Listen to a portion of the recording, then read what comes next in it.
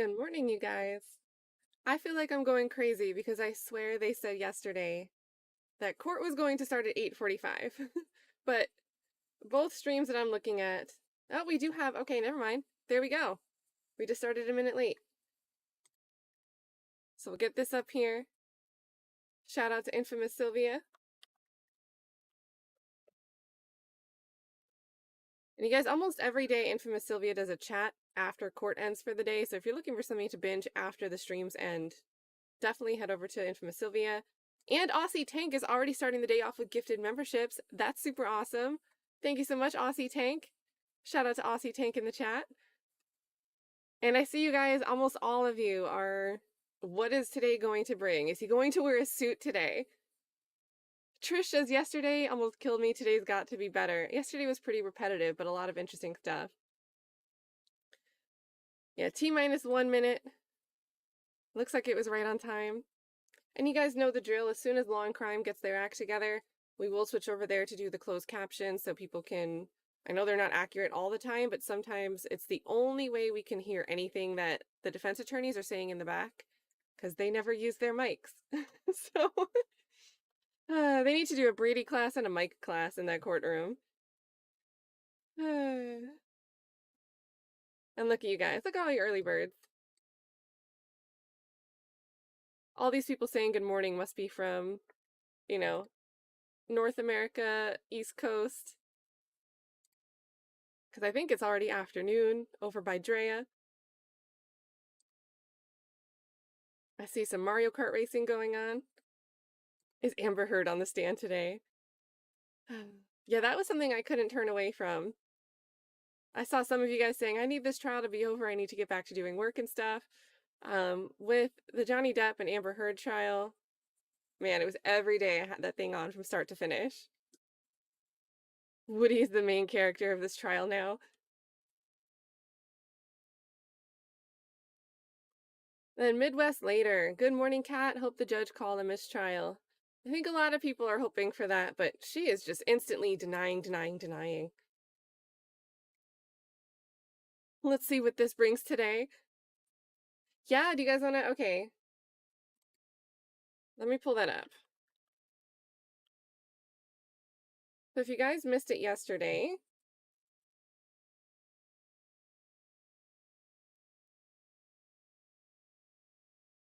Woody had posted some pictures to his Instagram. And this is being stupid to zoom in, so it's going to be a little tiny. But it just says, she care, as the caption. And there's one with Keela. Oh, is there sound on this?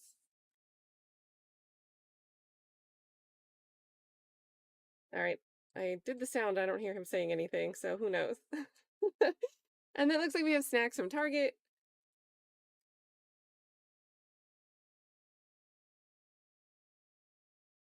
There you go. So if you missed that, if you don't use Instagram, there's that. And you guys are loving the phrases. What you mean? You guys loved, I was going through a phrase in my life. His shutdown yesterday of, we got the movement.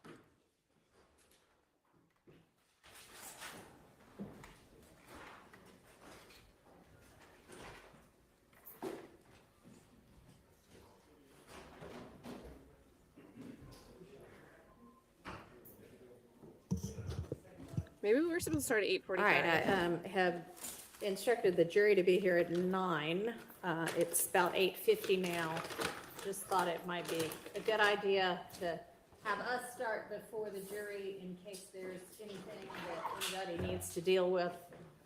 You know, outside the presence of the jury, a lot of times during a trial, that's what happens is somebody raises an issue and I don't want the jury waiting. I'd rather us just get here a few minutes early. So, all right, Law and Crime is up, so we're going to get that with the captions. Deal with, you know, outside the presence of the jury, a lot of times during a trial, that's what happens is there we go. Somebody raises an issue and I don't want the jury waiting. I'd rather us just get here a few minutes early. So is there anything today that we need to deal with or anybody needs to put on the record?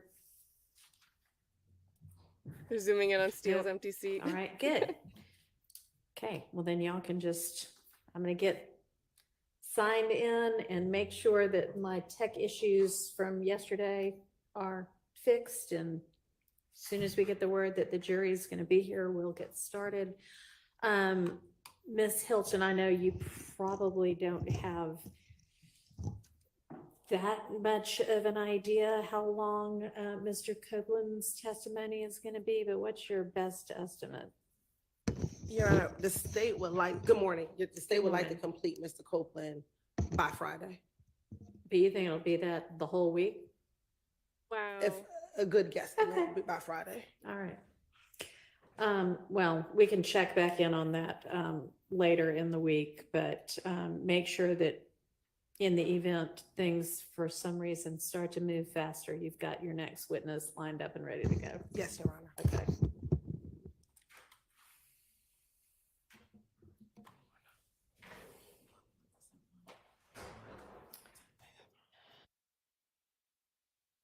I mean, the court just cut the audio.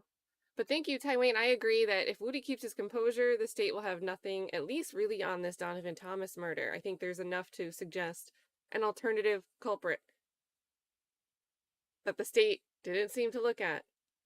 And they don't even know about the June 10th ex parte off the record conversations. But maybe on cross-examination, they'll learn about that.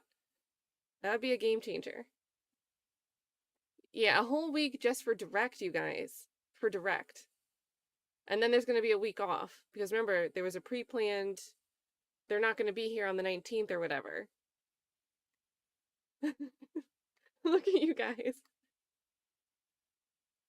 And remember, they technically already kept, he didn't really testify much on the 7th or 10th, but, they still kept some of his previous testimony. I don't know, my voice is always groggy. Sometimes I wake up and then it clears up, so I don't know. It's probably pollen, and I don't know that I'm allergic to something. I guess they're just quiet because they're kind of not really having much to do until the jury gets here at 9. Thank you, Army Nurse. Army Nurse says, got my coffee and I am ready. Great day in Georgia.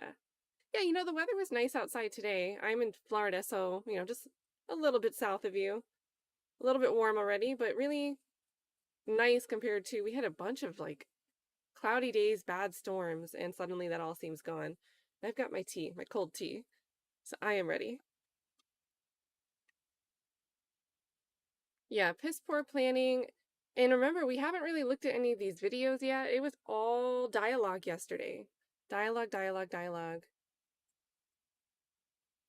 Yeah, and I think this could be problematic that Woody was saying that Thug got the Infiniti, but I mean, the jury can still make the determination, okay, if somebody rents a car, does that mean that they planned something?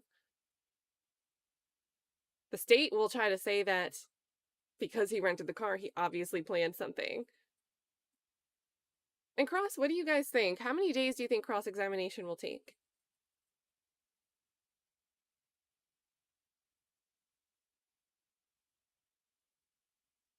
Shout out to Florida. I see some Floridians in here. Fellow Floridian. North Carolina here. I'm in Brevard. I'm a Space Coast girl. 84 on the other side of Florida in Tampa. Yeah, it's always weird when it's super, super warm that early in the morning. And Diane with 5 gifted memberships with a nice beach picture. Look at that. We're talking about Florida. That might not be Florida in the picture, but, beaches. Thank you so much for the gifted memberships. Show some love in the chat. And you guys think it'll be, for the most part, if I had to average you guys on a quick whim, 2 days. There's a couple are saying 3, a lot are saying 1. Someone's saying, there's a couple people that say a week, 4 days. And I think there's one statement, if I remember correctly, and I don't know the length of it, but there's one statement that the defense actually wants to play with Woody that the state has been fighting to keep out.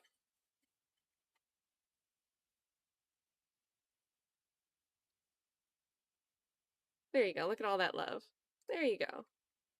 Love gifted memberships. And remember, if you're a member now, you can use your Mario Kart racers. You think, okay, SJK says, I think Steele's just going to ask if he was coerced and then sit down. So, like, one question. One question.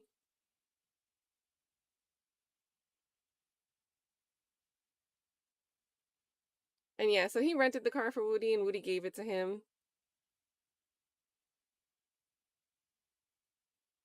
Yep, I'm right below Daytona. That's like an hour away.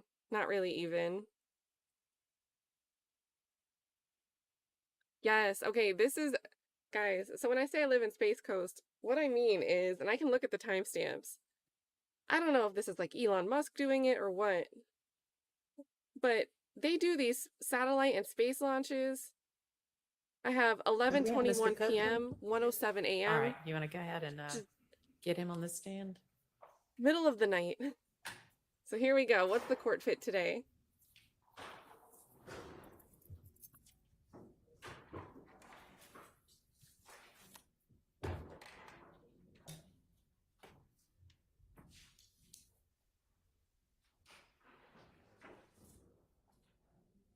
And Kels, I don't see your last comment. I'm looking.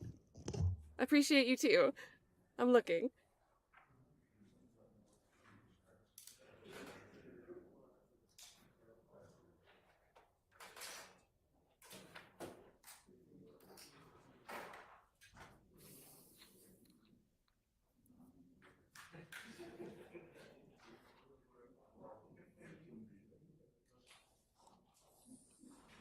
Here's some giggles in the back.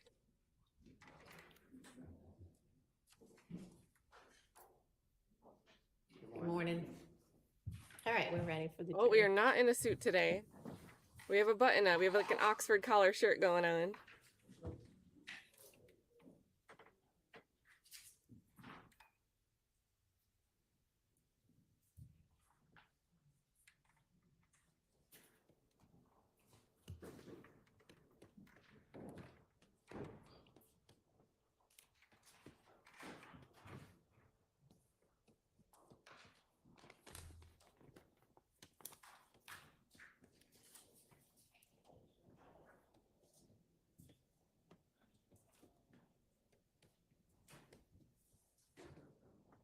There's a lot of colors in the courtroom, in the front at least.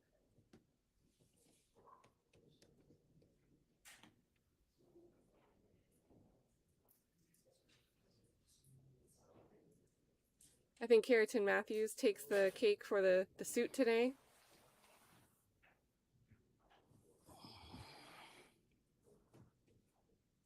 We've also got the Christina Weaver fan account in the building. Shout out to Miss Weaver. Thank you for the super chat. Love the Chuck sneaker emoji.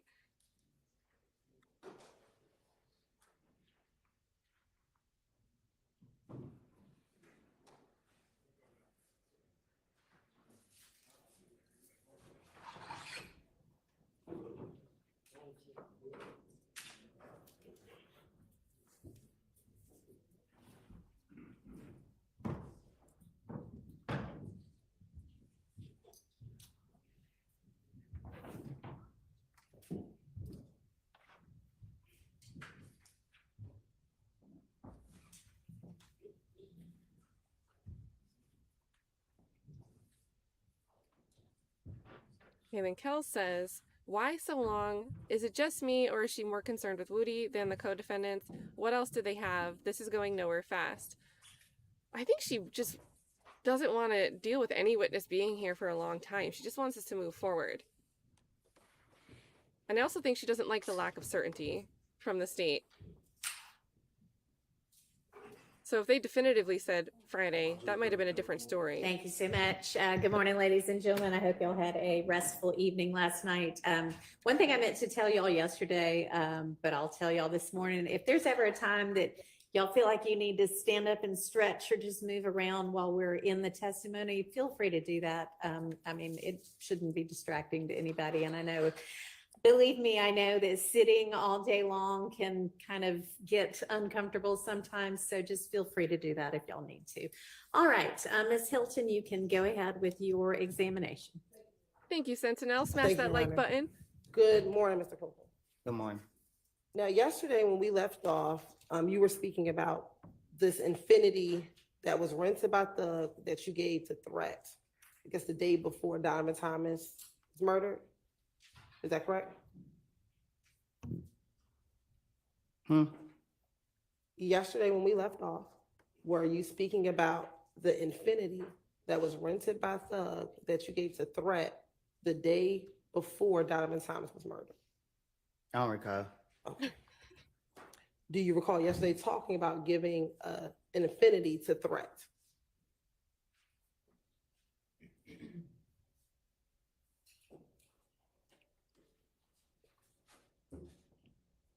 Do you need me to repeat the question? Yeah. Okay. Yesterday, do you recall testifying about giving the Infiniti to Threat? Mm-hmm. Is that a yes? Yes. All right. And you said that you gave Threat that Infiniti after you and Little D from Cleveland Avenue spun out that Infiniti on the highway. Is that correct? I don't recall. You don't recall what you said yesterday? How do you think I you didn't woke tell up you that feeling yesterday. today? I said I gave Threat the car yesterday. Okay. Did you also talk about you spinning out the car on the highway yesterday as well? I don't recall. All right. And when you gave Threat the car, that was at the studio off of Northside Drive? I ain't for sure which one it was, but Would this be the studio that's 675 Metropolitan Parkway? Metropolitan? Yes. No. Is this the studio that? I don't recall which studio it was. If you saw a picture, would you recognize it? Recognize what? The studio. Hell, no.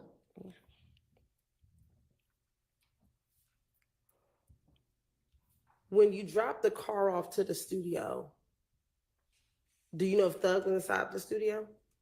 I didn't go in. Okay. But do you know if he was there or not, although you did not go in? I didn't allow it. Do you know if he was there? I don't know. Back in 2015, how often would you go to the studio? Not much. And when you say not much, what does that mean? I like to be in the streets. Okay, so how often would you go to the studio? I just said I don't know. Okay, would it be once a week, once a month, every couple of months? I don't recall. Now, you said that you gave Threat the vehicle, you said you gave Threat the Infiniti, and you don't know what happened next. Is that correct? I said I gave Threat the car Okay. and I left. Do you know if Threat gave the car back to Thug?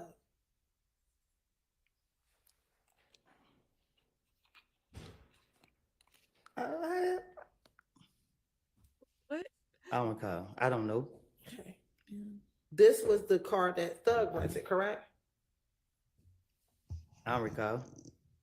Yesterday, didn't you testify this was the car that Thug rented? Shit, I guess I don't know. Like, You don't know if Thug rented the car or not? yesterday you asked me, did I go to a rental car place with him? Yes. And what was your answer? What did I tell you? You tell me. I don't recall. Okay.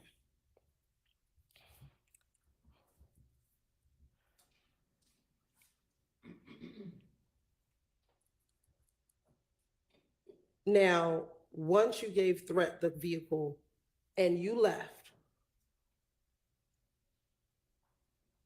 when did you find out about Nut being killed? I don't recall.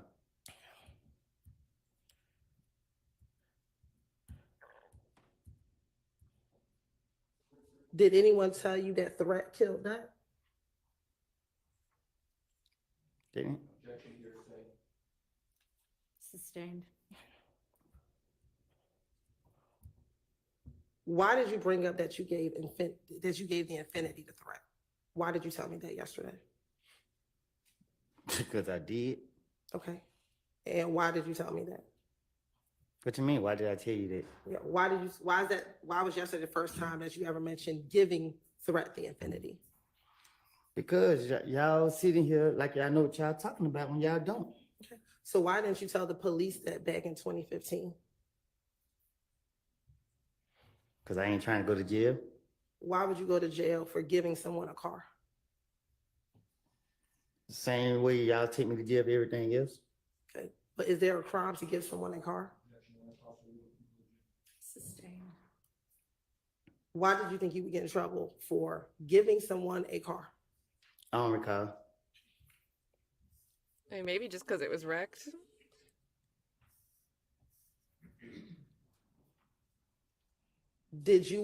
Were you trying to insinuate because you gave Threat the car, that Threat must have had something to do with Nuts' murder?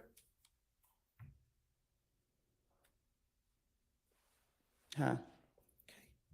In telling me yesterday that you gave the Infiniti to Threat, were you trying to infer that Threat must have had something to do with Nuts' murder? I don't know what Drake did. Okay, so why did you tell me about giving Threat the Infiniti? Because you put me up here to tell the truth. Okay. Is there some truth? Did Threat kill Nut?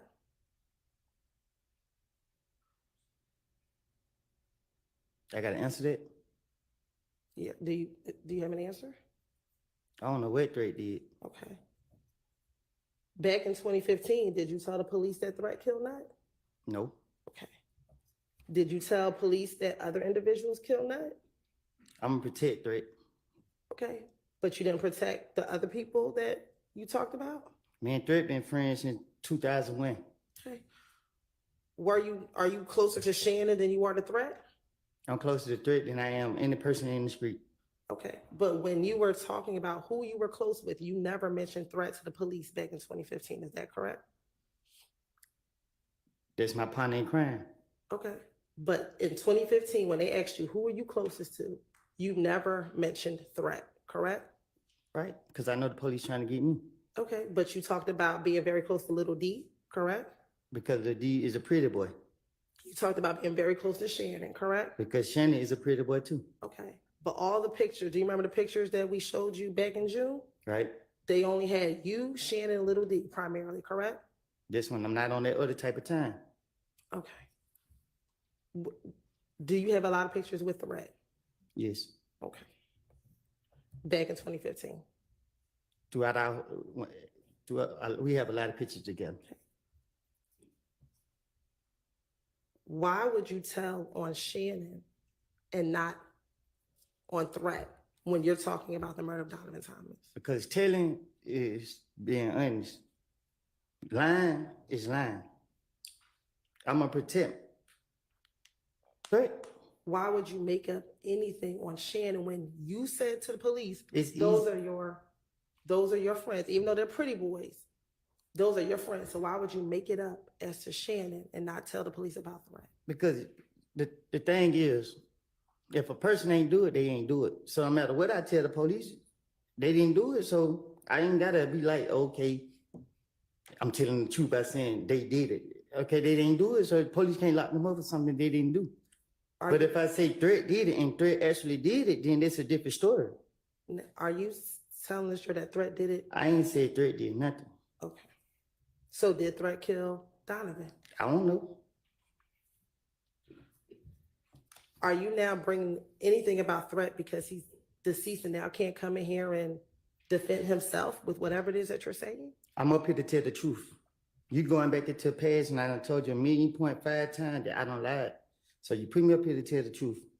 The truth of the matter was I gave Threat the car. Okay. And that's all that you did was gave Threat the car. That's all I recall.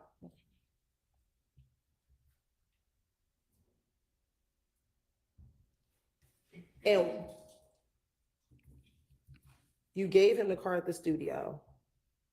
And once you gave him the car, what did you do?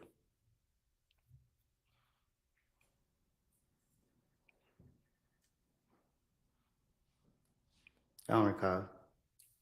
Did you go home to Deshaun's house? I don't recall. So how is that you recall giving Threat the car, but you can't remember anything else that day? I probably geeked up. Geeked up when, now or then? I don't do drugs now. Okay. So how is it today? You can remember that you gave Threat the car, but you can't remember anything else you did back in January 2015.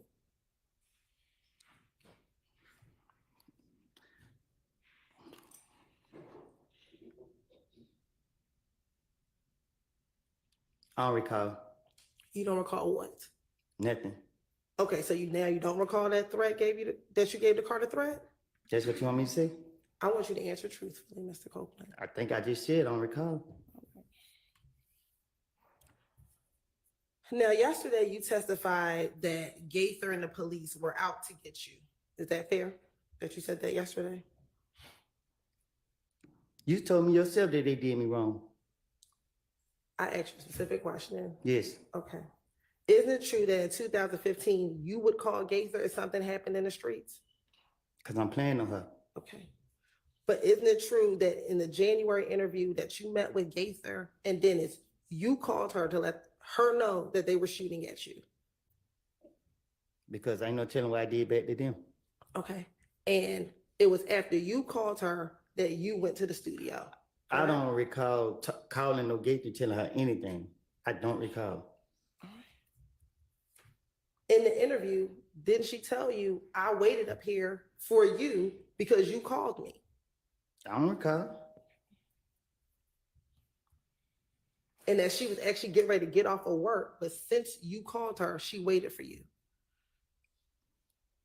I don't recall. All right. Isn't it true that in the February interview, after you were shot at and your daughter and your child's mother was shot at, when they told you you needed to give the gun to someone, you said, I'm gonna call Gaither and I'm gonna give it to Gaither? I don't recall. Isn't it also true in May of 2015, when you were originally detained at the Dunbar Center with the gun, that they took you over to Turner Field because you asked to speak to Gaither? I don't recall. No. And that Gaither met you at Turner Field, correct? Listen, that's a lie.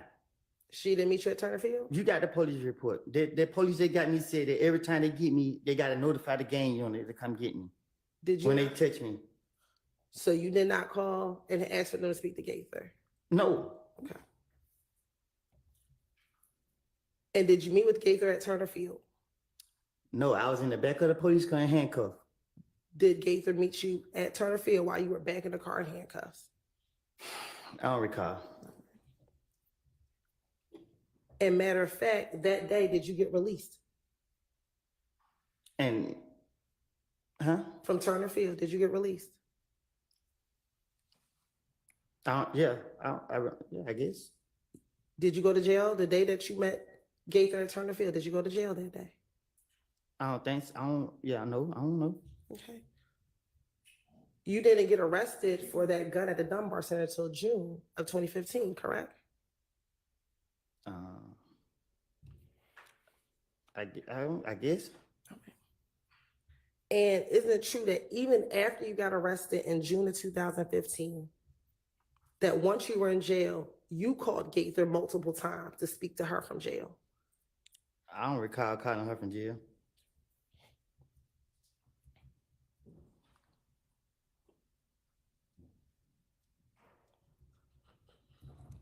You don't recall having Deshaun call Gaither multiple times for you? I don't recall. And then she want Gaither to come and meet with you at the jail so you can give her more information? Speak on the facts. If she want that gun and she keep asking me for a gun and I ain't giving her the gun, what make you think I'm getting her truthful information? If I trust her so much and I always call her, why I won't get her the gun? It's self-explanatory. Didn't you tell her you didn't give her the gun because Shannon had taken the gun to Miami or taken the gun while he was on tour with Doug? No, I don't know what I don't told her, but I'm not gonna give her no evidence on me. Okay.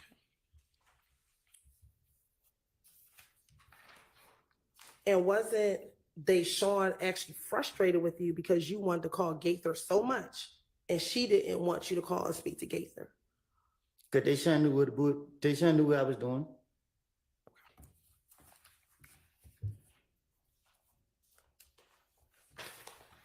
I want to go back to the February 20th interview.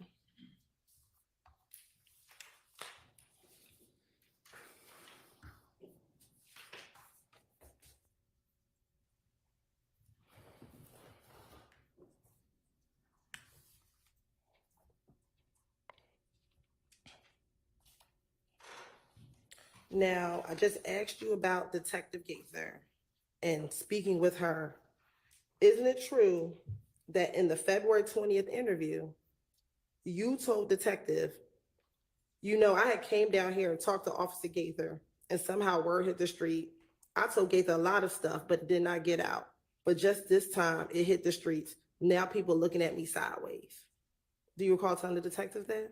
I don't recall nothing I told. I don't recall what I don't told the detectives. I tell them anything that what they'll go for, or what I think I can convince them to go for.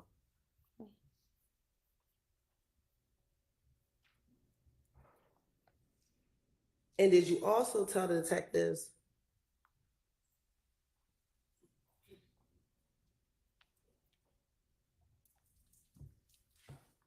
the detectives told you that you needed to actually keep in touch with Gaither and lay very low. And you told them, I'll keep in touch with her and I'm going to give her the gun. Did I give her the gun? I didn't ask you that. I asked you, what did you tell the police? I don't recall what I told them, but I would have told them anything to get them out my face.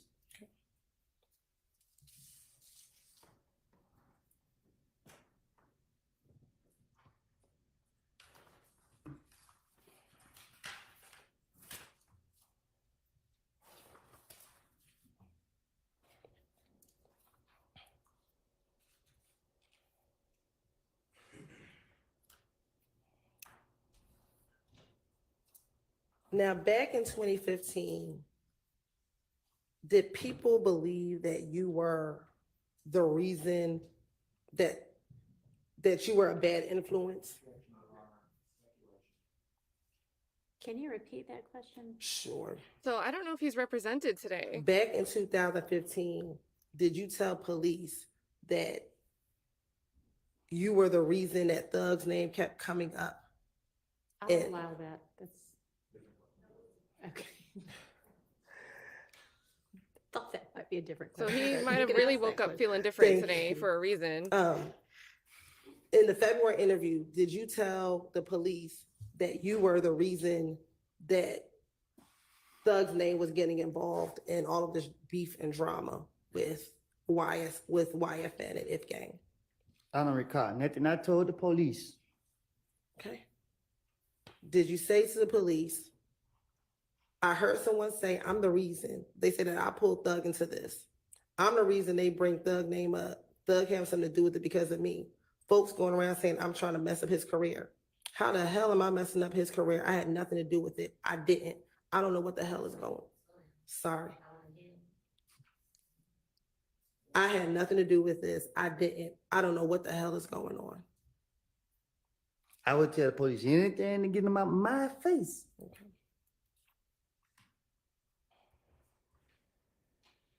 And one more time, Melnick's law license suspension is unrelated to this case. It's from a custody case in 2019 where he didn't notify the client of court dates that were important. And obviously, Now, after you this can see how long February that took to play interview, out.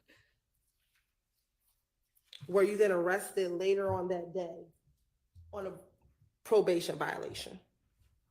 Y'all locked me up so many times. I don't keep record of this stuff. Okay. Going back to the pictures from yesterday. So thank you, G Lander. Your G almost matches Hilton's outfit.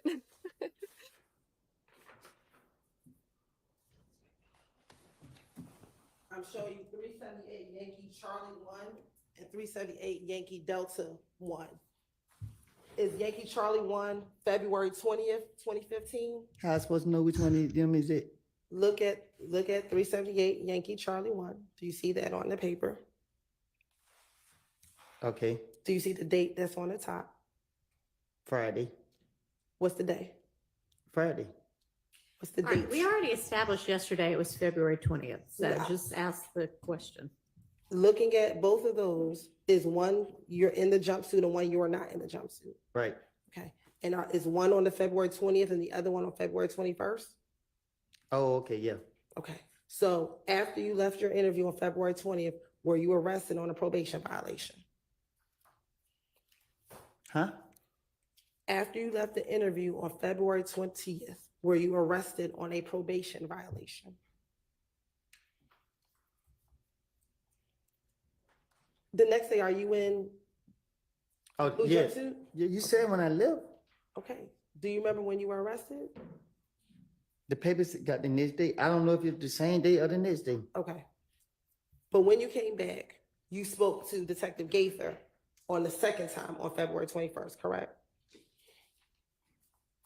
This what it looked like in the picture. All right. And during that interview, she was trying to get you to tell them what happened regarding the shooting of your child and the shooting at you, your child, and your child's mother, correct? I recall. Okay.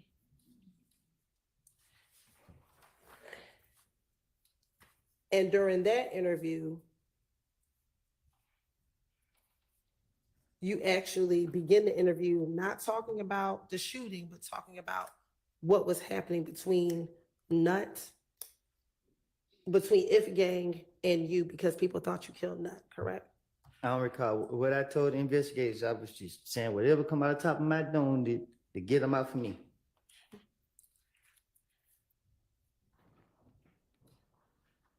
And during that interview, did you then again reiterate to Detective Gaither that you did not kill Nut and you didn't have anything to do with it, I correct? don't recall what I told no investigator. And you also began to tell Detective Gaither again what occurred the night that Nut was murdered, once you learned that Nut was murdered, correct? I don't recall nothing I told the investigators. Okay. You also told Detective Gaither in this interview that you learned from Little D that Nut got killed. That's what I told the police. Is that what you told Detective Gaither? I don't recall nothing I told the investigators.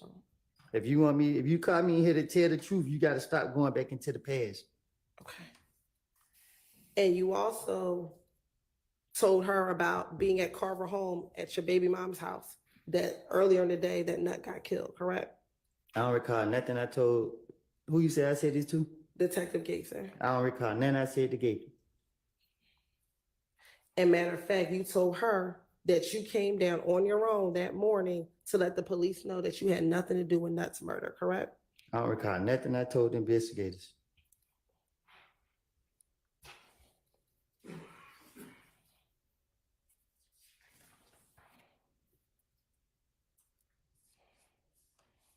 And so Kayla is not in Georgia right now. She's in Texas. So I don't know about Woody having someone in the courtroom. And that really just makes me wonder about Now, yesterday, that did you protection also talk to question. Detective Gaither about your fear of being labeled a snitch? I don't recall. Okay. When she asked you to tell her about who shot at you and your child's mother, you told her, I try my best, man, to just because if I help you tell you anything and make it even worse. And she asked, what makes it worse? Now I'm a snitch. Now this and that. I don't recall. And she asked you, you worried about snitching? And you said, I just want to get out of jail and just stay out the way. I don't recall.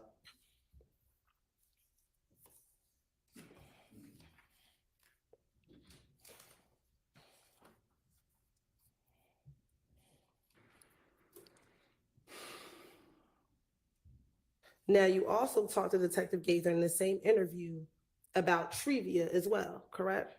I don't recall. And you told Detective Gaither that trivia provides a lot of information about Kel to Muntul. I don't recall. And that's where you all get a lot of your information regarding If Gang, correct? I don't recall. And that's because Trivia was dating Shell Kel and Muntul, correct? I don't know who she date. Okay. Did you tell Detective Gaither that Trivia was dating both Muntul and Shell Kel? I don't recall nothing that I made up to the police.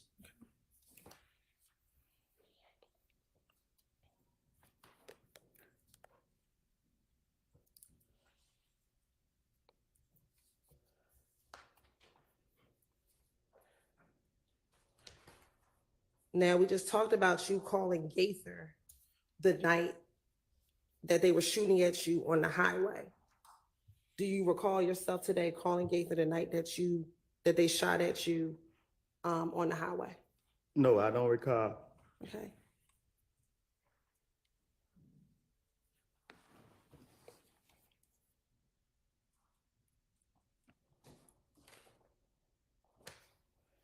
Now, do you recall Detective Gaither in this interview asking you who shot at you, your child, and your child's mother? I don't recall. And that you told her that the person looks like you think it was Tay? I don't recall.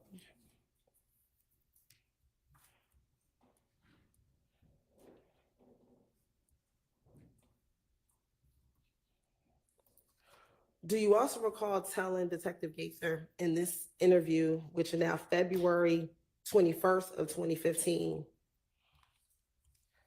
that after they shot at you on the highway, that people from the opposite gang posted it on Instagram? So people from If Gang posted it on Instagram?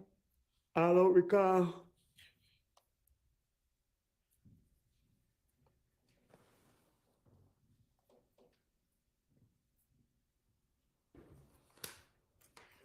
Did you also tell Detective Gaither you had concerns that if people learned that you were talking to police and it gets out, it was going to make this stuff get worse for you?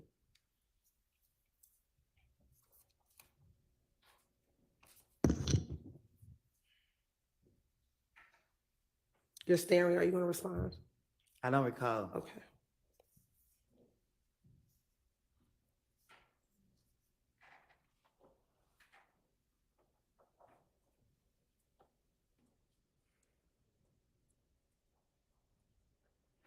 In this February interview, did you tell detectives that you knew it was Tay because you knew what he looked like and that you used to play ball with him at Carver? My right-handed guard, Tay never shot me and my child and my baby mom. I asked you, did you tell detectives? I don't recall. Yeah.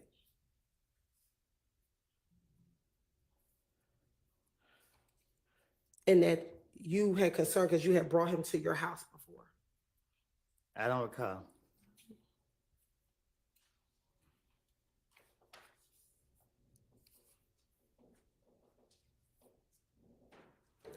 And matter of fact, didn't you send Detective Gaither a picture of Tay from Instagram telling her that this is the person who you believe shot at you? I don't recall.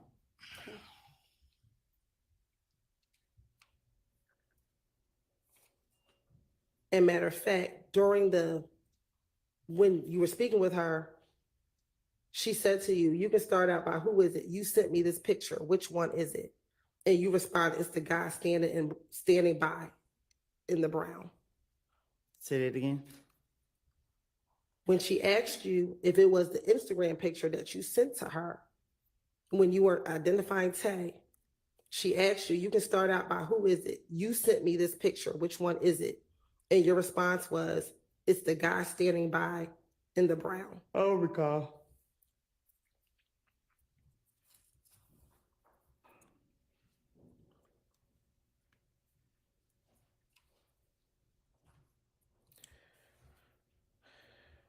As it relates to being a snitch, did you also tell Detective Gaither that you were concerned being labeled a snitch because other individuals were being tortured because they were considered being a rat? You done? Yes, the question is finished. Being a snitch is someone who telling the police the truth. Okay. Were you concerned being labeled a snitch because you were telling the truth to the detectives back in January 2015? I done did so much stuff in my life. Being labeled a snitch, I don't recall. Okay. Specifically, You told her, I see how boy is living. And she asked you, how's he living? And you said, hell, he gets tortured everywhere he go. He a fucking rat, this and that. And I turn around, I'm in the same shoes he is. I don't know if he did whatever he had going on. I have not done none of this. It's just like, only reason I know this much information is because I be around so many people. I get the word. It's cap. Okay. And we say it's cap, what does that mean? I don't recall.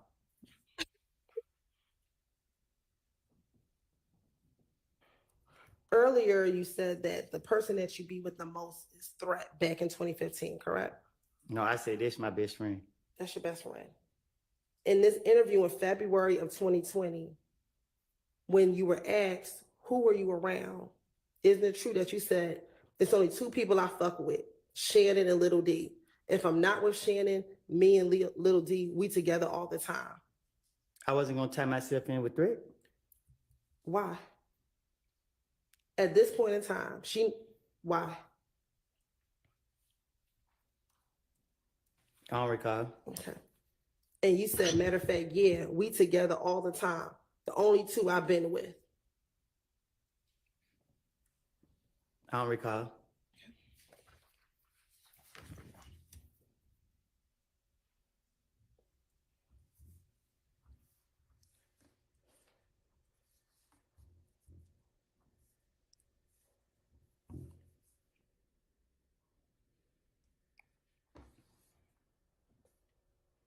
Everybody shout out to Resist Impulse. I feel like that has to be a long exam, right? Now, you're saying that you were lying to the detectives. When they asked you for the gun, did you tell Detective Gaither, listen, Gaither, I tell you, I'm not going to lie, man. I'm going to get you the gun. He didn't want to give me the gun. This and that. I told the detectives, give me a couple of days and I want to get the gun for you. And isn't it true? Is that what excuse me, do you recall telling Detective Gaither that? I don't recall telling her that. I don't know what I tell Gaither anything, but one thing I ain't gonna do, I ain't gonna be no fool. Okay. I'm not giving myself up. And isn't it true that in June, you finally gave Detective Gaither the reason why you could not give her the gun? Because she caught me again, right? I don't recall what I don't say in no interview, but I'm not stupid to get a police no gun. Okay, that was definitely asked yesterday, like everything else so far, but that was a much more stern and hilarious, notable answer. Especially Gaither. Oh my god, this is why the defense isn't objecting, because this is great for the defense. In this February 21st interview, did you also tell Detective Gaither again about this meeting with a man named Mo, and he gave you 97 days to live? Did you tell Detective Gaither about this meeting? I don't recall. Isn't it true? You told Detective Gaither.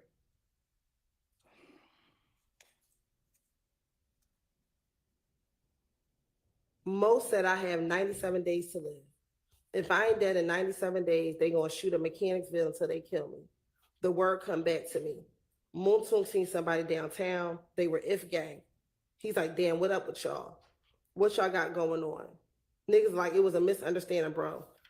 They made it seem like we come to get everybody. We beefing with the whole If gang. Nah, it's just Kel and everybody up under Kel, and they all beefing with me. But I would post up in the middle of my neighborhood every day. Okay. Were you all beefing with the whole If gang? I don't recall. And when you say we were beefing with the whole If gang, were you talking about YSL? I'm from Cannaville.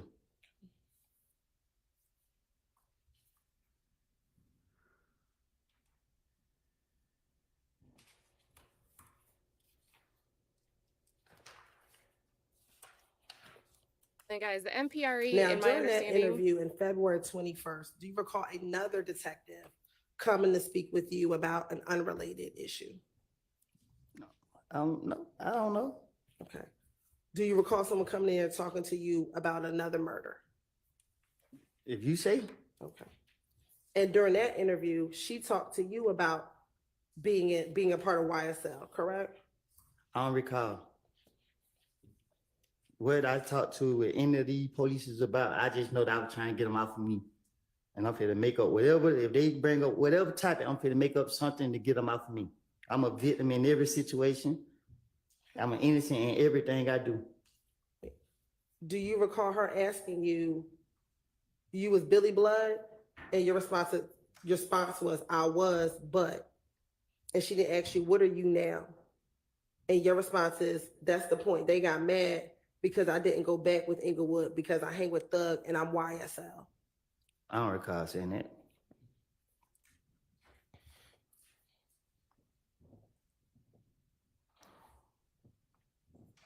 Yeah, and so Resist Impulse is taking this professional responsibility exam. Hopefully his brain isn't clouded by watching Hilton in Love And then you also continue to say that the Inglewood family people were also mad at Little D because he used to be Inglewood. And when he got in, excuse me, strike that. You also continue to say that Inglewood was mad at Little D as well, correct? I don't recall. And that when Little D got jumped by MDC, they laughed at him because they thought YSL should have helped him out in the club. YSL is not a game. So you can't, y'all keep trying to attach that to things that go on. If YSL was a game and you saying that I was Billy Blood and Lady was If game, how the hell, excuse my language, how would all of us be YSL if we all supposed to be this and that and that? It don't make sense. But you're a gang, you only gonna be one thing. Doesn't I think he YSL knows have both better than Blood Hilton. and Crip gang members? YSL is a record label. Were you ever signed to YSL as a record label? Y'all keep locking me up. Were you ever signed to YSL as a record label? No, When you got out of jail and you were doing your rap videos, were you signed to YSL? I was signed to somebody else. Okay, so you've never been on YSL, the record label, correct? Okay. Okay. So when we're talking about you was Billy Blood, but now I'm with Thug and them, I'm YSL. Billy Blood is not a record label, correct? But when you speaking on gang, Is Billy Blood a record label?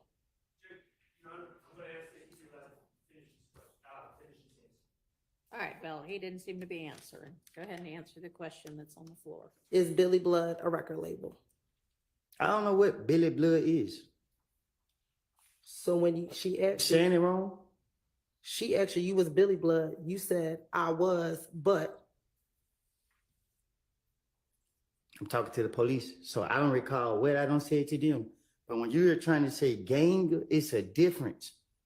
When you put the gang on things, you go into where I was. I was a 30 deep gang member. You can't say I was a YSL gang member. YSL was never considered a gang. Y'all making it a game. when you responded, I didn't go back to Inglewood because I hang with Thug and I'm YSL. Did you say I'm part of YSL, the record label? Listen. It might be harder to get on YSL than join a It's not a street gang. You know what I mean? It don't matter how y'all try to put it, how y'all trying to see it.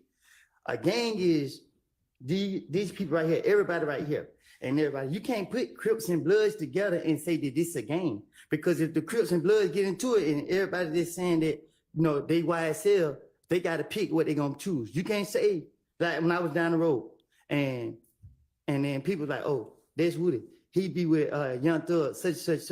And the Blood's like, well, he not Blood. And then the Crips like, well, so when they get in, it don't make sense. Y'all got to get that. Y'all don't know what y'all talking about. Y'all in here trying to make something more than what it is. It's not. Is Duke a Crip? I don't know. Ask Duke. I'm asking you. I don't recall. Okay. And is Duke a part of YSL?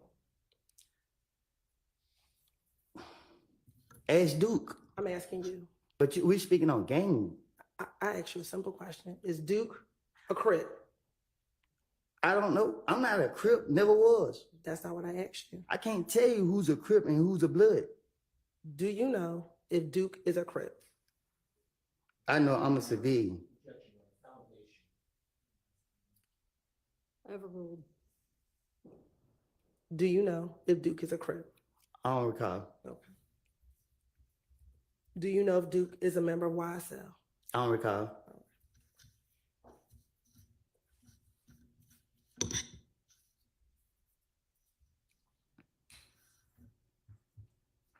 think you can Also, in pick this the popcorn February back up, interview Anthony. with Detective Gaither, did you also speak to her about the gambling house shooting that occurred in Lakewood? I don't recall. Did you tell her the whole time it come back on Kel and them? Because there's a little gambling house we go hang out and gamble. We go there, we gamble, we come out and leave, Kel and them in the bushes. Kel, Stewie, they never mentioned the third person name. They in the bushes. They start shooting at us and they shot so many times. Shit, I was just glad to be alive. I don't recall. And when she asked you what gambling house, you said in Lakewood.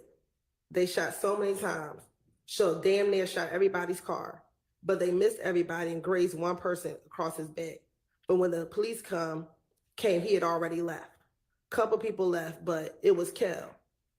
Do you I don't recall.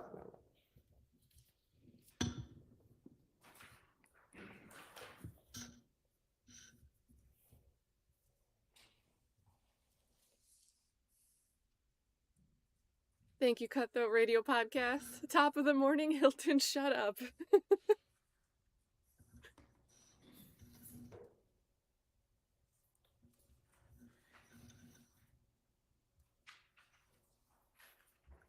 And in fact, you told Detective Gaither the reason why you found out it was Kel is because he got into it with Gucci Red, and she came back and told you all that it was Kel that shot up the gambling house.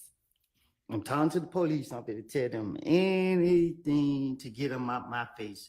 I don't recall what I don't told them. So you keep asking me the same, these questions about what I told the police. Ask me about what's going on today. I don't recall about no lies I don't told in the past.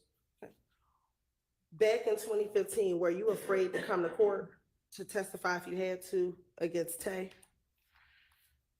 Can you say it again? Sure. Back in 2015, when you had this interview with Detective Gaither, were you afraid that you would have to come to court to testify against Tay? Miss Hilton, you know I'm not afraid of nothing that's walking on this earth. Okay.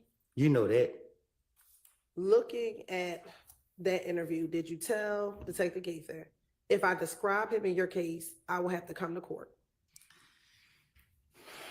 I don't recall. What I don't told the investigator, whatever you call them. And then you also asked Detective Gaither,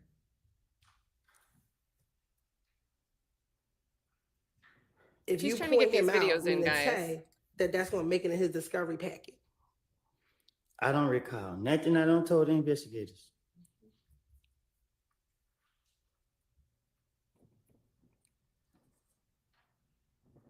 And matter of fact, Detective Gaither said to you, I mean, if you identify him, you a victim. I'm not going to sit here and lie to you and say it's not going to eventually come out.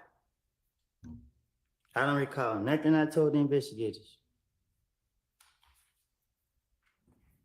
And you told her, man, I know if I do this, shit just going to get worse and worse.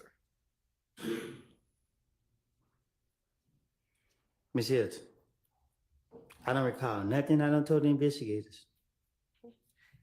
And you continue to say, nah, I'm worried about he get locked up. He get the discovery. See, I circle his picture and put my name on there. And he going to send it to the street. Say I told on him. And they going to put it on Instagram and Twitter. And they going to tell everybody. And then I'm going to just be like, boy, then nobody won't be around me. But the God honest truth is he never shot at me. Okay.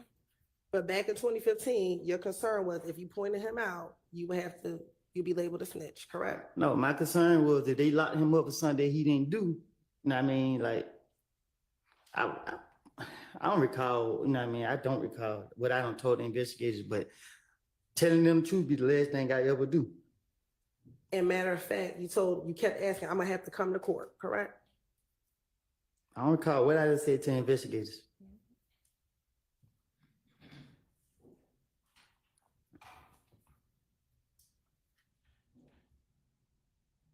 And at that point, she tried to encourage you to pick him out of the photographic lineup, correct?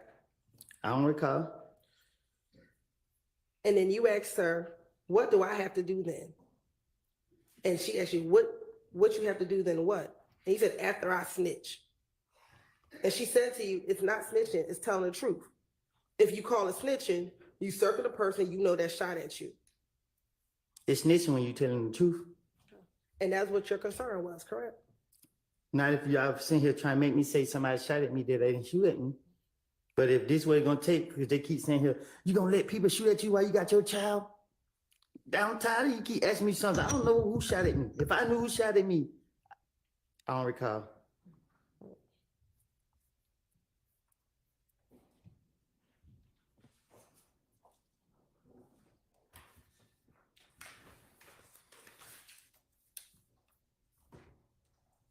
And Dee Dee makes a great point here. Why are they even keeping him on the stand? Even with the videos, inconsistencies equal doubt. How can a jury decipher his truth from his lies? It's essentially a tug of war. They need him to establish key elements and details about this Donovan Thomas murder. And also they're using him to try to establish that there was activity being done in furtherance of YSL as a gang. It's all they've got to try. You said that everything you told the detectives is a lie. But didn't you also tell detectives that every time you hung around with Young Thug, he told you he was gonna show you some new shit? That he's gonna show you a new way of life? I don't recall what I done told the investigators. Was that a lie? I don't recall what I told the investigators. Did Young Thug tell you at some point in time back in 2015 he was gonna show you a new life? What the hell? My life was all right. So I don't recall him telling me that. Did you travel with Thug on tour? No, I never traveled with him on tour. Did you ever travel with him on a plane? Yes, I have. Okay. Did you ever go to Miami with him? Yes, I have. Did he ever give you money to post up in the club? Nope. Like I want to pay somebody your money? Did you tell the police that he would give you money at times to flash in the club? I tell the police, what you done tell them this is my money? They gonna want to know where I got it from?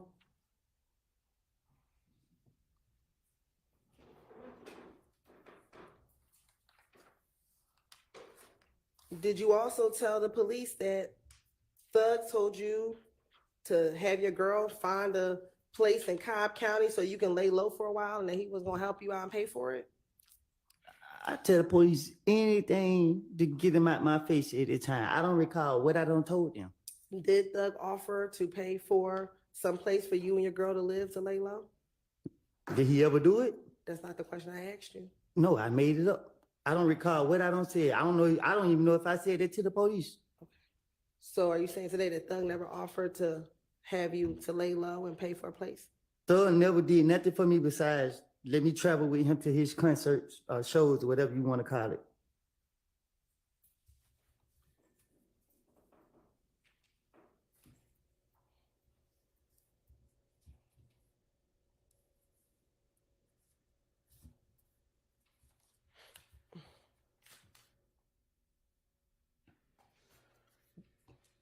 Didn't you tell the police after they asked you this question?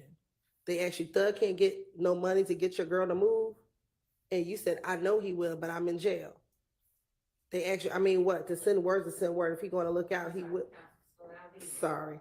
I mean, what? To send word is to send word. If he's going to look out, he will, jail or not. And your response is, he said, find somewhere in Cobb or Clayton County. They won't come there. He said, don't bring anybody to the house. I don't recall nothing I don't told to the police.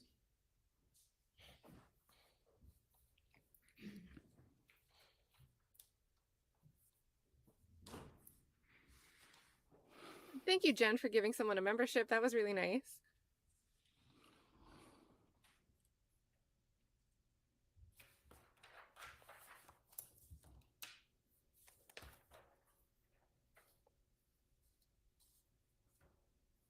Okay, so Love is just hanging out at the back table. Now, you said that you was a member of 30 Deep. So 30 Deep a gang? Nah, I just said that, but Was 30 Deep also known as the Blue Jeans Bandit? I don't know. That what y'all labeled it? Have you ever heard 30 Deep be a reference as? I don't recall. What Bloods are a part of YSL? Huh? What Bloods are a part of YSL? What you mean? What Bloods are a part of YSL? You can't. If, I don't recall.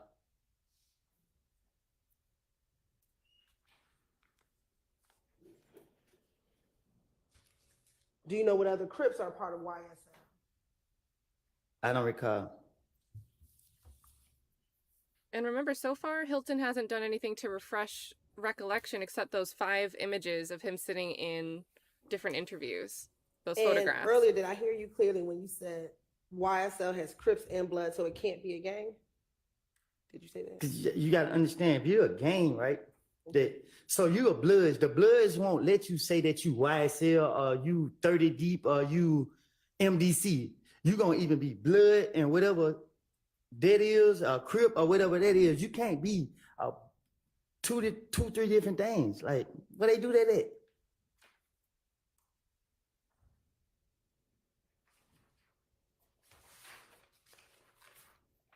Who your loyalty gonna be with? If you claim you 3 different games, anything liable to go down. Is your loyalty to YSL? Is what? Your loyalty My to loyalty YSL? to myself. You keep saying YSL. What YSL ain't got nothing to do with me or the streets. I think Hilton's legitimately flustered. Like, I worse just than asked before. you whether or not Thug gave you money to flex on the stage, and your response was he did not give you money, correct? I tell the investigators anything. That's what my response was. Okay.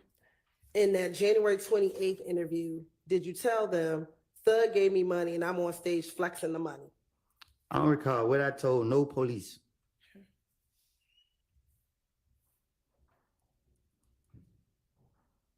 And as it relates to Miami, in that same January 28th interview, did you tell the police Thug had a show? He took me to a show with him. Thug had a show. I think it had to be in Miami because it was on a Sunday. We flew to Miami on a plane. While we in Miami, they was like in the club, this and that. I don't recall what I done made up to tell the police.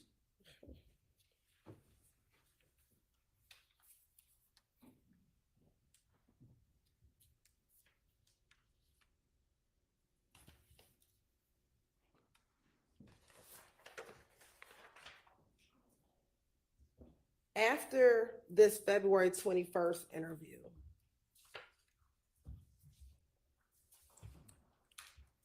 did you go to jail? Can you say that again? After you were finished with this February interview, did you go to jail? I don't know what you. After you left that interview, when you're in the blue jumpsuit, did they take you to jail? Huh? After you left the interview on February 21st with Detective Gaither and Detective Dennis, did you go to jail? Did they take me back to the jail? Did they take you back to the jail? I'm pretty sure they did. Okay. And were you released in March of 2015 from your probation matter? After y'all false arrest me, Were you released from jail in March of 2015 from Look at Love's the face. I was released. I don't know when. Okay. After March of 2015, before June, did you ever go back to jail? Between March of 2015 and June, do you recall going back to jail? I went to jail every time the police saw me. Okay. Did you ever go back to the Fulton County Jail between March and June? Huh? So back in 2015, Right. you got out after this probation violation, correct? You got out of jail, correct? Yeah. I got out. Okay. And we know the next time you went to jail was in June because they arrested you at your house, correct? No, they locked me up at Deshaun house. Excuse me, at Deshaun's house, correct? Right. So I'm asking, between the time you were released in March and the time that you got arrested in June at Deshaun's house, did you go back to jail at any other time between when you were released and when you got locked up? Yeah, I think I went to jail like 3-4 days after I got out. Okay. And was that in Henry County? Yes. Okay. Do you remember how long you stayed in Henry County? It went no day or nothing. I stayed in there for a little minute. When you say a little minute, would that be about a month? Probably, yeah, I think so, a month. Another time y'all false arrested me. That was in Henry County, correct, that you got arrested? Yep. You know, Henry County's down in Fulton County, correct? But how did, I never been here in Canada a day in my life, so why they locking me up? Because y'all told them to. That's right, Dublin mug. That's a Woody of different all county, people is correct? going to bring down Fulton County Y'all all corruption. work together. Is Henry County a different county? Okay.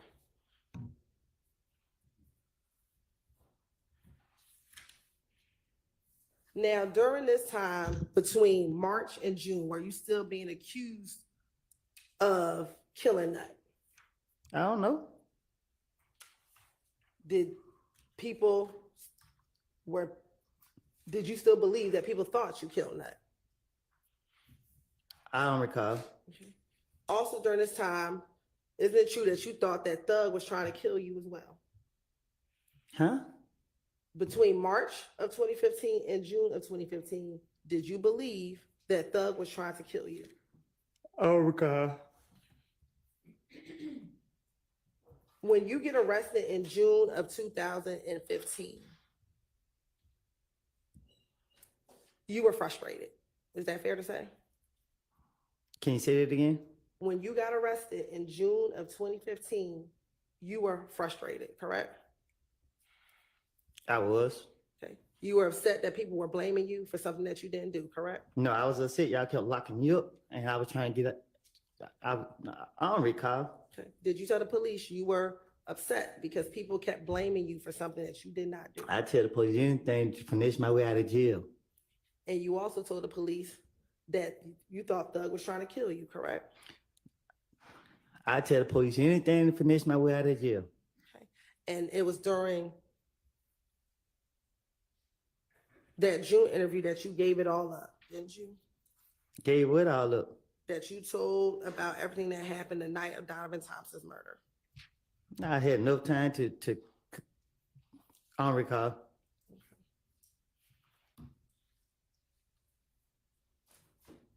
Right, is she going to ask to show something to Copeland finally? Refresh his recollection? Or are we just shuffling through papers? And Victor Mann wants to know, do Love and Hilton color coordinate? There's been a few days like this where it seems like they might do that. And in June, that interview started at 9:00 in the morning after they arrested you at Deshaun's house, correct? If you say so. And you were arrested at Deshaun's house for the gun that they found at the Dunbar Center in May of 2015, correct? I think so. And also when you got to Deshaun's house, you had another gun in the house for which, I ain't had none. okay, they found another gun in Deshaun's house, correct? That's what they said. Correct. And they brought you into headquarters to speak with you, correct? They brought you to headquarters to speak.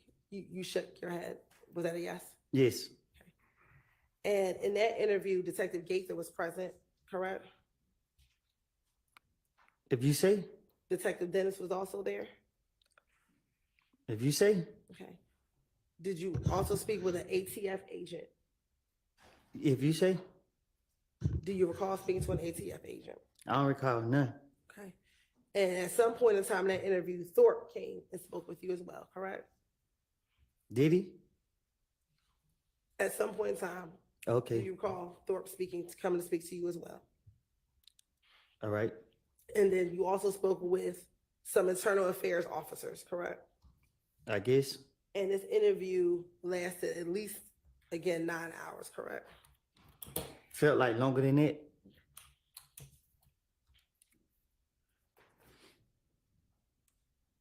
And when you first get into that interview, you tell Detective Gaither that you have not been hanging around Shannon.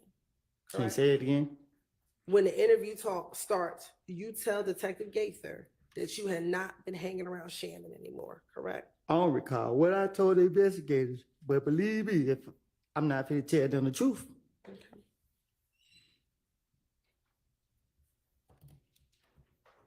And you initially start the investigator saying that they're trying to kill you, correct? Can you say that again? You told the investigators that they were trying to kill you, That who was trying to kill me? that Thug and them were trying to kill you. I don't recall. Do you recall, did you ever text Thug's sister, Dolly, to ask her if Thug was trying to kill you? I don't recall. Do you recall telling the detectives that you texted Max and asked her if Thug was trying to kill you? I don't recall where I done told these people.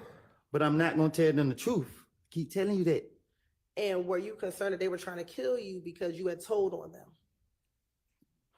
If I done told on them, they would have been in jail if they did anything that I was telling on them about.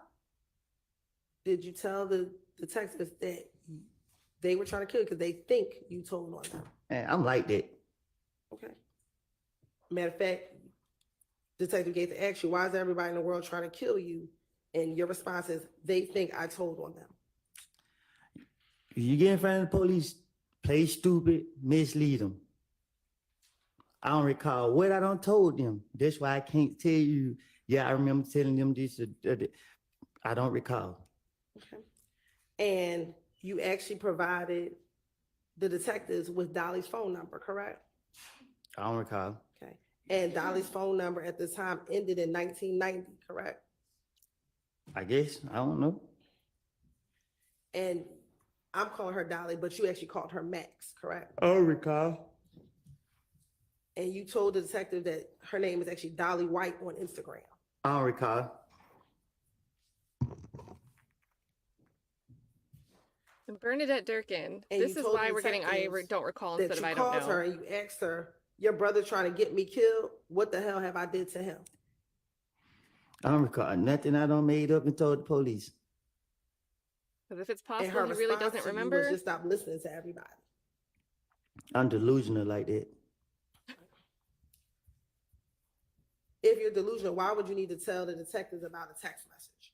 Because it's just how I am. I'm going to justify myself. I'm already think ahead of time. I'm already try to make myself be prepared. I don't recall what I done told these people. I told you time after time after time. I done made this stuff up. I done made it all up. And you still want to ignore it. And when the detectives asked you, why would they be trying to kill you? You said, listen, when Nut got killed and police called me down here, I came down here and I told them, look, I don't know what the hell's going on. These police acting like they think I killed this man. I keep telling them this. So they were trying to kill me. If he got killed in January and I got locked up in June, I would have, if there was truth, they were trying to kill me. So they mean they were trying to kill me. And you said if game was trying to kill me, why ain't nobody kill me? Because last time I checked, I was in Mechanicville every single day. So y'all gonna go off without a lie to the police then? At this point, we wasting time right now. Isn't that one of the questions you asked the police? I don't know why they haven't killed me yet because I'm always in Mechanicsville. Keep it on. I don't know what you talk about. I don't recall nothing I said to the police. And also, when they asked you,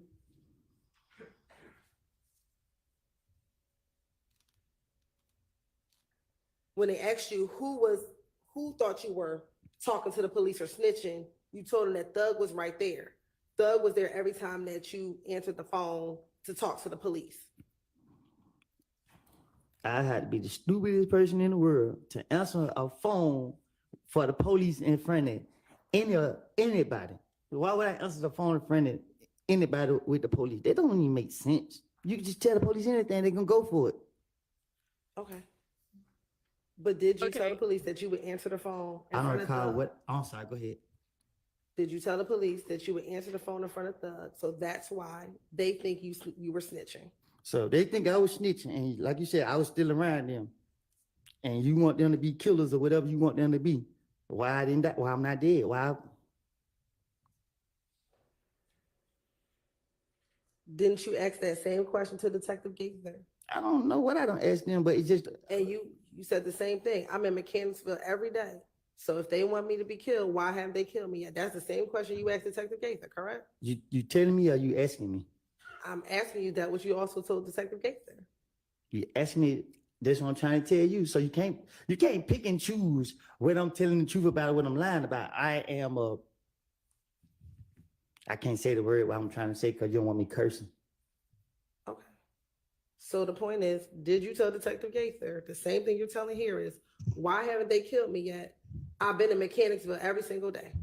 I tell the investigators anything so that I'm innocent, I look innocent, and I ain't guilty of nothing. Are we clear?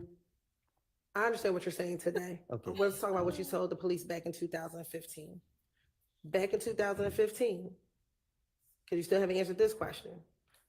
Did you tell the detectives the same thing that you're saying here today, which is, I don't know why they haven't killed me yet, because I'm in Just handed a Mechanicsville giant every note day. to Atkins. So? What you saying? Answer that question. Did you tell the detective the same thing you're I saying? don't know what I don't told the investigator. I asked them that 30,000 times already. I don't recall what I don't told them. But what I'm telling you is, if somebody gonna kill me or somebody wanted to kill me, it wasn't hard to kill me. I was outside, still ill. All right. During the same interview,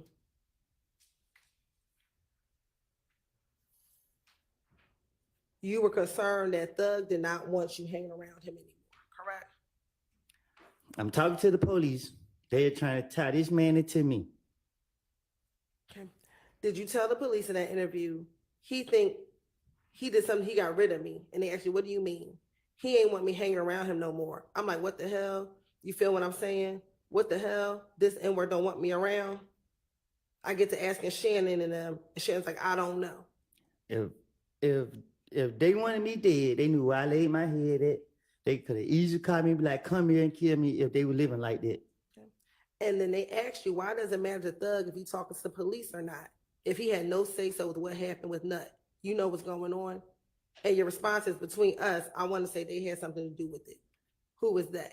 Don't All of pull. them. Oh, I'm sorry. Go ahead. Don't pull them in my shenanigans. I keep telling you that. Y'all got me here to be truthful. All right. And when you said all of them, and Detective Gates asked you Thug and who? And you said Shannon and Beezy, all of them been acting funny towards me. I don't know if you know, which you already know, that I don't run behind nobody.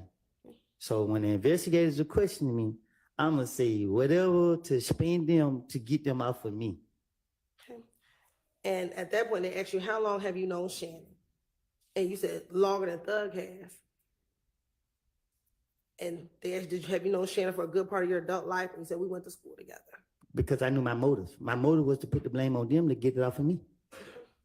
And then they asked you, you tell them, I'm going to tell you the truth. They did it. I don't recall nothing I don't told the police. And you said, I can't say who did it. And they said, who was they? You finished? Mm-hmm. I don't recall nothing I told the police. And your response was, I can't say who did it. This is how I know did it. Thug and them don't know which one did it. I was at the house. And you began going into what happened on the night of the murder. Is that correct? I don't recall nothing I told the police. Okay. You told the police back in this June 10th, 2015 interview, baby mama, she woke up. And I'm like, where you at? She at the Family Dollar on Auburn. And she's on the way. And you're telling the detective, this is the night of the murder. Do you remember this?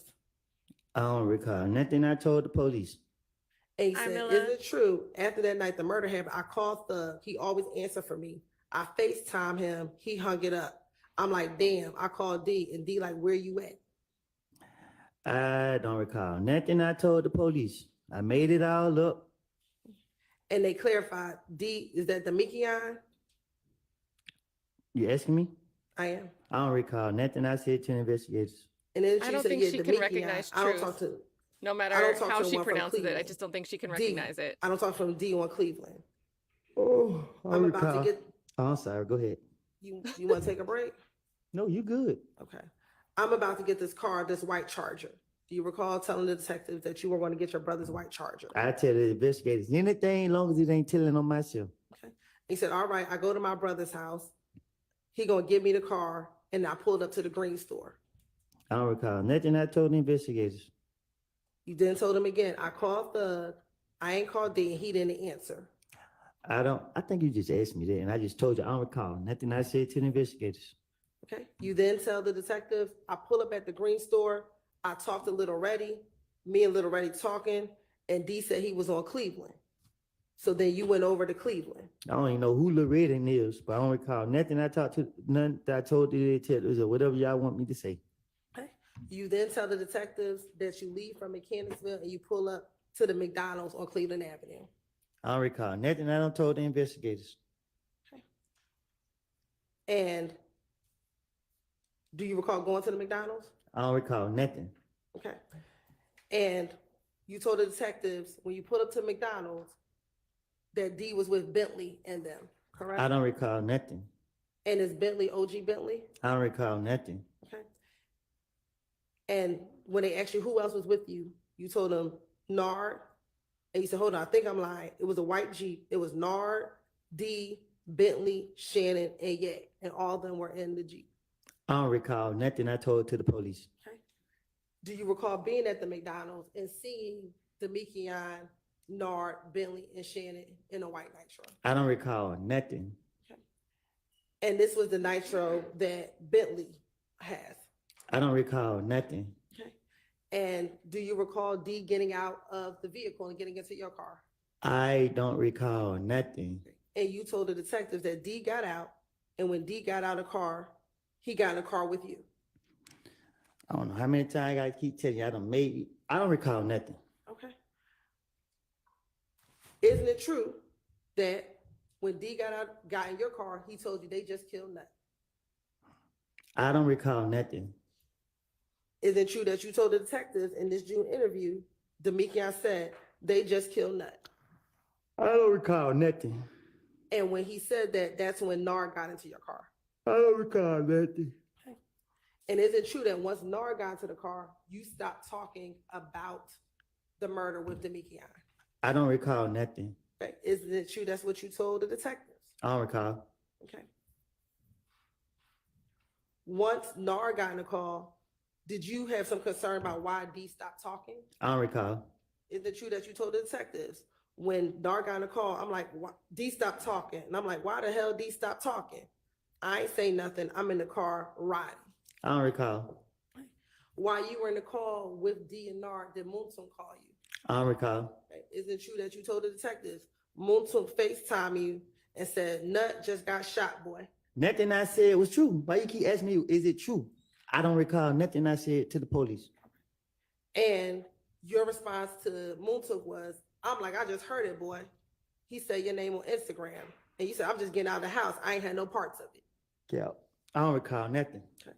Isn't it true that's what you told the detectives? That after once Moonsung called you, he said to you, I just heard it, boy. He said your name. I'm sorry. He said your name on Instagram. I'm just getting out of the house. I didn't have any parts of it. I don't recall. And they asked you, who was Nard? I don't recall. Do you know who Nard is? When you asked me that back there, what I told you? Do you know who Nard is? No, I told you back there. I didn't know who Nard was. Have you ever seen Nard? I don't recall nothing. I don't told the investigators. My question to you is, have you ever seen Nard? I don't recall. And when they asked you who Nard was, is it true you told the police that Nard was locked up? I'm trying to make, I don't recall. And they asked you what he was locked up for, and you told them what he was locked up for. I don't recall. Then they continued to get more information. When Nard got into the car, you said, D, stop talking. Once you left McDonald's, where did you go? I don't recall. I don't even recall going to McDonald's. I don't recall nothing that you talking about. I don't recall no lie that I told the investigators. You got me here to tell the truth, but you keep asking me about some lies I don't made up. Isn't it true that you told the detectives y'all got on the expressway? Nothing I said is true. I don't recall. And is it true that you told the detectives that they followed you, that you were following the nitro up to Thug's house? I don't recall. Okay. And isn't it true then you said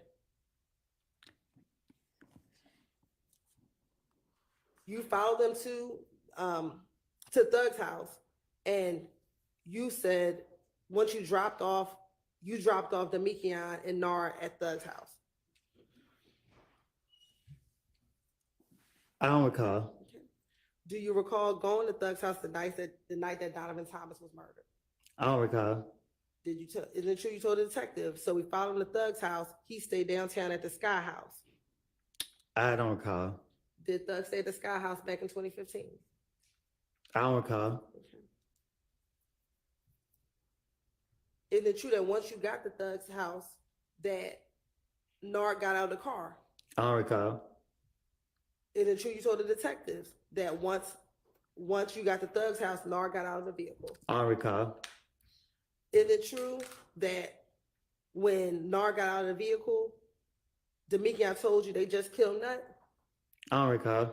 Is it true that's what you told the detectives? That once Nard got out of the car, he told you, Demekion told you they just killed Nut? I don't recall. No lie, I told the police. And isn't it true that when Demekion told you they just killed Nut, he pointed in the direction of Thug, Nard, and Shannon, who was getting out of the car? I tell the police anything get them out my face. And I do not recall one thing I told the police. and isn't it true you told detectives, your response is, I'm like who? And he just pointed towards Nard and them. I don't recall. Isn't it true that you then told Demekion, you know what, I'm not gonna get caught up in all of this? I don't recall. After that, then they asked you, why do they think that you did it? I don't recall. And your response was, because me and Kel get into it. I don't recall. And they asked you, what does Nard have to do with it? I don't recall. And you told the detectives, this is what I want to tell you. I think Thug and Nut had problems with each other. I don't recall.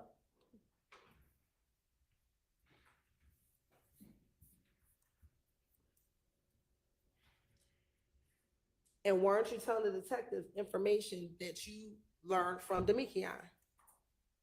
I don't recall. And they actually asked you if Demekion would come down there and talk with them, correct? I don't recall. And you told them, I don't think he's gonna come down, because when you gave them Demekion's number the first time, Demekion never called them. I don't recall. And you actually told the detectives you encouraged Demekion to call the police. I don't recall. And you told the detectives, I told D, I love you too much. I helped you. These niggas not for you, bro. And you gonna go with them. I don't recall.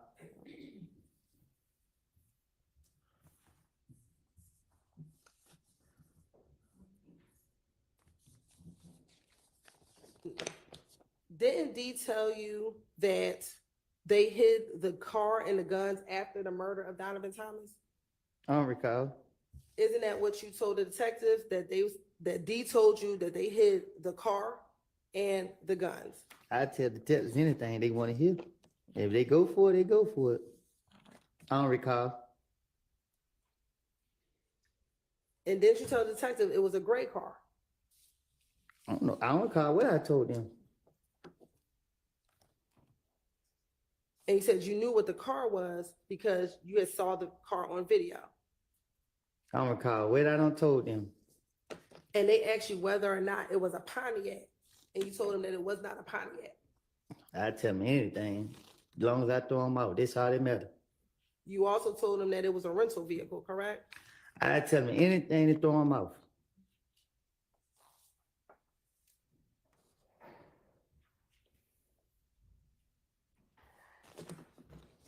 And although you're telling us today that you said anything to throw them off, isn't it true that you told the detectives, I promise you, I ain't lying. I hate jail. I'll be damned. The nigga tried to kill me and my child. I do hate jail. And I would tell the police anything to throw them out. My question for you is, isn't it true that you told the detectives, I promise you, I ain't lying. I hate jail. I'll be damned. The nigga tried to kill me and my child. I don't recall.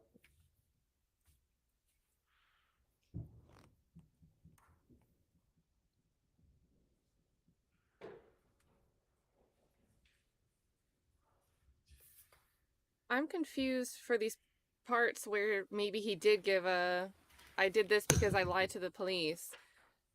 What segments of the statement was that relating to? Take a break. It's about time for our morning Great. break. Let's Perfect. take 10 minutes or so. So we actually have some paperwork in front of him, some transcripts. That's like one step in trying to refresh the recollection of a witness to try to get something actually introduced into the record beyond just stating it in your question. And again, yesterday we saw the 5 photographs of different jail interviews.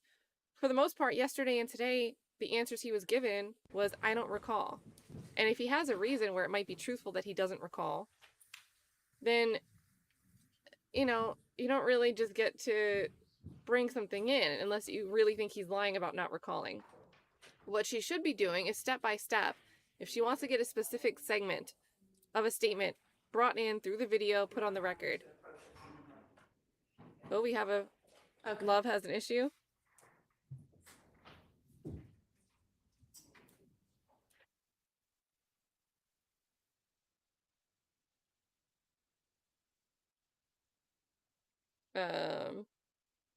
Okay.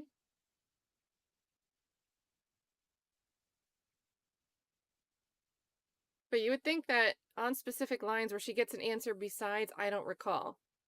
Your Honor, may I approach? Give him that part of the transcript. Have him look at it. Do you see when the statement was given? Maybe the document says the date of the transcription. He can say yes or no. If he says no, you don't see the date right there, keep asking him. Lay it out. Then ask the judge permission to introduce, the video portion of that thing that you're trying to talk about. But the thing is, I feel like they just don't have it prepped. I feel like they didn't go through their video statements to try to segment out the parts that they might be able to get in question by question. They just wanted to play the whole thing out of laziness. So, in a way, I think it's better for the state to just try to ask these questions and not even try to introduce the video. It's really weird. There's just something like odd about how they're doing this.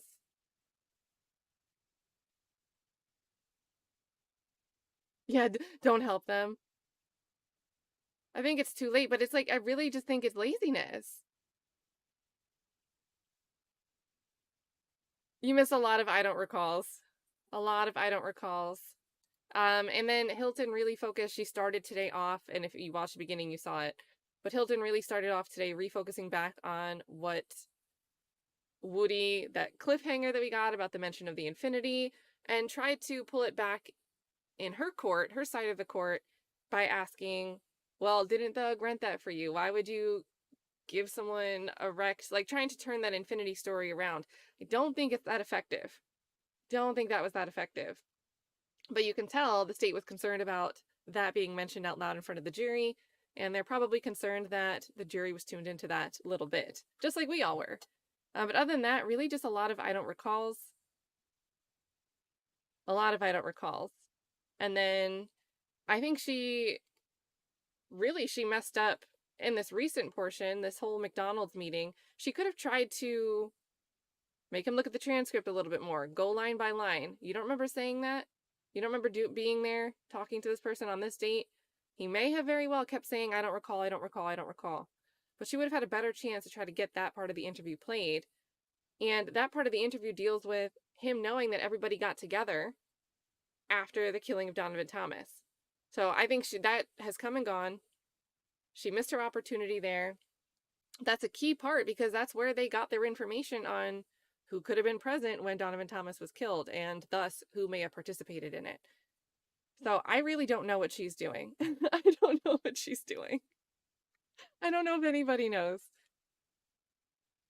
I think I'm giving her grace by saying she's too lazy or they're not prepared to have the specific segments of this video to bring in.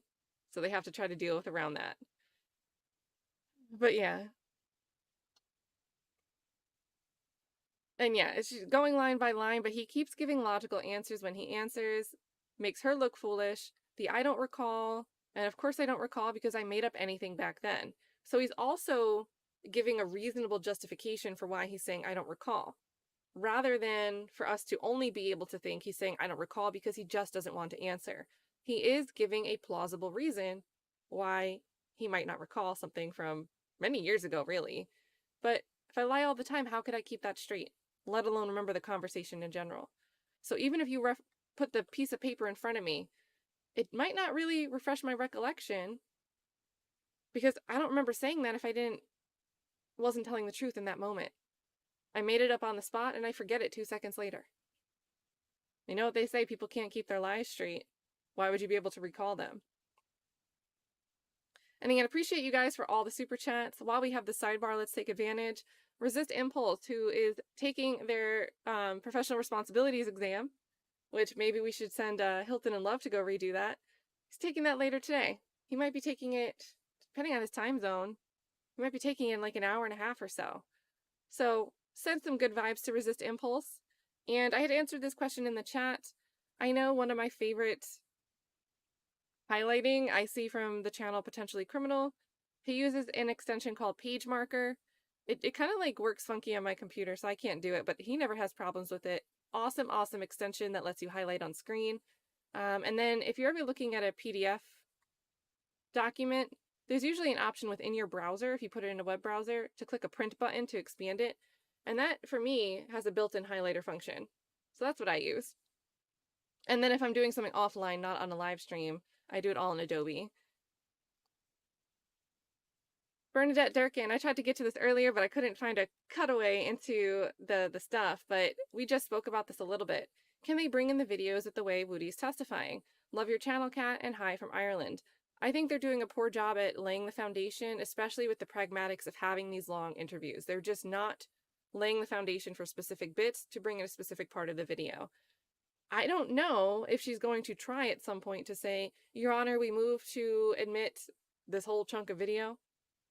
And I don't know how the judge would feel about trying to admit all of that when we've had 2 days. We're approaching 2 days. There's no way this questioning is going to start moving any faster. Imagine by the end of today, after 2 days of questioning like what we've had for the last day.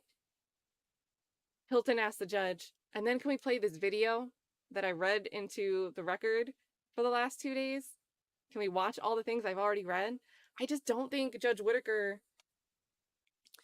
I don't think the discretion will be weighed because of a real admissibility reasoning, but the sheer gall of the state to just be disorganized with their approach and waste time with their approach.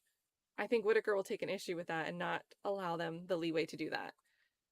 So, but shout out to you all the way from Ireland. And then Truth, thanks for mentioning this earlier in the chat. We had pulled some information on it. Thugger Daly and Joseph Papp had both talked about it. If you guys are joining late, Melnick's license, his license to practice law has been suspended for 6 months.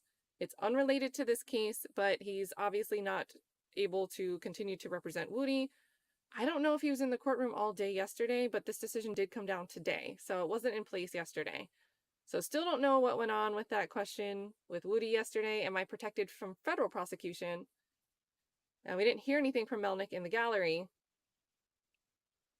I mean, I don't think any of us really have clarity on what's going on with that. Someone did say that there's, some case out there that suggests the feds don't like to override if a state grants immunity to someone, even though that doesn't technically grant them federal immunity. The feds still don't like to play with that. But I don't know, I wouldn't, if you asked me if I was the defendant at risk of something like that, I wouldn't trust a gray area like that. So personally, I don't feel like we have clarity. Doug Weinstein did clarify on X when I posted the immunity order that we've looked at from one of the state's responses. They had attached it as an exhibit. He clarified that that's still the same order. And that order only mentions Georgia Attorney General and district attorneys not being able to prosecute. So, but yeah, so with Melnick's suspension, nothing to do with Kenneth Copeland, but I am still really curious about some of the bombshells that we got mentioned yesterday about Threat and the Infiniti. And we're still unclear about what role Woody or where he was during certain time frames. But Melnick, not related, just to keep clarifying that air, because it is really like a crazy, crazy coincidental timing. I don't think the state was responsible for it, but they might have known it was coming. They might have known it was coming. Because you can kind of see the Supreme Court calendar and maybe guess when a decision's going to come down within a certain calendar period.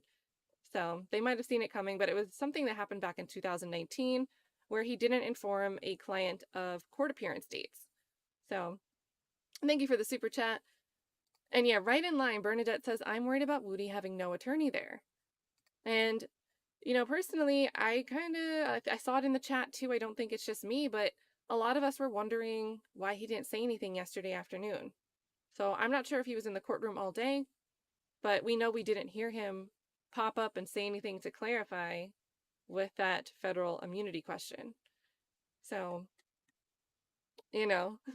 still one of those things that I have no clarity on. I can only speculate and raise some questions, raise my eyebrows a little bit.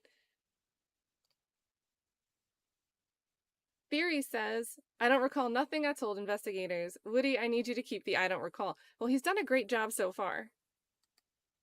He's definitely given more I don't recalls than an answer that wasn't I don't recall. Like if you put all the answers that aren't I don't recall next to I don't recall, the I don't recall list is like this, and then the other answers are like maybe like this. So thank you so much for your super chat, Theory. Chance, this is great. So the prosecutor's triangle of doom, right? So imagine you have 3 points. Almost like a cycle, but it's 3 points. I don't recall answers. So they're trying to get interviews admitted. But Woody's already laid it out that everything he told the APD, Atlanta Police Department, during these interviews was a lie. So great. You might finally find a way to get something introduced, whether through your questioning, your leading questions, or because you actually get the transcripts and you lay the foundation to bring them in.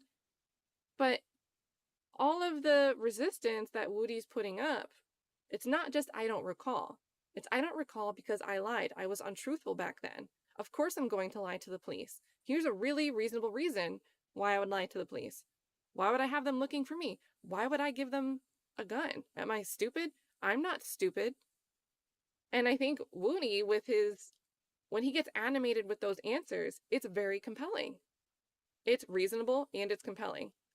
It's not just a reasonable answer that he's throwing out there hoping it sticks. It's a reasonable answer that it seems like is coming from his chest when he says it. And I think that's very compelling for the jury.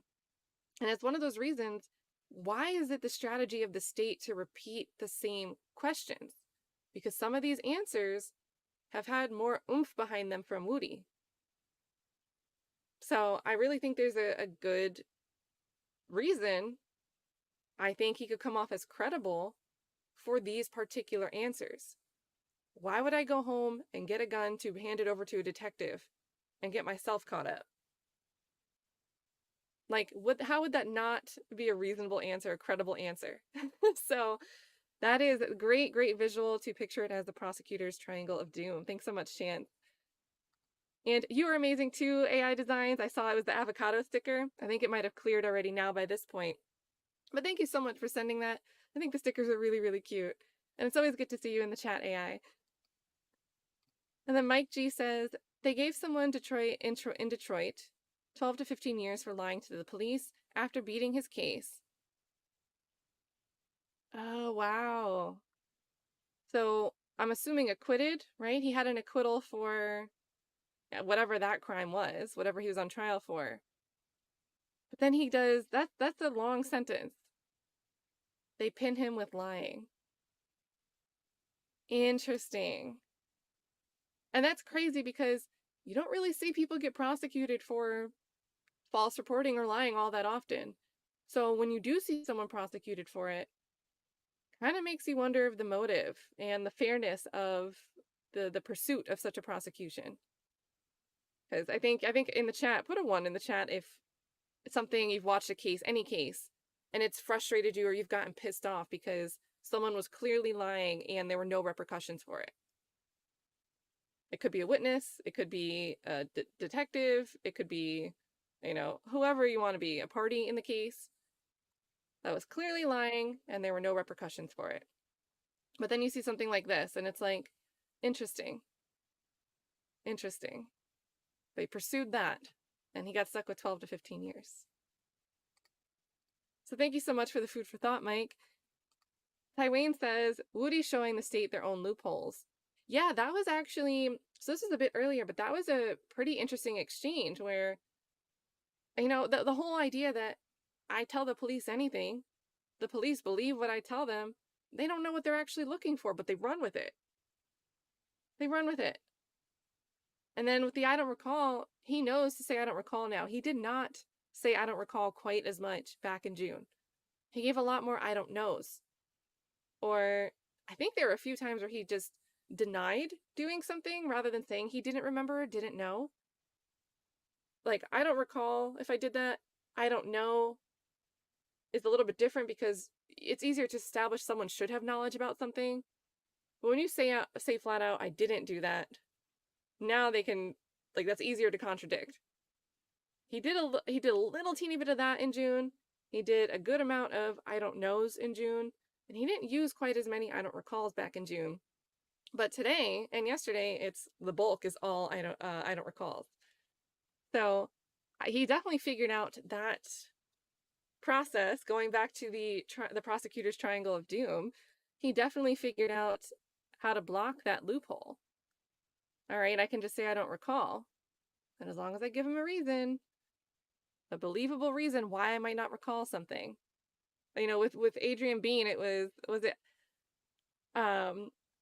what did he say about the E? How did he word it? It was really funny.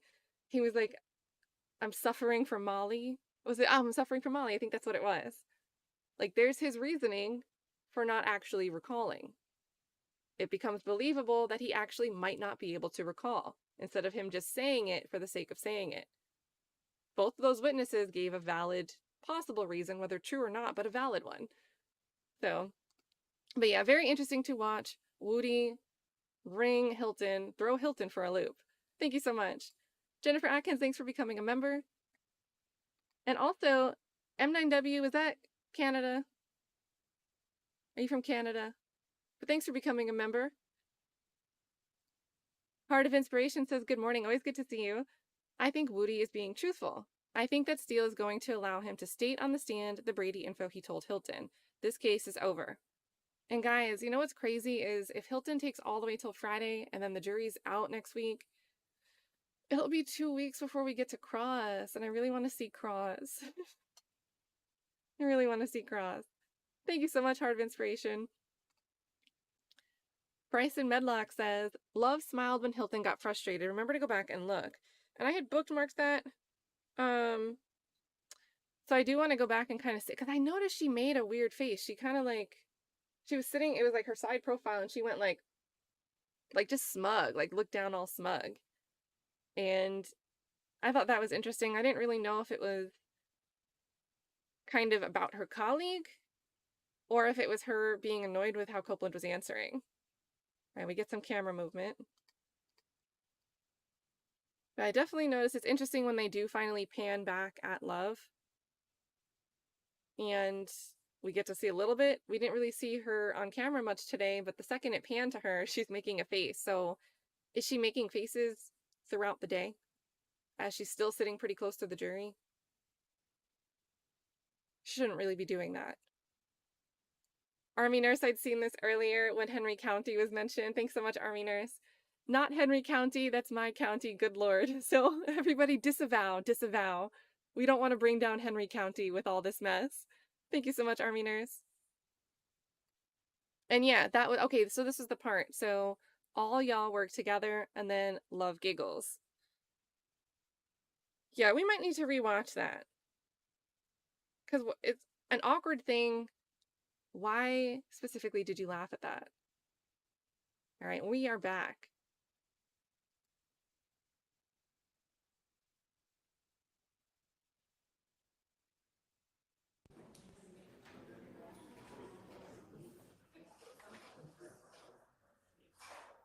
Thank you also to Sherry Aguilar, gifting 5 people memberships. That's so awesome. This channel is approaching 500 memberships. I got a notification, like, on my dashboard that I was at, like, 430 members. Like, super, super awesome. That's, like, incredible to think about. So thank you so much, Sherry, for supporting the channel and for helping 5 people get access to member emojis.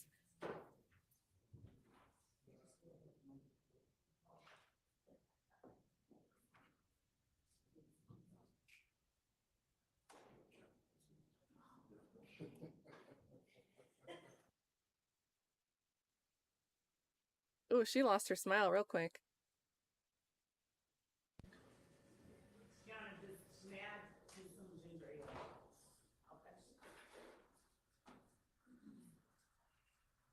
Thank you, DJ's Life, for the super sticker.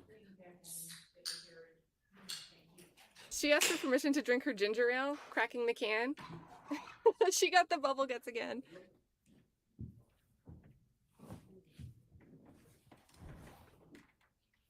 Maybe that's why she's at the second table.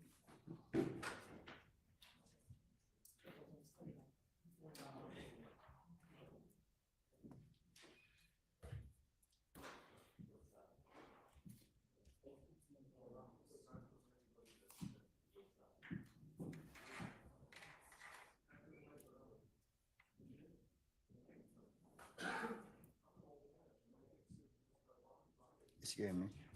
They got words on it. Hmm. Oh.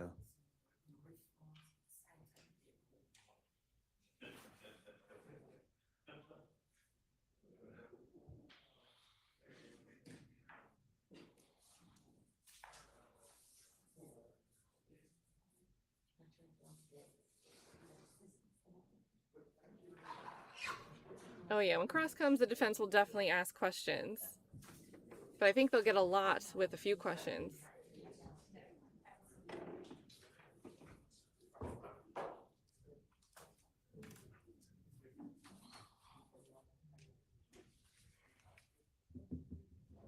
And that's true. They're not just disorganized, they're just spitballing. So they didn't even try, they're just winging it.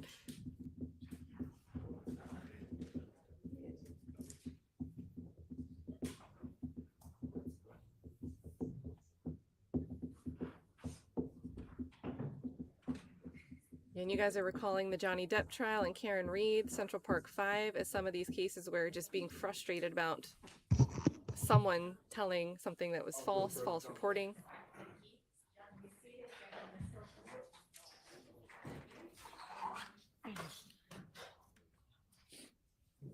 Mr. Copeland, back in 2015, were you mentioning any of Thug's songs?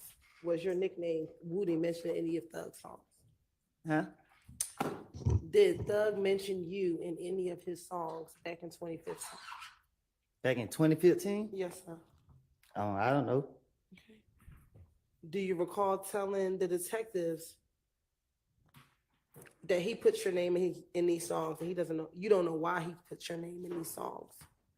I didn't like him rapping about me. Why didn't you like him rapping about you? Huh? Why didn't you like him rapping about you? Cause it's my life. Like, don't be lying on me. What do you mean by that? Don't be lying on me. Are you talking about in the rap songs? Yes. What did you think were lies that he was telling on you in the rap song? I don't recall. Do you recall what the verse was or what he said in the rap song? Ain't no speak no English. No, I don't recall.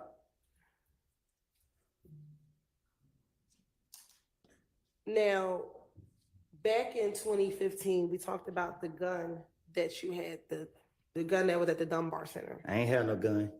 Hey, was there a gun that was in a H&M bag that they found at the Dunbar Center? That's what they said. All right.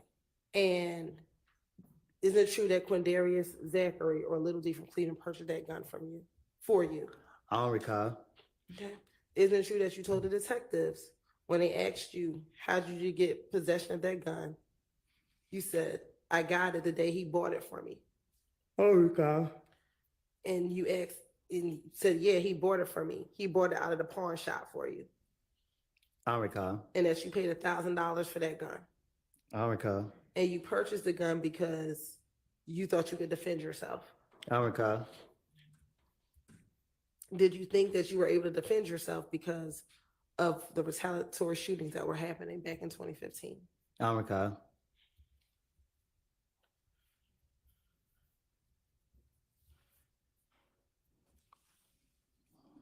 Do you recall telling the detectives that another detective told you you had a right to protect yourself, I don't recall. but that you couldn't take the gun if you were at the club, but if you were at home, you had a right to protect yourself? I don't recall.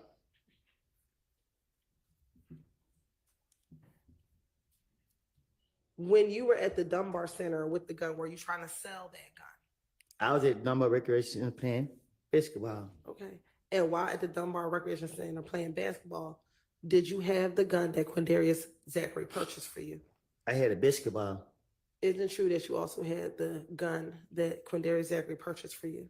I had my shirt off. I was playing basketball. Where was the gun at? You tell me. Isn't it true that the gun was sitting on a bench and the basketball court in an H&M bag? I was playing basketball. And isn't it true that you were trying to sell that gun that day, that you had it at the Dunbar Recreation Center? I ain't have no gun. Isn't it true that you told the detectives that you gave them the gun to sell and that they were going to sell the gun, that you were trying to sell your gun that day that you got caught with the gun at the Dunbar Recreation Center? I tell investigators anything.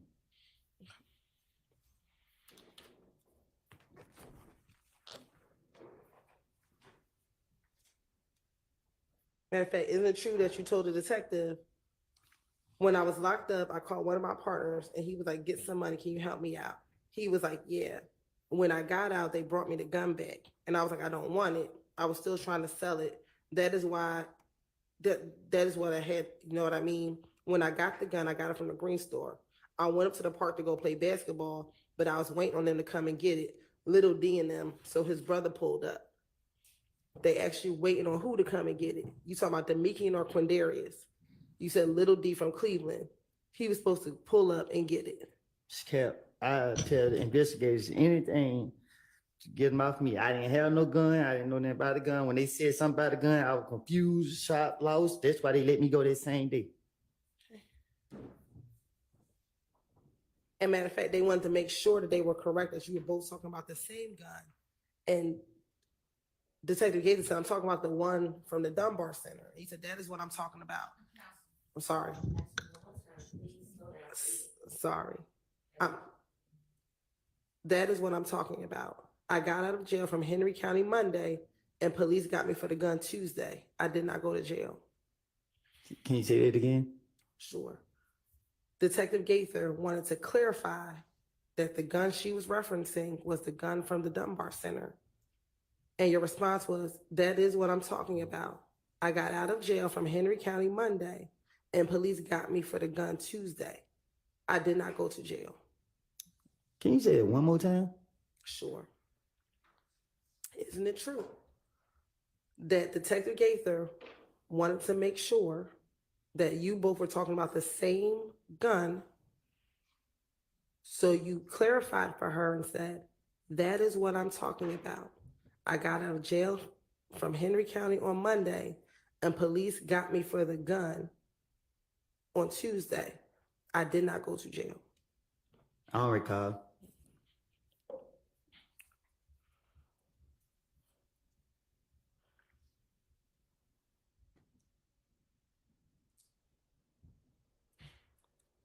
Now,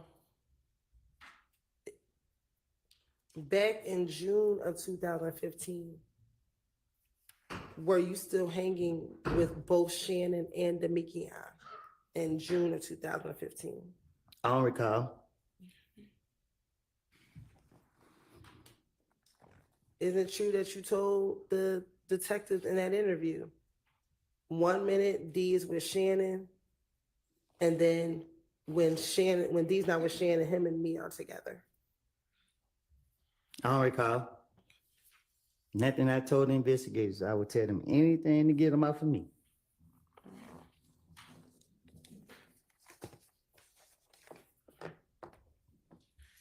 Back in 2015, did you get all of your information from Little D from Cleveland? Excuse me, Little D from Mechanicsville. Say that again? Back in 2015, because you were locked up from parts of time, did you get all of your information from Little D from Mechanicsville? I'm Mr. Make Believe. I make it up. I don't recall. Nothing I done made up. I keep telling you that. Mr. Make Believe. Isn't it true that you told the detectives in the same June 2015 interview, I get all my information through Little D, and they clarified which Little D, and you said Mechanicsville. And they said, so Demikian, and you said yes. I don't recall nothing. I don't see it. Whatever I made up to the police. Okay. Do you recall saying that he's always in the midst of everybody? Everyone talks through him. You know what I mean? I can always just ask. I can call Lil D right now, and he will sit here and tell me what's going on. Nah, I don't recall nothing, but I do know that I tell Lil D what to say. So if I told the investigators go ask Lil D something, it's because I don't told Lil D to be prepared for it.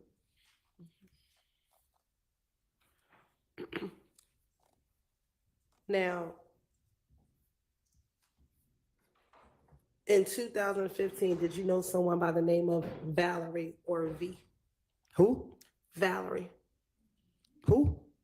Did you know someone by the name of Valerie? I don't recall. Isn't it true that you told the detectives that it was Valerie who told you that Thug wanted to kill you? I don't recall nothing. I don't made up to the police. Isn't it true that you told the detectives that Valerie got into a car while you were at a baby shower and told you that Thug was trying to kill you? That wasn't true. I made it up. If I did say that, if I didn't say it, I don't recall nothing I said to the police. Isn't it also true, though, on a jail call after June 10th, 2015, you told Max that Valerie told you that Thug was trying to kill you? Because I told you one thing, I don't recall. Okay. He just gave up mid-question, mid-answer.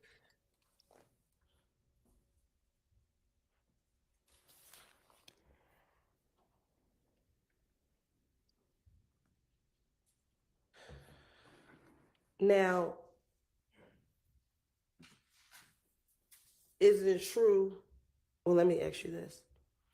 After Valerie told you or that Thug was trying to kill you, did you try to reach out to Monte or Yak Gotti? No, I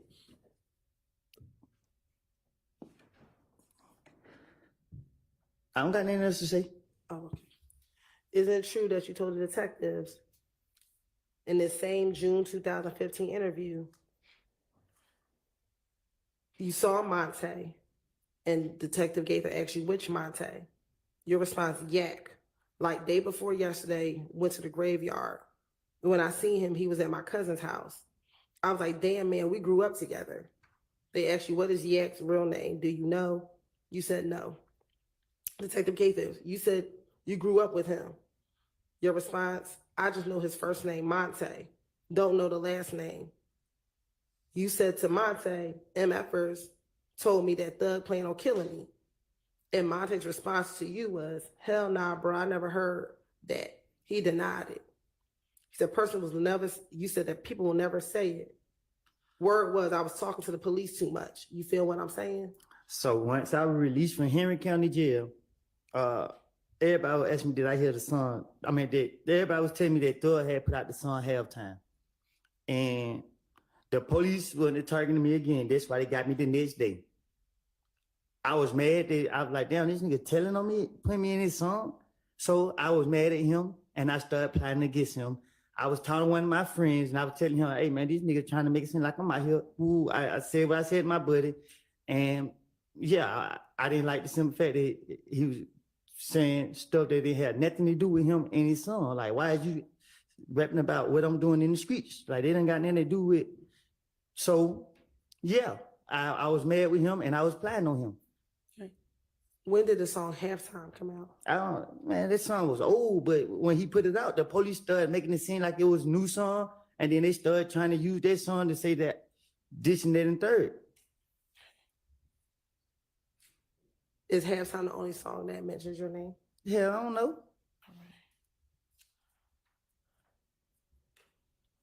I just know this song made the police come after me, and I didn't like the simple fact of it.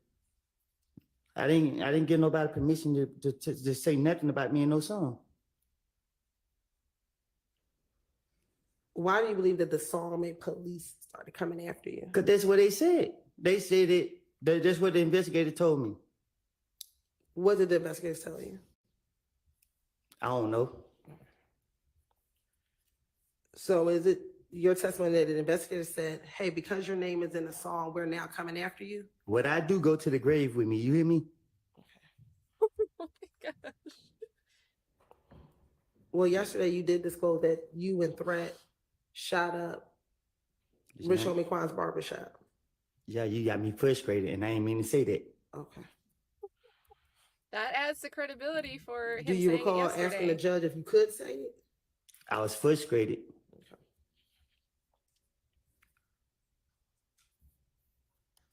This isn't helpful to the state, but they might seem to think it is.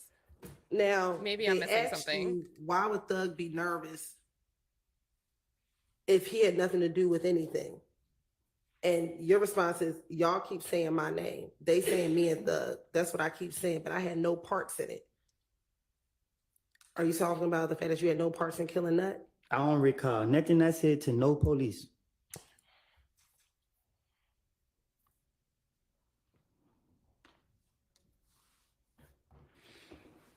Now, isn't it true that Nothing I said is true. No, up until June of 2015, were you trying to keep what you knew about Nut's murder to yourself? can you say that again? Sure. Prior to this interview in June of 2015, were you trying to keep what you knew about Nut's murder to yourself? I don't know what you mean. Isn't it true that you told detectives, this is what I'm telling you, this is what I'm telling you? I'm asking you, with the murder, I'm trying to explain it. I act like I never heard about it. I act like I never told D and none of them, period. So I just kept it to myself. Yeah, I tell so many lies and different stories to the point I don't even know. I don't have a clue what I don't see. All I know was I'm innocent. And today I'm innocent. And Threat innocent too. What are you innocent of? Anything. Okay. What he wasn't Are you innocent of innocent yesterday. Did you not kill Nut? Is that what you're talking about? Now, ask me that how many times now? Because I'm trying to understand what you're talking about. I don't know. I don't recall. Okay. He doesn't trust the order. He doesn't trust the answer he got yesterday.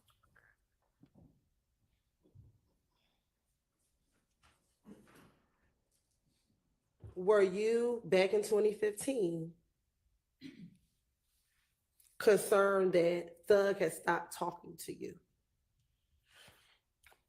Excuse me, back in 2015. Can you ask me that again? Sure. Back in 2015, were you concerned that Thug was not speaking to you? No. Isn't it true that you told the detectives, he's not talking to me, period? And you're talking about Thug. And they asked you, he's not talking to you for a reason because he thinks you're talking to us. And your response is, he's not thinking I'm telling you nothing. He's just thinking I'm talking to the police a lot because he heard my conversation with the police. I'm talking to the police, so my only motive is to throw them off. You know what I mean? Like what I got going on ain't got nothing to do with him, but they want to keep tying him into what I got going on. So guess what I'm gonna do? I'm gonna throw it off on him because I was mad he put that song out saying this and then the third. That don't got nothing to do with him. So he never did that. So I'm gonna put the blame on him. Don't throw me under the bush. I'm gonna throw you under the bush. That was my whole motive.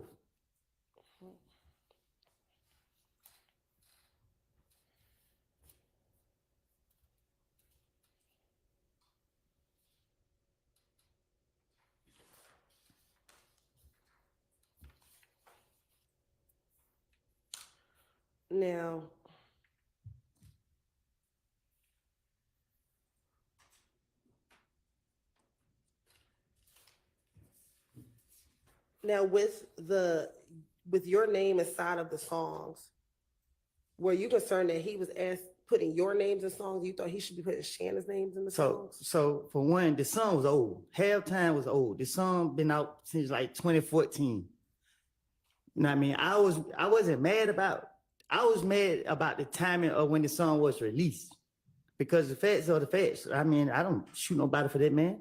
So when he put it out, I didn't care for the song, but when he put it out, the police were trying to put this murder on me, and they was targeting me. I don't like the police keep bothering me. So I just didn't like I didn't like the timing of when they put that song out. When their label, whoever put it out, I didn't like the timing of it. When you said the police were trying to put the murder on you, didn't the police have you come in every single time for you to tell? Can you say that again? You said the police were trying to put the murder on you. Right. when you went in each of these times in early June, in January through June, did you ever get arrested for Nuts murder? What you mean? You said the police were trying to put the murder on you. Between January and June of 2015, did you ever get arrested for Nuts murder?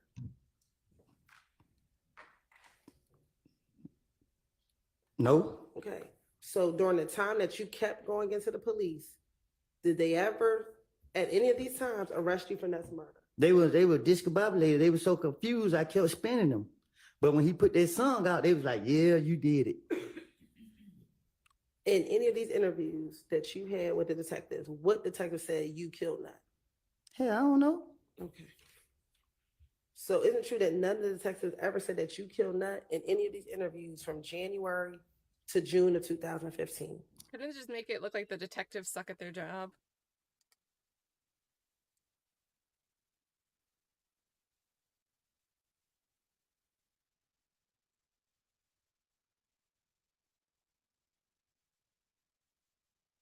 Shit, I don't know. But isn't it true that that's what you told the police, that everyone is putting your name in it? I don't know. I don't told the police so much. I don't know. I don't recall what I just said. I just know I was trying to get myself out of it. And isn't it true that the police allowed you to tell them what happened the night of Nut's murder? Yeah, you see what they played on me. They sat right there laughing, ha ha ha, whatever. And just why I know they playing on me, but I ain't finna tell them myself. So what I'm gonna do? I'm gonna keep spinning them until what? They let me walk out. Every time they let me walk out, I was laughing walking out. And is the lyric from the song that you were concerned with that Thug says Little Wood will pull up and pop at your noggin? What you mean? Is that the verse that you didn't like?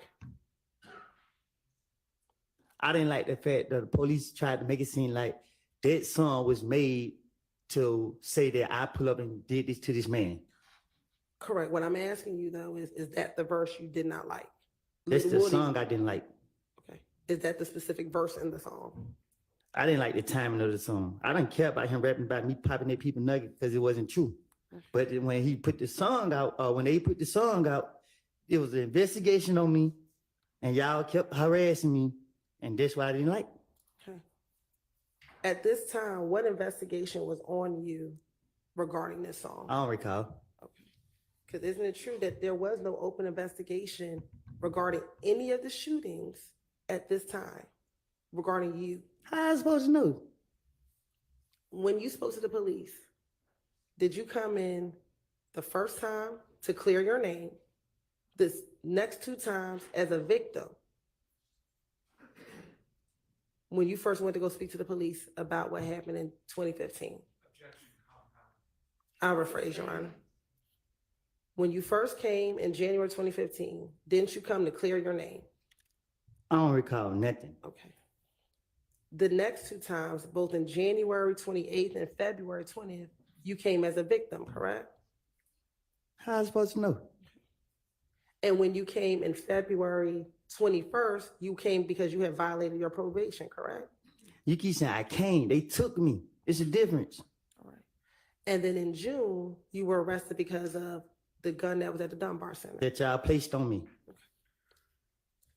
None of those times were you accused of shooting and killing Donovan Thomas, correct? Y'all charged me and like what? One of them, y'all did put them charges on me. But I'm asking you, between January and June, when you were talking to the police, there were no charges against you for killing Donovan Thomas. You said no. I don't recall. I don't know.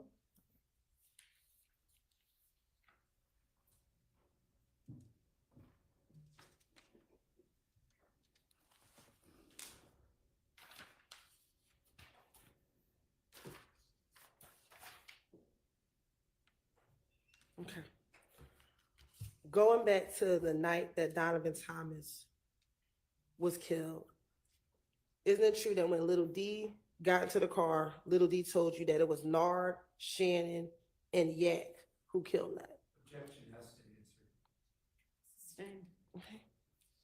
And that they used, isn't it true that they used the car, the rental car that Thug rented? I don't know. I don't recall nothing I lied to the police about. Isn't it true that you told the detectives the car they used was the rental car that Thug had? That Question has to answer. Sure was. Isn't it true that they asked you if you knew the make and model of the car? today, right now, as I'm right here, the truth is I never seen none of them people who I mentioned the night that that's supposed to happen. Okay. I told the investigators anything, and they went. Gator and them went going for the stuff that I was telling them, so I had to try my best to convince them. So guess what? I went had to do. Fuck it, I'm about to put it on these niggas because they closer to me. They'll go for it. I don't take trying to get them out my face.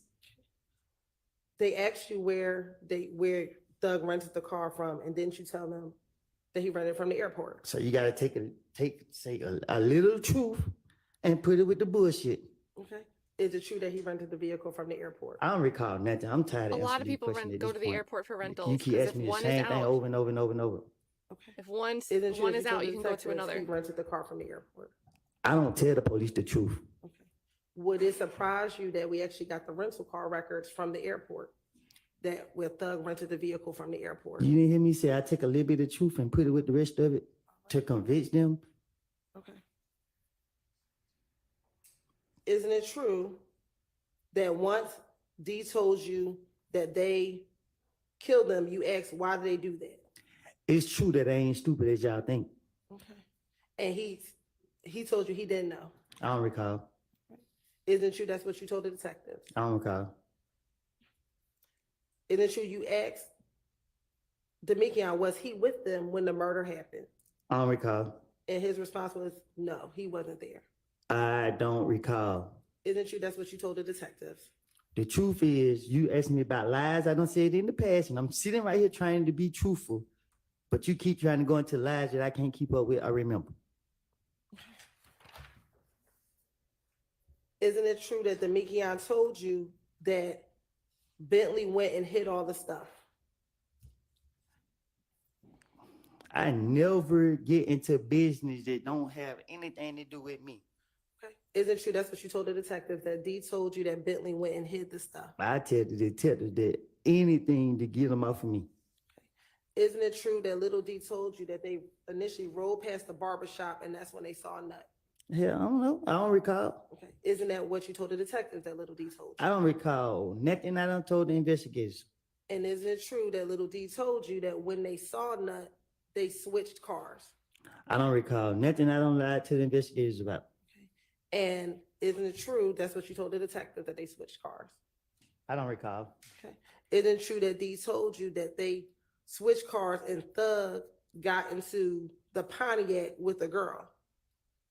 I don't recall. Okay. Why would I be wanting to know if any of this they took? I don't even want to know because I don't. It's nothing to do with me. So I'm making. I don't recall. Okay. Isn't it true that's what you told the detective, that the Demekion told you that Thug and the girl, they got in a Pontiac? I don't recall. Okay.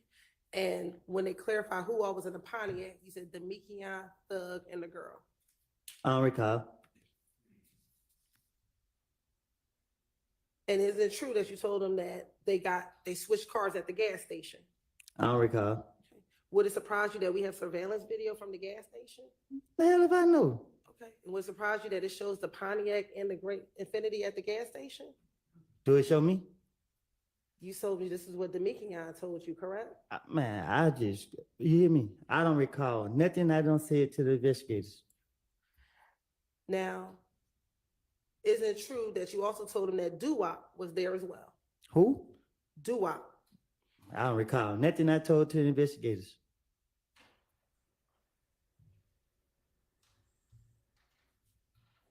And isn't it true that you told the detective that, again, that you FaceTimed Thug that night? I don't recall nothing I told to the investigators.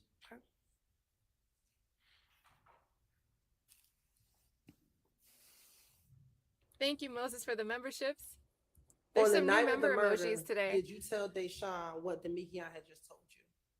I don't recall. Isn't it true that you told the detectives that after Demekion told you what happened, you called Deshaun and you told her the truth?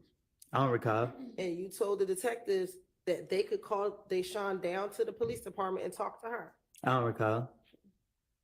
And matter of fact, you told the detectives you told Deshaun, if anything happens to me, tell the police what I told you. I don't recall. Now, what is the reason that the Thug and Nut have a personal beef? He's behind you. You can ask him that. Isn't it true that you told the detectives in this June interview, Nut and Thug had something personal against each other? And I told the investigators anything. I'm pretty sure I probably told them a different lie. You can't go off of what I don't said to them people. I don't remember what I said to them. Isn't it true that Nut and Thug got into a beef before you and Kel got into it? Hell, I don't know. Ask him. Isn't it true that you told the detectives they fell out before B and Kel got into it? I don't recall. Then I told to the investigators. And when they asked you, did you know what they got into it over? You said you weren't sure. I don't recall. And if you were trying to lie, couldn't you just make up something at that point? Huh? If you were trying to lie, as opposed to saying you don't know what their beef was over, couldn't you just have made it up at that point? Just like you got to understand, like the pressure gets so real. Like, man, I don't. Y'all just had me now questioning me. I don't know what I don't have a clue what I was saying.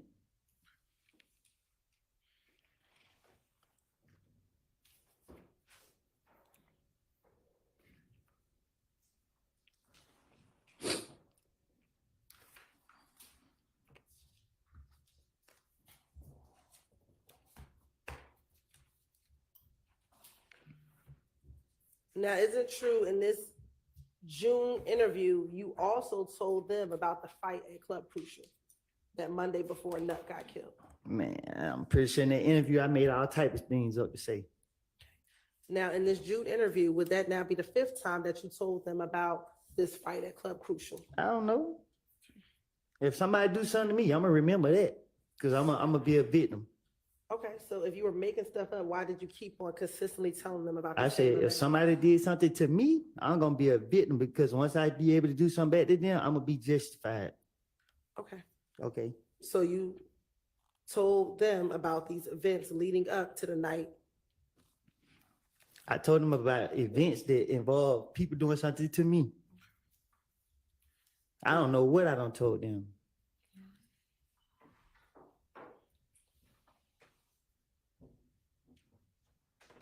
Now, on the Monday night after you got beat up and you ran outside You said I got beat up?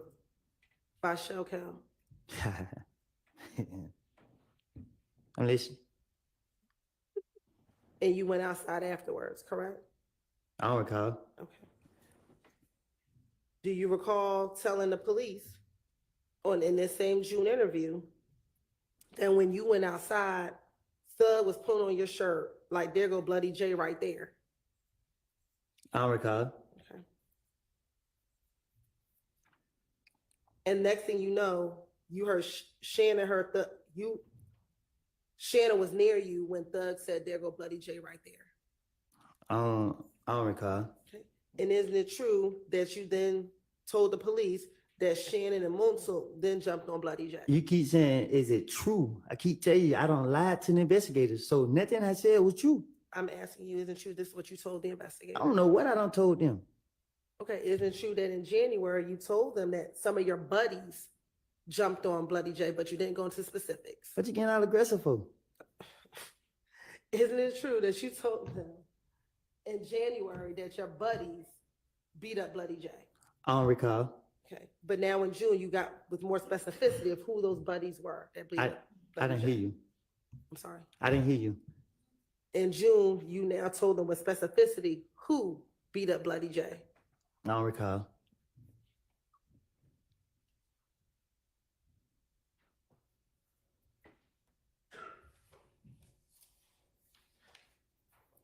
Isn't it true that on the night that you and Shell got into it at the club, when you came outside while they were beating up Bloody J, Yak got stopped by the police that night? I don't know. Isn't it true that you told the police that Yak got stopped by police that night? I don't recall what I done told the police. If I told the police he got stopped that night and he got stopped that night, that's me again trying to put some truth with the rest of it to convince them that I'm being truthful. And is it true that you told them that that night he got pulled over and locked up with a gun? I don't know. He right there. Ask him. Is it true that's what you told the police? I told the police anything to get them off of me.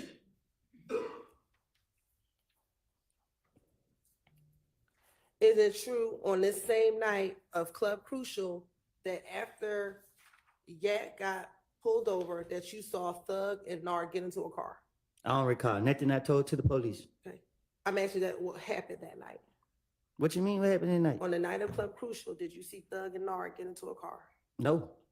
Isn't it true that you told police that you saw Thug and Nard get into a car? Ain't no telling what I told the police. I'm not going to tell them the truth. I know that. And when Thug and Nard got into the car, did they pull onto a side street? Thug behind you, ask him. I'm asking you. I don't recall nothing I told to the police. I'm asking you, did that occur? I don't recall. Isn't it true that's what you told the police? That I don't Thug- recall. All right. Isn't it We're true getting a that you courtroom told the police pan. that Thug pulled on a side street? I don't recall.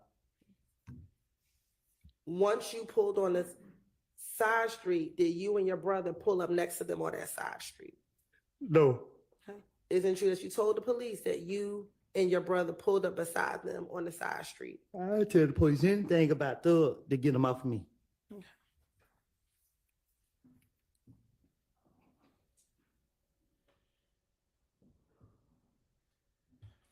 Now, back in 2015, on this same night at Club Crucial, I didn't hear your date.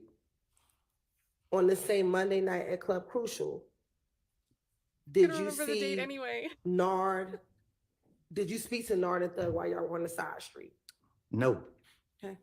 Isn't it true that you told him that you spoke to Nard and Thug while y'all were on the side street? I don't recall nothing I told to the police, but I know it is a long way from the truth. Okay.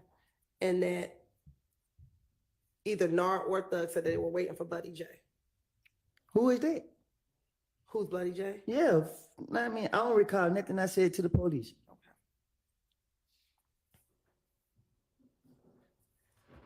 Isn't it true that you said that you heard a gun cocked back from inside their vehicle? Told you, I'm gonna tell the police anything, get them off of me. I'm not about to tell them what I done done. Okay. And that the person that you heard with the gun was Nard? Just a lie. I don't recall. Okay. Did you hear Nard with the gun? Huh? Did you see Nard with a gun in the car? I didn't see Nud that night. Okay. So you do know who Nard is? No, that's what I'm telling you. I didn't see Nud that night. You keep asking me about Nud. I don't. How then can you say you didn't see Nard that night if you don't know who Nard is? Because it's nothing. Just no. Hold on. You got me talking fast because you frustrated me again. I don't know Nud personally, but I know who Nud is. I didn't see Nud in the car with no gun. Like I said, they jumped on me. I had a knot, and I was mad, and I was gonna get my get back. I did not leave with I left by myself with the people that was in the car with me. And no, you do not need to know who was in the car with me. Was your brother one of the people in the car with you? No, my brothers, I don't know where he was. Okay. Why did you tell the detective that your brother was in the car with Because I you? went to tell them what I was on.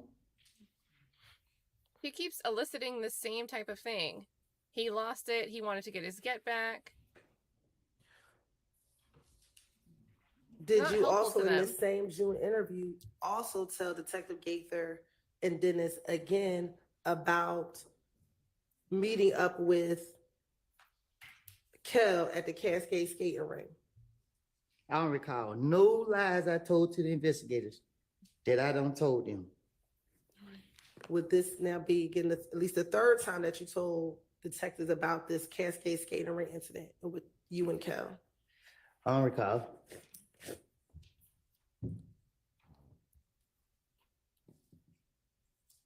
Again, did you also in this same interview tell the detectives about the gambling house shooting? Man, listen, I sit there and tell a whole bunch of bullshit and let them figure it out, let them go run, chase their tail. I don't remember nothing I said to them. They sat right there and listened to all the stories I had to tell, and I'm telling them, I'll say whatever to let me out of jail. They go for it or they don't. And guess what? They sat right there, let me talk and make up all this stuff about these people. And, you know, That just was it. I don't recall nothing I said specific, but I know that I think I said that if I did in one of the interrogation, I say anything if y'all let me go. I do anything if y'all let me go. That's my motive. Isn't it true regarding the gambling house shooting? You gave a little more detail during this interview. I'm gonna give details if I'm a victim. Isn't it true that you told them, I kept closing my eyes, but they were shooting behind us and the wall was blocking us. They blocking off the van. It hit through the car, every car in the parking lot. After that, everyone happened to get up. There was kids. There were 4 little boys. They seen Thug and wanted to ride. The little kids, we were looking in the bushes, making sure no one was lying in the bushes. They called the police and stuff.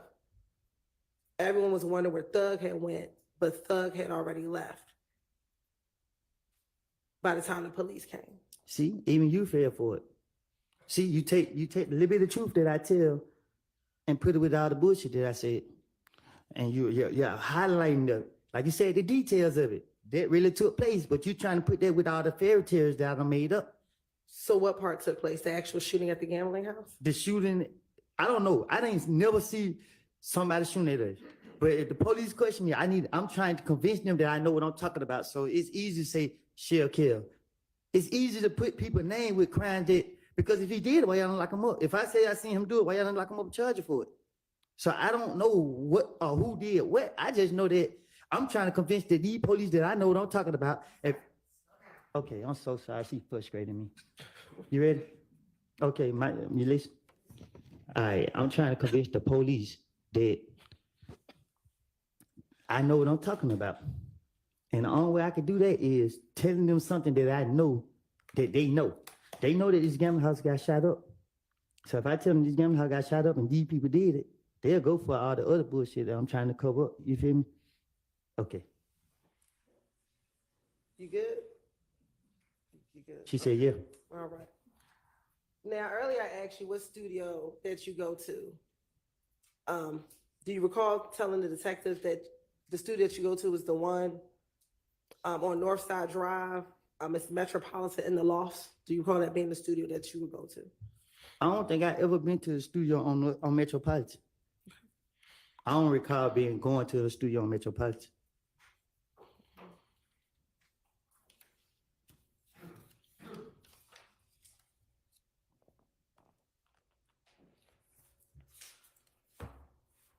Back in June of 2015, did you believe that Thug turned everyone against you? Huh? Back in June of 2015, did you believe that Thug had turned everyone against you? That's why I would tell the police anything to get them off of me. If y'all watch me like y'all was, y'all would see that nothing ain't changed but the lies I told the police. So my question is, in June of 2015, did you believe Thug was trying to get everyone to turn against you? What do you need to do that for?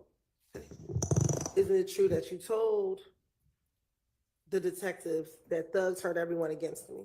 It's true that I tell the investigators anything that they want to hear. They want to hear about Thug. So I'm about to sit right here and gas them up. I'm about to sit right here and say he killed 19 people, all type of stuff. I'm about to sit right here and make him look like the worst person on the earth so that they can believe and let me go. They're gonna And run at with no that. point in And any of look, these interviews did you ever tell the police that Thug killed Nut, did you? Shit, did I? At any point, did you ever tell any police, if you wanted to make him look so bad, at any point, did you ever tell the police that Thug killed Nut? Shit, I don't know. I think I don't recall. I can't say what I told them. I can't remember because you trying to trap me up. I can't remember if I told them that he did it. I don't. Isn't it true? I know I was gonna get it off of me. Okay. Isn't it true that what you told the detectives, which is what Demekion told you, was that it was Shannon, Nard, Yak, and Doo-Wop? I don't recall what I told. Sustained. Okay. Isn't it true that you only told the detectives what D told you? I don't recall what I told them. I thought that D was gonna back up my story, so I was trying to throw the blame on D to get it off of me. Okay. And isn't it true that D only told you that the people who shot the shot were Nard, Shannon, Yak, and Doo-Wop? have a rule. What's going on? I'll repeat the question. Isn't it true that Dee only told you that it was Nard, Shannon, Yak, and Doo-Wop? Like I told you in that back room back there, D never told me none of that. I made it up. All right, I don't recall. we need to take a quick break. Okay. Dun dun dun. What's a quick break? I don't know, maybe 10 minutes. You said 10 minutes? Can I go out? Yeah, but be back in 10 minutes, okay? I'm gonna be right there. All right. Are we actually recessing, or are we taking a quick break to say something to somebody? Look at Hilton's face.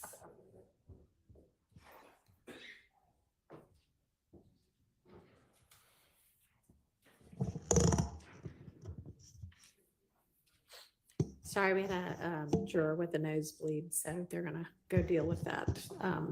Oh, dang. Hopefully it won't take very long. It's probably because of the We'll cold, break dry until I air. get word that they're good to go again. Oh my God, a nosebleed. And I know nosebleeds could just happen with dry air, right? Like it might not be anything crazy, but guys, a nosebleed.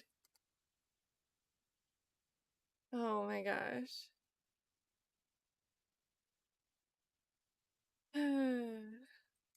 Holy moly.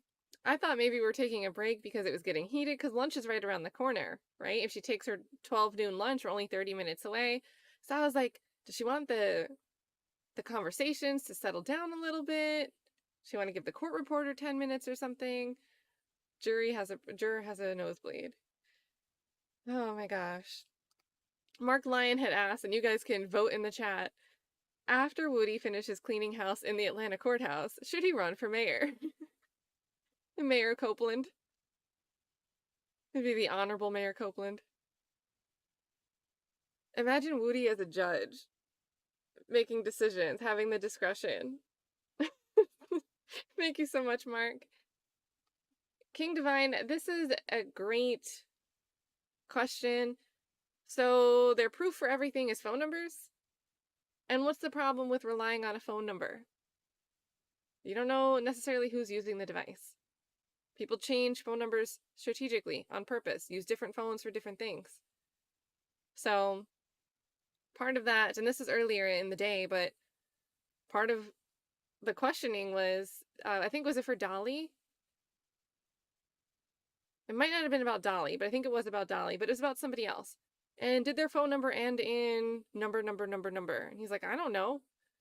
And they're trying to establish that it was somebody for sure that was texting him, and he knew that that person was texting them, and they were texting that person back and saying specific things on this day related to a specific circumstance to corroborate that when Woody back then was saying something to the detectives, he was saying it because of personal knowledge, not just to lie to the police, because he would have been saying it in this phone conversation with somebody else.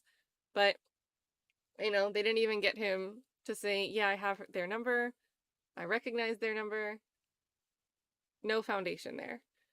So, and that's possible. If they haven't already talked about it, it's possible that they'll try to get something like that in through Detective Dennis.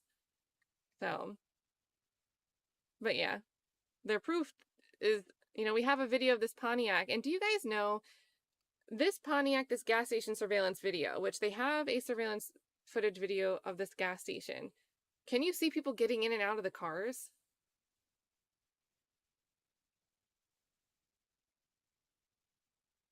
Because that makes a difference, right? I mean, we know that previously in the call, a 911 dispatcher got word that maybe there was a woman in the car. Maybe that woman was really young thug because he has longer hair, being misgendered and misidentified. So at the same time, if this Pontiac surveillance footage isn't clear on showing, like, here's the two cars pulling up, and here are the people, you can tell, you can see their faces, getting in and out of the cars and tell exactly who they are. It's a little bit of a dangerous thing for Hilton to be wording the questions that way. But we didn't get an objection from the defense, so.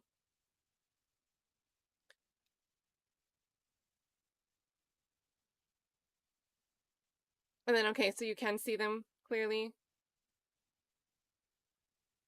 Yeah, so there we go. But no crime scene photos. But you can't see all the cars.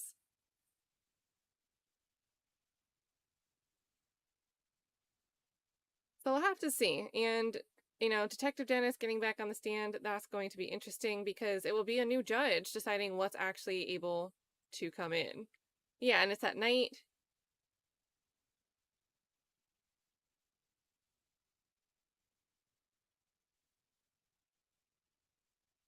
So they went on break because a juror had a nosebleed.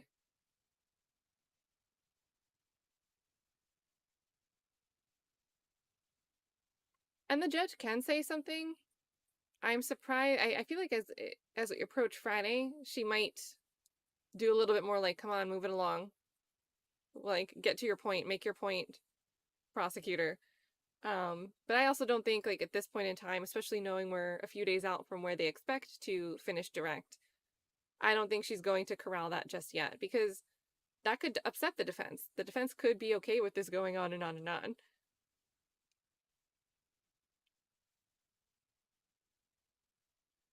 And yeah, never forget that according to Fani, Celebrate isn't reliable. Speaking of cell phone information. And then G. Lander says, the more Hilton talks, the less credible she sounds, and the more Copeland talks, the more credible he sounds. And I agree, and I think that that's just really wild that that's the point that we're at. Like, Hilton will keep asking, and I get that there are multiple interviews where the same scenario may have been discussed more than once. So, but you know, it gets lost in the sauce. What interview are we talking about? What date was this? And it doesn't really matter because Copeland's going to say he doesn't recall no matter what the date is. But hearing several times now, I think like 3 different times, you know, someone sucker punched you on the back of the head and you wanted your get back. And, you know, Woody takes issue with the idea that someone beat him up. He doesn't like when someone insinuates that. He wants to make it clear, I don't run from anybody. I make people run from me. And each time, Hilton has gone through another interview where that same incident is talked about. She asks these questions again, and she doesn't really have to. These questions that will make him say these things that make him seem like the hothead, the one who would be likely to go and do this. These things that someone else is being charged with. And to me, it really does make his story, some of the things he's saying, seem more credible, and it makes Hilton sound lost. So I don't see the strategy. Maybe she doesn't realize it, and maybe she just doesn't know how else to proceed, and this is all she's got to work with. And then Bryson Medlock, I'm assuming you mean because of the way she's asking the questions, to be reading a line of the transcript. Bryson says, hey, Kat, do you think the judge will allow Hilton's testimony? So it's coming in, but she hasn't requested to play these segments that they relate to certain parts. So Hilton hasn't made the request for it to be allowed. And maybe that's strategic. Maybe Hilton realized that nobody could hear or pay attention to those videos anyway. But, and I saw someone in the chat mention that this is maybe buying time. Maybe they aren't ready for a witness to be called a couple weeks from now. They want more time to figure out their next 30 days. So if they stretch Woody out, they don't need to disclose as much for the next set of witnesses and evidence for the following 30 days. So that could be a possibility too, that she's doing all this long-winded, repetitive questioning for that reason. I don't know if we're going to see these videos because I feel like if we already saw them last time Woody was on the stand with the same amount of time passing, she should have tried to introduce them by this point. She hasn't. Heart of Inspiration says, I think Judge Whitaker is buying her vacation wardrobe and supplies right now. Yeah, we did a poll. You guys were voting in the chat. 1 for Shine or Sheen and 2 for Temu. You know, they have all these commercials about how to pronounce Temu, and I still pronounce it wrong. Thank you so much, Heart of Inspiration. That was a fun poll in the chat. You guys, some people said 1 and 2. She might be like a Gap girly. Like, you know, you get those like blue, tan, khaki, gray, white capsule style wardrobes. She might be a Gap girly. Jason Bowers, thanks for the 5, says, if I were Woody, I would say to repeat the question to everything the prosecution asks. Double the time on the stand and drag this out. There you go. There you go. drag it out, make it seem more relevant. Maybe the repetition makes certain things stick to the jury's minds. You know, they're going to focus on Thug and the girl in the car at the Pontiac at the gas station because they want to tie Thug into this by any means necessary. We're getting back into the things that you heard from Demiki and Garlington. We're going to get a lot about that. We're probably going to keep questioning on that for like well into the afternoon, I would guess.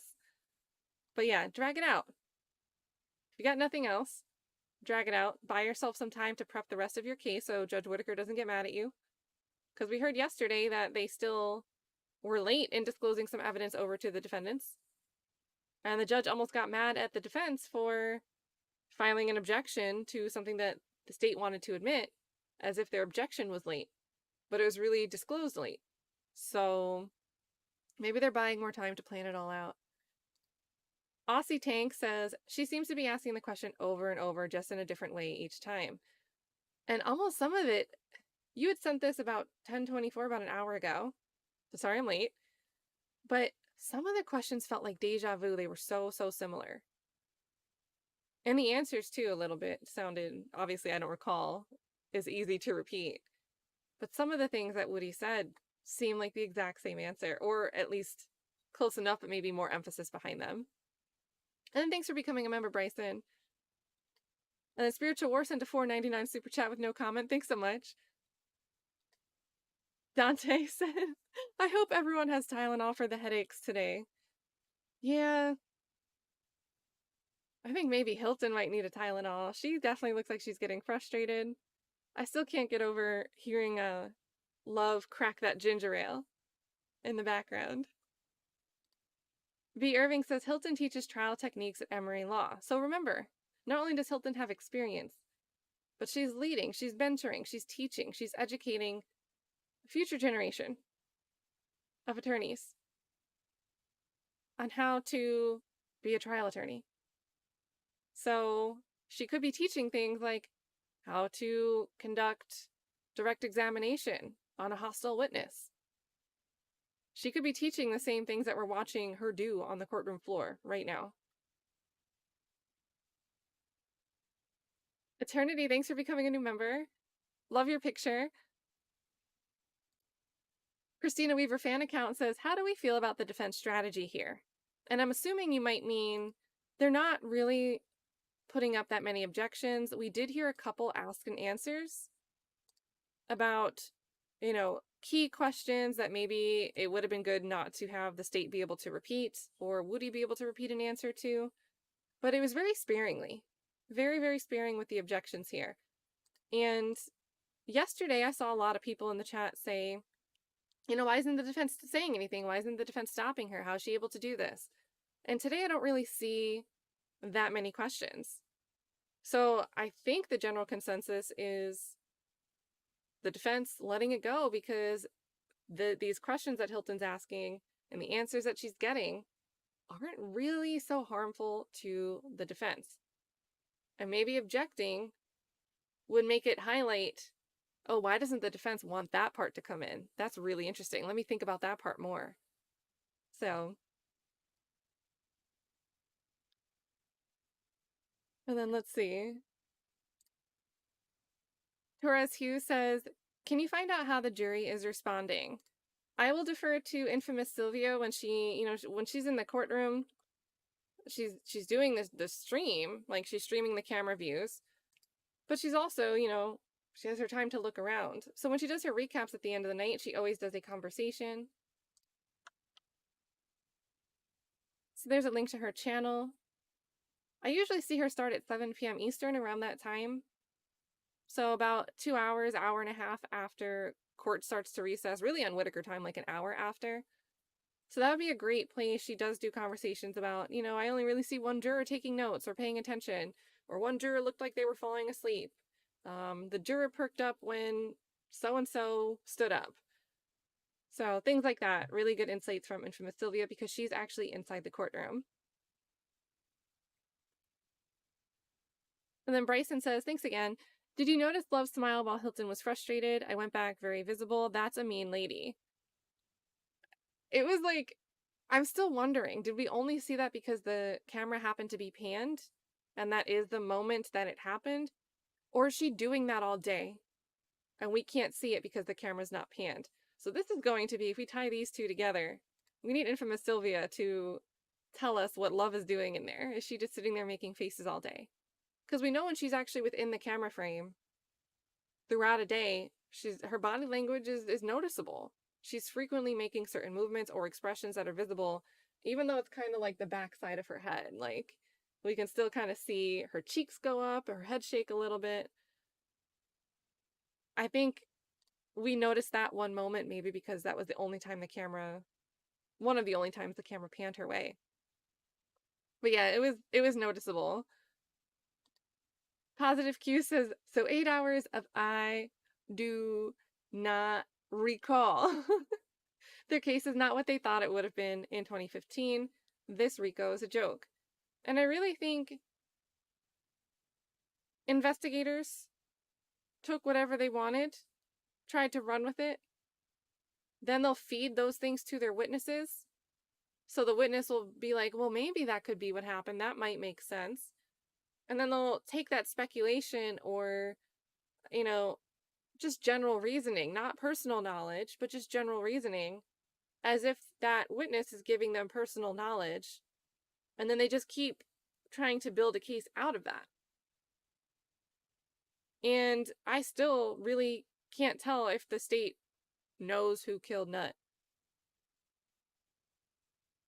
I'm honestly questioning if they know that it might have been somebody else that they're not charging, that at least, at the very least, played a key role in the murder of Donovan Thomas. And they don't care because they've already come too far. So I think they're going to keep steamrolling ahead. I think that we're only here because they're able to use RICO. I'm interested to see more about the Drinks murder play out. But this Donovan Thomas thing, if this was supposed to be like the pin in their case that made it all some big thing, some big prosecution, I don't think that they're solving the problem.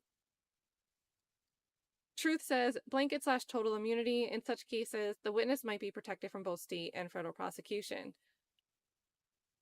I still think that the order was problematic. I still think the order was problematic. And I don't really see that it was blanket immunity if it was, we can't use the things that you testify as a lead to then go investigate you and prosecute you for something like that. We could still technically prosecute you if you find a different lead to uncover that information that shows that you did something. But we can't start. We can't use your testimony as the lead to follow a trail to find something to prosecute you for.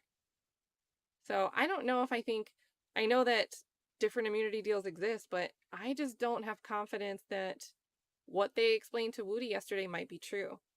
And that exchange probably about 30, 45 minutes ago was really interesting where, Woody's like, why do you keep asking me about Donovan Thomas? How many times are you going to ask me that? And suddenly he wants to say that he's totally innocent, that threat is totally innocent. Yesterday, he was a little bit reluctant to start saying, he started hinting at things. Then he asked, am I good to say this? Even from federal prosecution. He got his weird yes from Hilton. The judge didn't say anything different. So then he started to say that, threat was in that Infiniti. He gave threat the Infiniti. All of these weird little bombshells yesterday that suddenly today both of them are totally innocent. So I don't know if he overnight realized maybe yesterday he thought he had blanket immunity. And now he doesn't trust what they told him in court yesterday. So I don't know. I think I'm confused. I think Copeland is confused and unsure as well. And it probably matters more for him than it matters for me. All right, we have some movement in the court. And then Twan had to run out to go to his daughter's preschool orientation. So you might not be hearing this anymore. I tried to chat you. Thank you so much.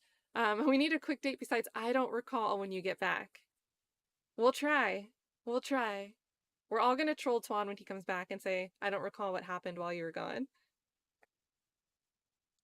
Moses Dupree says, throw in the damn towel meme. We need to... Should I get a towel emoji? We're putting member emojis in today. Should we get a towel emoji in here so you guys can throw towels? Thank you so much, Moses. Rod Factor, good to see you. They should hold Hilton with contempt with that ugly purple outfit. It is very vibrant. It is very vibrant. I can't pull off colors, though. I'm like a black, brown... Like, my wardrobe is like... Anything that I have that's colorful, I barely wear. So, I can't speak. But yeah, that is a very colorful, vibrant outfit. Thank you, Rod Factor. You know I always love seeing your t-shirt on the screen. Bama Rose, thanks for becoming a member. And again, Moses Dupree, I had blurted it out midstream, but thanks for gifting the 5 memberships earlier. Recuse Judge Glanville. He's getting heated and talking too much now. Talking about Mr. Copeland. And then he wound it down for the court reporter. Did you see how he changed his whole demeanor and energy? And then grabbed the microphone. He's like, I'm sorry.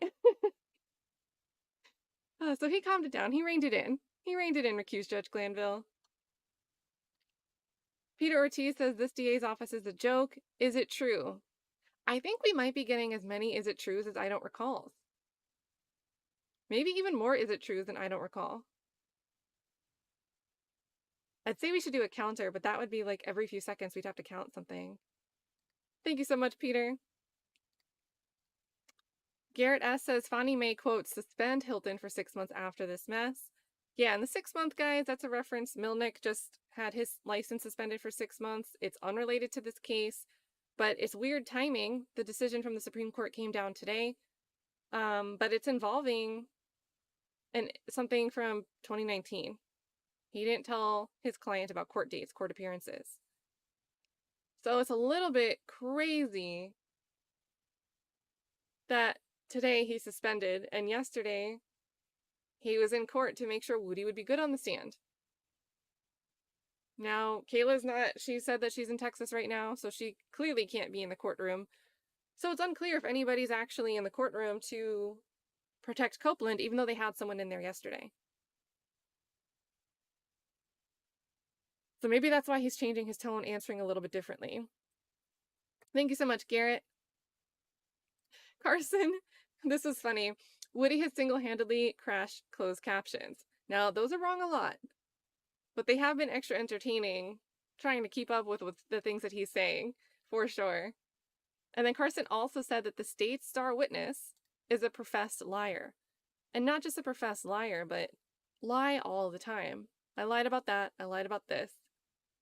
Probably lied about what I told you the other day. I don't ever tell the truth. I lied to the police. That's what you're supposed to do. That's how I grew up. Thank you so much for your support, Carson. Cutthroat went all the way there. Cutthroat says Hilton's up there looking like Barney. Well, there's no green underneath, right? She's not wearing a green shirt under it. I actually thought Love's coloring with the ruffles was kind of nice today. But she's off screen, so it doesn't really matter. Thanks for becoming a member, Pierre.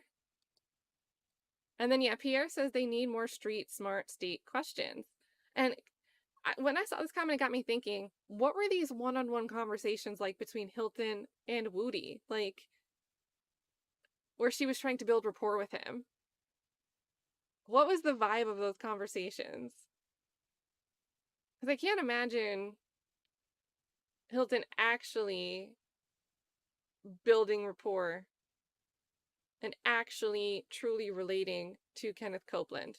Especially not after yesterday that, oh, I'm sorry for your loss. And then moving on. Like that disingenuous, I'm sorry for your loss. When it was mentioned that Threat was killed. She just... What kind of rapport do you have with somebody if you just give a weak, disingenuous, I'm sorry for your loss? But yeah, thanks so much, Pierre. And then also, Mr. Copeland, everything you said in all the interviews about my client was a lie. Defense passes the witness, Your Honor. No more questions. I mean, it could be effective. I'm sure from some of the attorneys we'll see that. Max Shart, it's stylistically his style to be a bit more long-winded with his questioning, plus the things that Copeland said implicate his client pretty strongly compared to some of the other co-defendants. So, for specific charges, not just, overt acts or RICO as a blanket.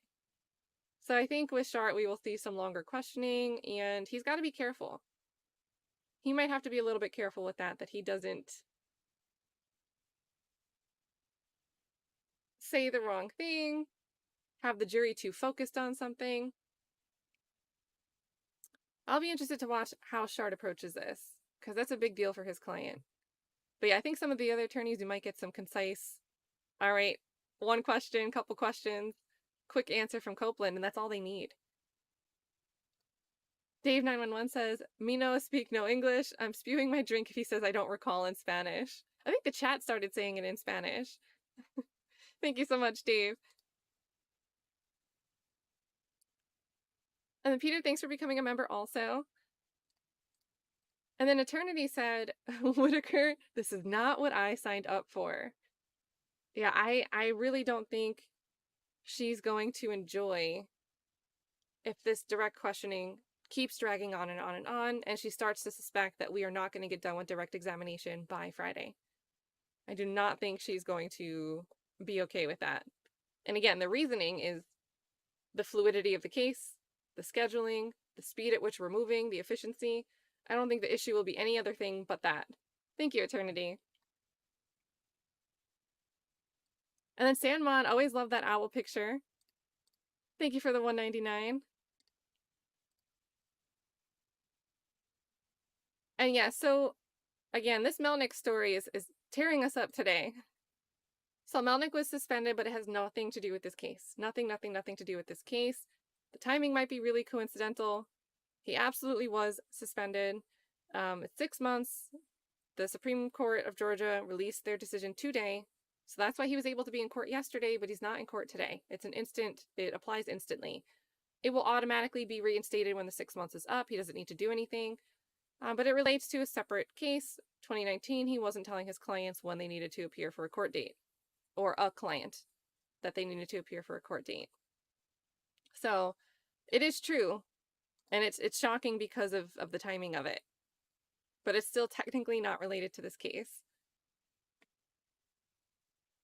And so thank you for April Pitts on that, and also Clock It Got Him.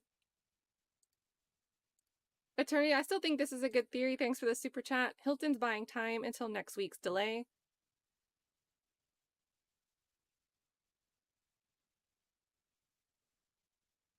And Blue Sky says, "What criminal witness has really cooperated on the stand?" I think it's tough, but I do think there are people that actually act like snitches. And, Woody's definition of snitches, I think, is really accurate. You're not really a snitch if you're a liar. You're a snitch if you tell the truth, that someone doesn't expect you to go and tell somebody else, right? So I think there are actually a lot of cases where you get snitches on the stand, which might be a little bit different than, I'm a criminal that lied to cover my own butt, and then I'm still lying on the stand. I'm obviously not going to cooperate because it still benefits me to continue to lie or be unclear or point in the other direction. Because I still don't want a target on my back, even if maybe I have immunity and someone tells me I'm good, that it's fine. Because even if he had blanket immunity, feds can't touch him. Let's assume that. Someone else could get mad. Yesterday he was concerned that Threat's family would be upset if he started talking about Threat. And that's reasonable. So I feel like it's more likely for an actual snitch to cooperate on the stand than for someone who lied and actually participated in criminal activity that somebody else is getting blamed for to cooperate on the stand. Because they still need to be careful that they don't trip themselves up, get themselves in hot water, put themselves in the line of fire of street justice, and what have you. So thank you, Blue Sky. And Terry Hobson, I think this is true too. So he's actually messing up talking about Woody by getting emotional and giving drops of information. They're going to use it to bring in other things. He's not the only witness. That's why I think when we get to Detective Dennis, especially since we heard yesterday, Love thinks she should be able to, and clearly plans to bring in that Operation Planters PowerPoint. We're going to see more of this stuff. And what they're really going to try to do is just find one or two pieces of information that, if Woody was saying it back then, it would be highly unlikely that he was just making that up. So if he was saying it back then, the other things he's claiming to have made up, if he got this weird little detail that someone probably wouldn't just conjure out of nowhere, he might have also been telling the truth about the other things he said in these interviews. So that's the angle the state's trying to take. It really depends on their organization with the future witnesses if they're able to do that. I think they can find a way to use a statement that Woody gave one way or another. But will they actually cleanly and in an organized fashion get another witness to tell the story in an organized manner that the jury will digest it? So thank you so much, Terry.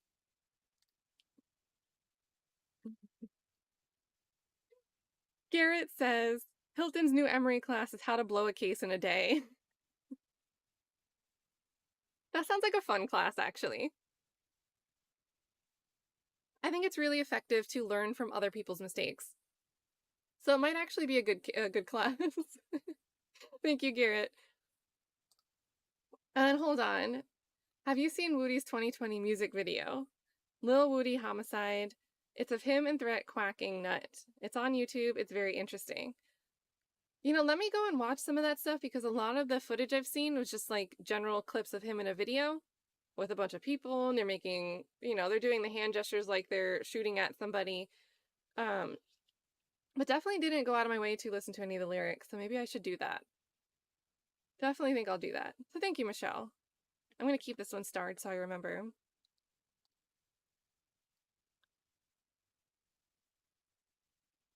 And then Patrick Taylor says, does Woody have help there today? I don't know. I don't think he does. Does Woody have help today to help with the asked and answered? And all the slightly rephrased questions. That's why Woody's losing his short temper. I do think that this is why we're getting a slightly different... You know, the joke is that he woke up feeling different today. And I think it's because he might not have an attorney there, and he might be questioning what he might have understood his immunity covered yesterday. Like, just crazy. I don't know. And remember, it was a big deal to Glanville to have him represented. And now, my guess is that he's not sitting there with representation in the room with him. And now he's saying, I'm innocent of everything. Like, Albert says, since Hilton deemed him hostile and has stated everything he said to detectives in the interviews, won't the videos be cumulative? So, a little bit, but at the same time, there is a difference between showing the demeanor, right? So, and honestly, even with an audio, there could be a difference. It could add something new.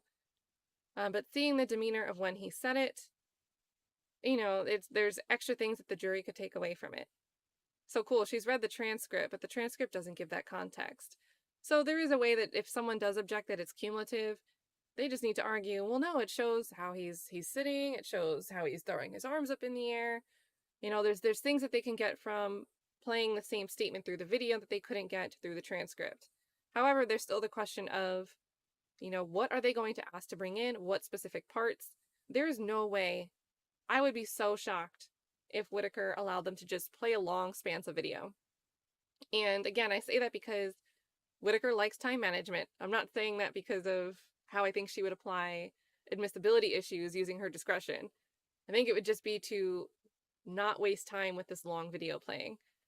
But I do think that a judge would side with someone saying, look, this video, unless there's something prejudicial in it, if it shows demeanor, it would add something that just reading the transcript wouldn't show, and will allow you to play the relevant segment, the short and concise segment.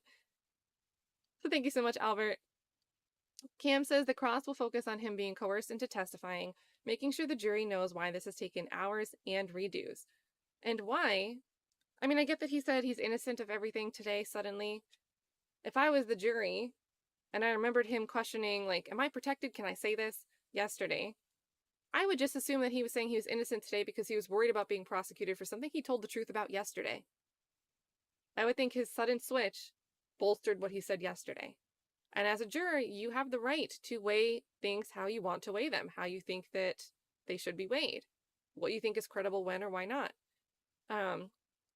But I do think if the defense gets up there and the larger part of their questioning is back in June, those things you were saying in June, why is how you testified in June, not all the way back to police in 2015, but June of this year versus July or August.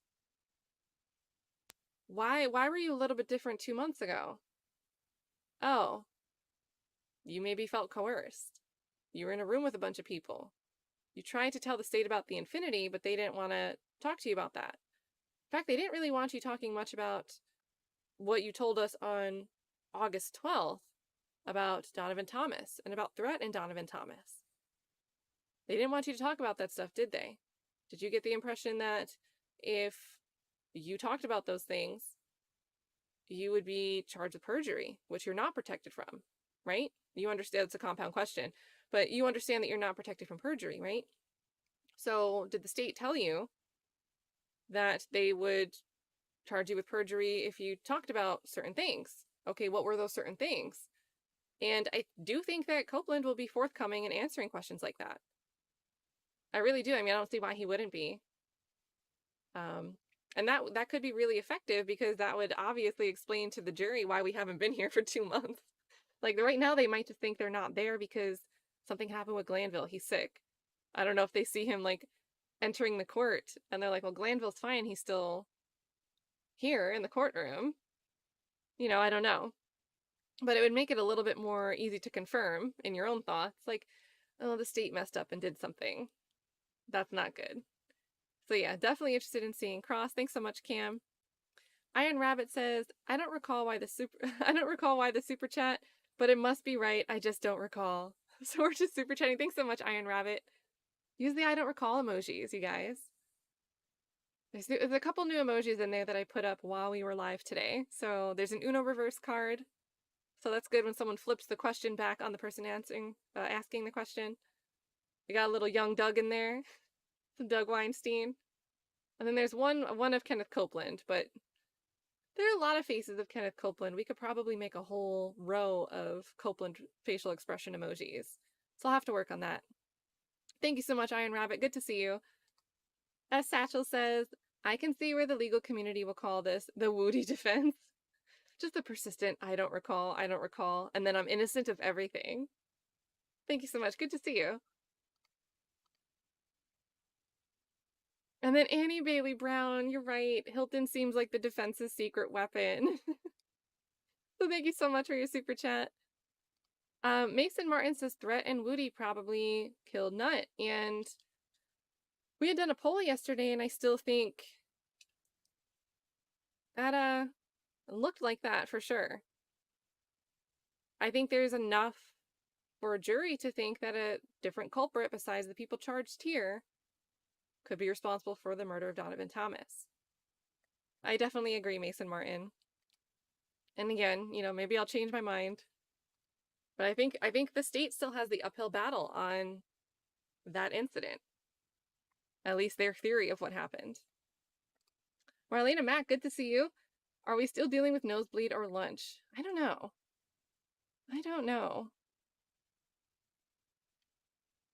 As you know, I can imagine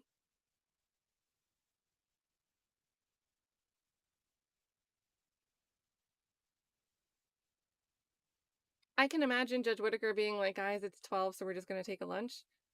Let me zoom out. Sometimes a long crime chat will know.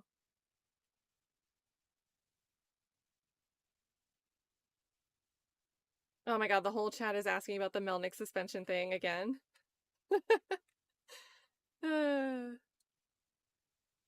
That's gotta suck. Like, that could have been under the radar. That could have been under the radar if he wasn't, like, launched into spotlight because of this case. Oops.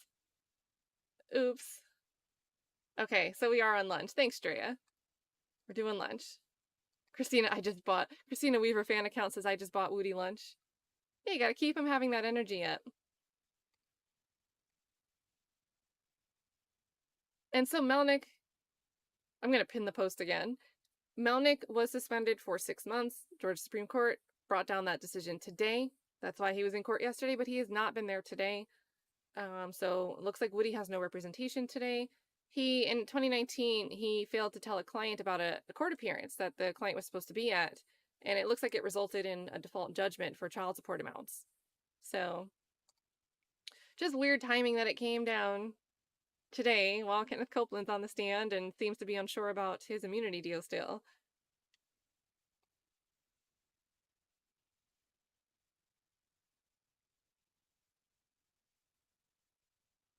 And so let's pull this back up. And then, yeah, are we on lunch till 1 then? Which that's kind of good that she didn't, the nosebleed and then still an hour 25, hour and a half for lunch.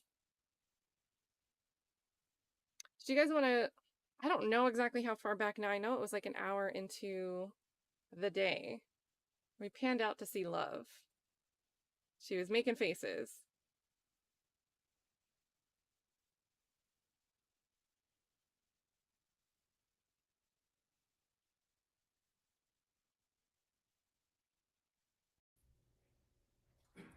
Is this one? I of mean, them? what? And your response? Told to the police.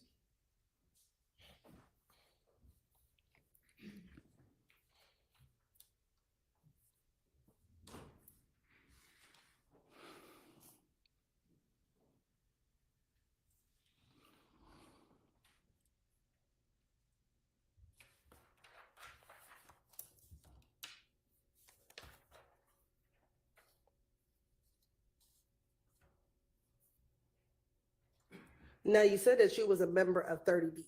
So 30 Deep again? Nah, I just said that, but Was 30 Deep also known as the Blue Jeans Bandit? I don't know. That what y'all labeled it? Have you ever heard 30 Deep be a reference as? I don't recall. What Bloods are a part of YSL? Huh? What Bloods are a part of YSL? What you mean? What Bloods are a part of YSL? You can't. I don't recall.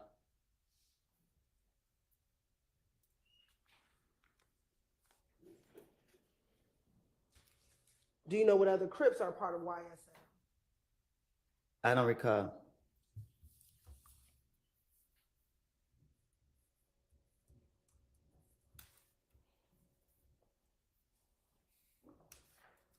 And earlier, did I hear you clearly when you said YSL has Crips and Blood, so it can't be a gang? Did you say that? Because you got to understand, if you're a gang, right? So you a Bloods. The Bloods won't let you say that you YSL or you 30 Deep or you MDC. You going to even be Blood and whatever that is, a Crip or whatever that is. You can't be three different things. Like, where they do that at?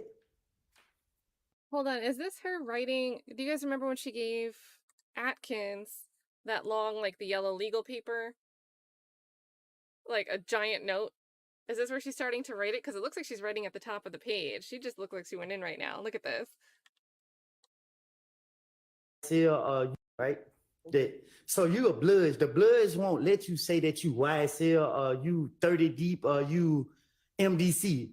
You going to even be Blood and whatever that is, a Crip or whatever that is. You can't be three different things. Like, where they do that at?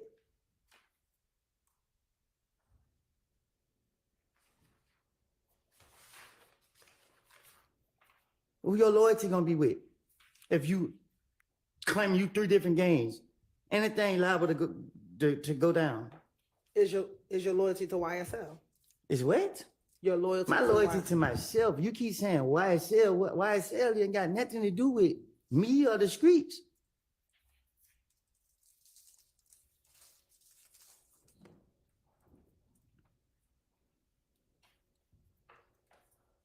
I just asked you whether or not Thug gave you money to flex on the stage, and your response was he did not give you money, correct? I tell the investigators anything. That's what my response was. Okay. In that January 28th interview, did you tell them Thug gave me money and I'm on stage flexing the money? I don't recall what I told no police.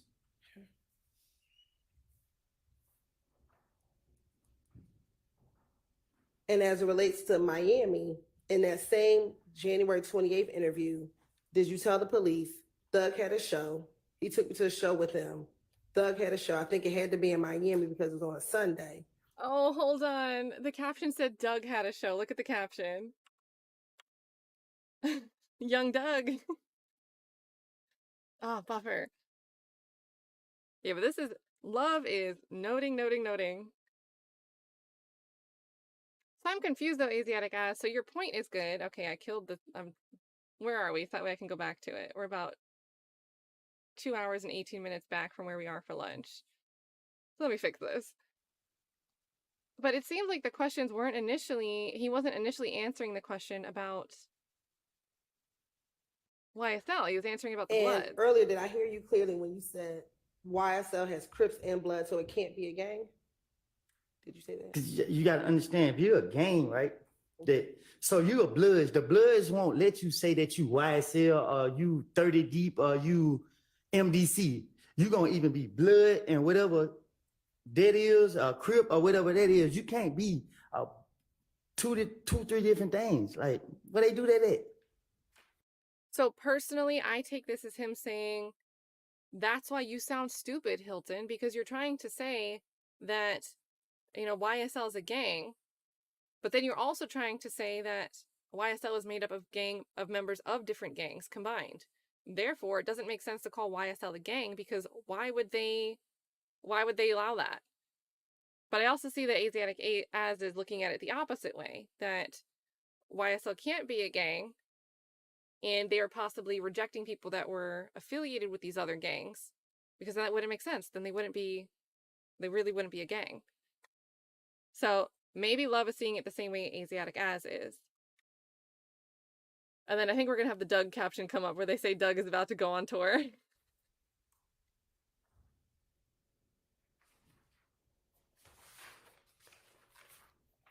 Who your loyalty going to be with?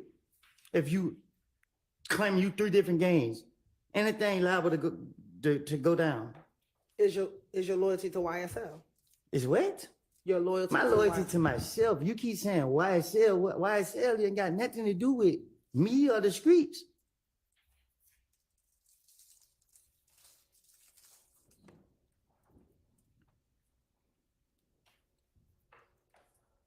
I just asked you whether or not Thug gave you money to flex on the stage, and your response was he did not give you money, correct? I tell the investigators anything. That's what my response was. Okay. In that January 28th interview, did you tell them Thug gave me money and I'm on stage flexing the money? I don't recall what I told no police.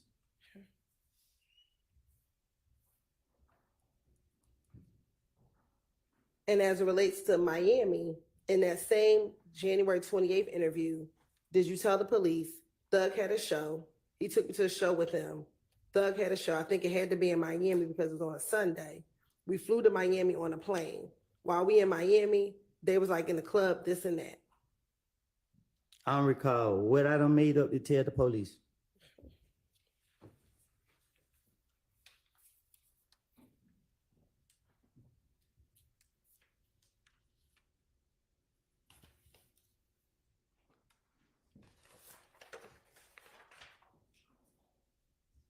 After this February 21st interview,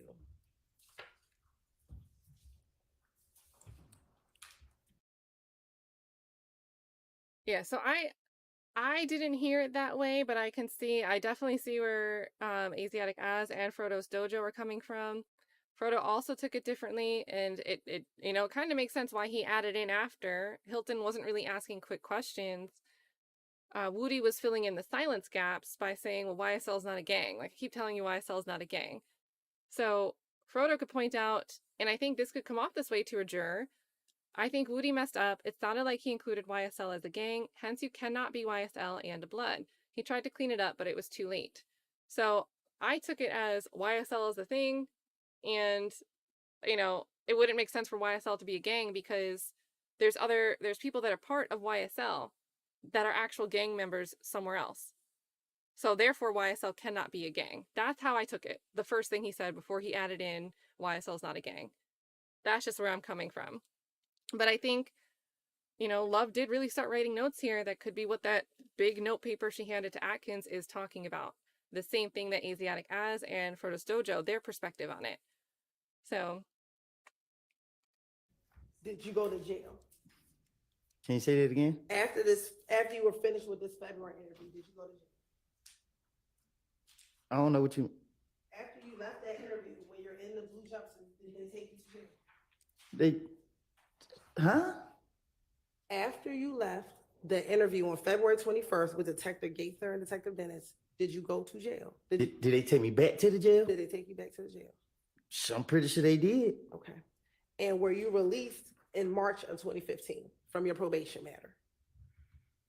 After y'all false arrest me, Were you released from jail in March of 2015 from the Pope? I was released, I don't know when. Okay. After March of 2015, before June, did you ever go back to jail? Between March of 2015 and June, do you recall going back to jail? I went to jail every time the police saw me. Okay. Did you ever go back to the Fulton County Jail between March and June? Huh? So back in 2015, Right. you got out after this probation violation, correct? You got out of jail, correct? Yeah, I got out. Okay. And we know the next time you went to jail was in June because they arrested you at your house, correct? No, they locked me up at Deshaun house. Excuse me, at Deshaun's house, correct? Right. So I'm asking, between the time you were released in March and the time that you got arrested in June at Deshaun's house, did you go back to jail at any other time between when you were released and when you got locked up? Yeah, I think I went to jail like 3-4 days after I got out. Okay. And was that in Henry County? Yes. Okay.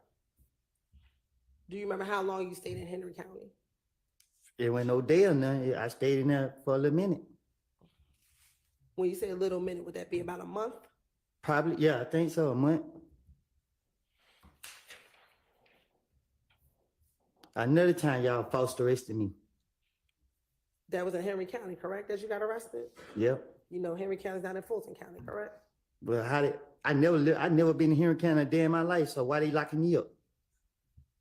Because y'all told them to. That's a different county, correct? Y'all all work together. Is Henry County a different county? Okay. And this was disavow for Miss Nurse earlier. Now, during Henry this County time, alone. between March and Oh man, and I think this is a good time to have this conversation here. I saw a lot more Melnick commentary coming in through the chat. Big deal. And I'm losing the chat now. I'll see it in a second. Yeah, there we go. Nini says, I told y'all Melnick was a crappy lawyer. We also have some questions in the chat. That maybe, thanks to Positive Q, I'm sure Melnick is in communication with Woody. Why now suspend Melnick's license from 2019? The state of Georgia didn't want Woody represented. Is this a scenario where two things can be true at the same time? Because I'm kind of leaning towards that. Melnick missed giving his clients a date for an appearance, and it caused them to be paying a child support amount that they might not have to pay for years following after this 2019 miscommunication, mistake, failure to follow up and do your diligence and communicate with your client. But I still think, is it Melnick's fault that they plan to do these ex parte meetings? I say meetings because it's June 7th now and the 10th, when they knew he was going to be on vacation. Is it Melnick's fault that they didn't look and see that a witness that they wanted to speak with probably has an attorney? I still think that's all on the state. I think that is all on the state. But at the same time, last week when we had the Zoom call where Melnick showed up, he spoke briefly with Kenneth Copeland. You know, maybe we don't know how much was actually discussed during that brief catch-up time. And then yesterday, if Melnick was in the courtroom later in the afternoon, when Copeland asked, and it was really Hilton that answered, am I protected from federal prosecution? Was Melnick there? Was he paying attention? You know, I think it's possible maybe he was over it. Maybe he wasn't really paying attention. But also that the state messed up and were trying to be shady in approaching and speaking to a witness without their lawyer, without notifying their lawyer. So I think it's possible two things are true. I'm convinced, my own conclusion is that the state was acting shady in trying to talk to witness Copeland. And I think it might seem possible if Melnick is failing to communicate with a client about something pretty important. Yeah, maybe he's a little bit more lackadaisical. I don't know. Not trying to disparage anybody, but it was really interesting what happened yesterday with those questions about federal prosecution. Yeah, and this is the thing too, it's still suspect. So even this thing that's coming down on him today, is it just because they move slowly? When did the client, I don't think the client brought any attention to it until 2020, the year after, when they had learned that, hey, I might not have to be paying this child support amount. I'm realizing it now. Then I'm just a person, right? So I have to figure out how I can even try to complain about something with proper channels to follow. So it's still possible that this issue could take this long to actually sort itself out and for there to be any repercussions coming down. But it's just so coincidental. Like, come on. It would be different if you told me, hey, this 2019 bar issue, you know, 4 months ago this happened. Melnick's license happened to be suspended. Nothing to do with this ex parte meeting and them trying to speak with Kenneth Copeland. It's just so coincidental that exactly on August 13th, this comes down. Very odd. I agree, MG Law. And I think a lot of people are saying it could be both things being true. I don't know what we're talking about, but Jay Hilo is saying, legal vices, can you be more Pacific? Good old Korean lawyer. Be more Pacific.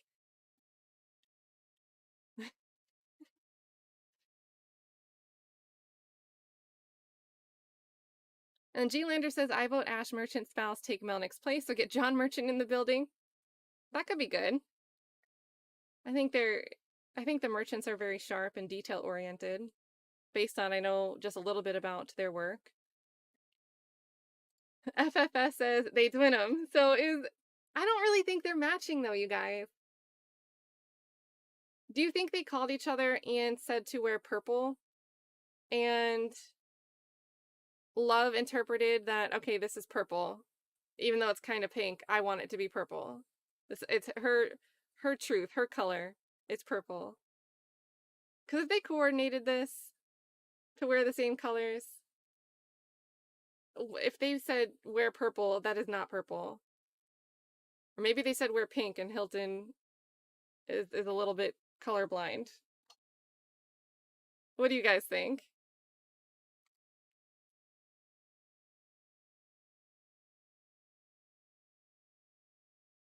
And S. Satchel, thanks for the 5. Yes, Young Stoner Life Records is a record label. It's confirmation of some of Woody's testimony. So they are, like, undoubtedly a record label. They do stuff that's for the music. They do these tours. They're at concerts. They do promotions. You know, they hang out at the studio in some way or another. And the state's trying to say, well, the studio also is a spot where people go and discuss the things that they're doing in furtherance of the criminal street gang activity. And, you know, they're trying to take all of these things, and it's possible that those things could be used. You know? Can't separate necessarily all the time. Music and drugs can have an overlap. Drugs and crime can have an overlap. You can just bring it full circle. So whether it's a record label or not, they're also trying to establish it as a gang. So thank you for the 5. Patrick Taylor said, great job deciphering my stroke text. Sorry. No problem at all. No problem at all. I've had a lot of practice deciphering difficult to read text messages in my lifetime. Mark Harris says, what time is her Perry Mason moment expected? Friday when Judge Whitaker cuts her off and tells her, you've been going too long, this is enough. It'll be the opposite of a Perry Mason moment. Patrick, I agree. Woody is already feeling paranoid today, and they take his attorney. Exactly. That's why the timing is just unbelievable. Unbelievable. And King Divine, this is how simple it is to me. This is how I understood what Woody was saying from the start. That there is no gang that has both Crips and Bloods within it. It just doesn't make sense. It's not logical. So that's exactly how I heard it even before Copeland said, look, and YSL's not a gang. I keep telling you this. So thank you, King Divine. You said it so succinctly there. And then Sheeny Beanie says, so Melnick is suspended for 6 months for failure to notify, but Love and Hilton get to have unlimited Brady violations. Yeah, but they have to take a class. They have to do a replay of a training. So they're not completely in the clear. They have to watch like an hour, 2-hour video at their leisure. Like, that's so difficult and so hard. Such a cruel punishment. Fulton County is absolutely wild. Thank you, Sheeny Beanie. Let's see what else. This part of the replay, do you guys want to go to another section? Let me know. In June, were you still being accused of killing Nut? I don't know.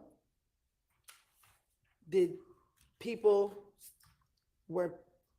you still believe that people thought you killed Nut?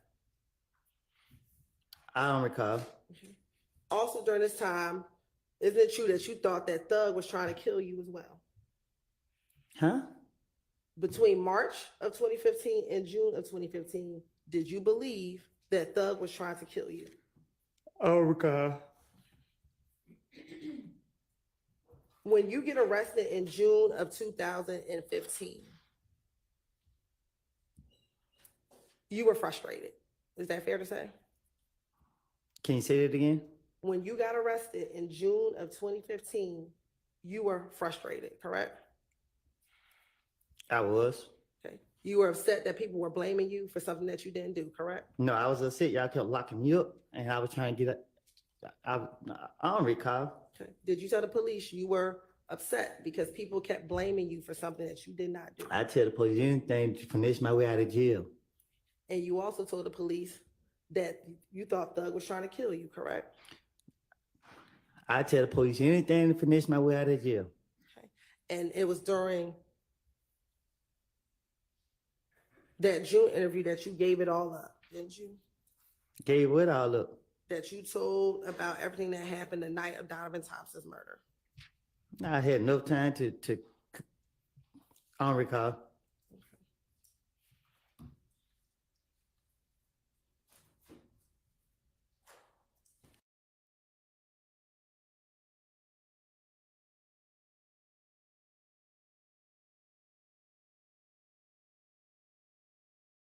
Yeah, I think when I try to fast forward, it just buffers for me. So I think maybe I just shouldn't try to do it that way, and I should just click a timeline indicator. You told the investigators that they were trying to kill you. That who was trying to kill me? That Thug and them were trying to kill you. I don't recall. Do you recall, did you ever text Thug's sister, Dolly, to ask her if Thug was trying to kill you? I don't recall. Okay. Do you recall that telling the phone number part. detectives that you texted Max and asked her if Thug was trying to kill you? I don't recall. What I done told these people. But I'm not gonna tell them the truth. Keep telling you that. And were you concerned that they were trying to kill you because you had told on them? If I done told on them, they would have been in jail if they did anything that I was telling on them about. Did you tell the detectives that they were trying to kill you because they think you told on them? And I'm like that. Okay. Matter of fact, Detective Gates asked you, why is everybody in the world trying to kill you? And your response is, they think I told on them. If you get in front of the police, play stupid, mislead them. I don't recall what I done told them. That's why I can't tell you, yeah, I remember telling them this. I don't recall. Okay. And you actually provided the detectives with Dolly's phone number, correct? I don't recall. Okay. And Dolly's phone number at the time ended in 1990, correct? I guess, I don't know. And I'm calling her Dolly, but you actually called her Max, correct? I don't recall. And you told the detective that her name is actually Dolly White on Instagram. I don't recall.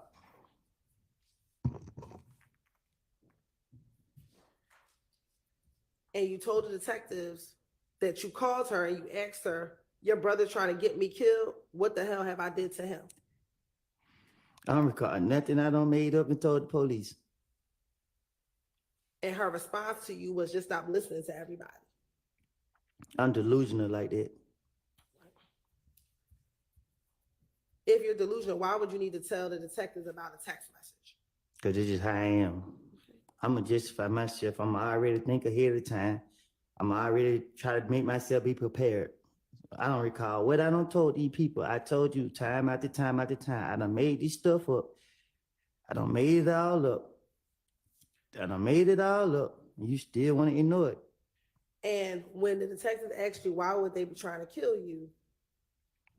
You said, listen, when Nut got killed and police called me down here, I came down here and I told them, look, I don't know what the hell's going on. These police acting like they think I killed this man. I keep telling them this. So if they were trying to kill me, if he got killed in January and I got locked up in June, I would have, if there was truth, if they were trying to kill me, so that means they were trying to kill me, and you said if they were trying to kill me, why ain't nobody kill me? Because last time I checked, I was in Mechanicsville every single day. So y'all gonna go off without a lie to the police then? At this point, we wasting time right now. Isn't that one of the questions you asked the police? I don't know why they haven't killed me yet because I'm always in Mechanicsville. Keep it on me. I don't know what you talk about. I don't recall nothing I said to the police. And also, when they asked you,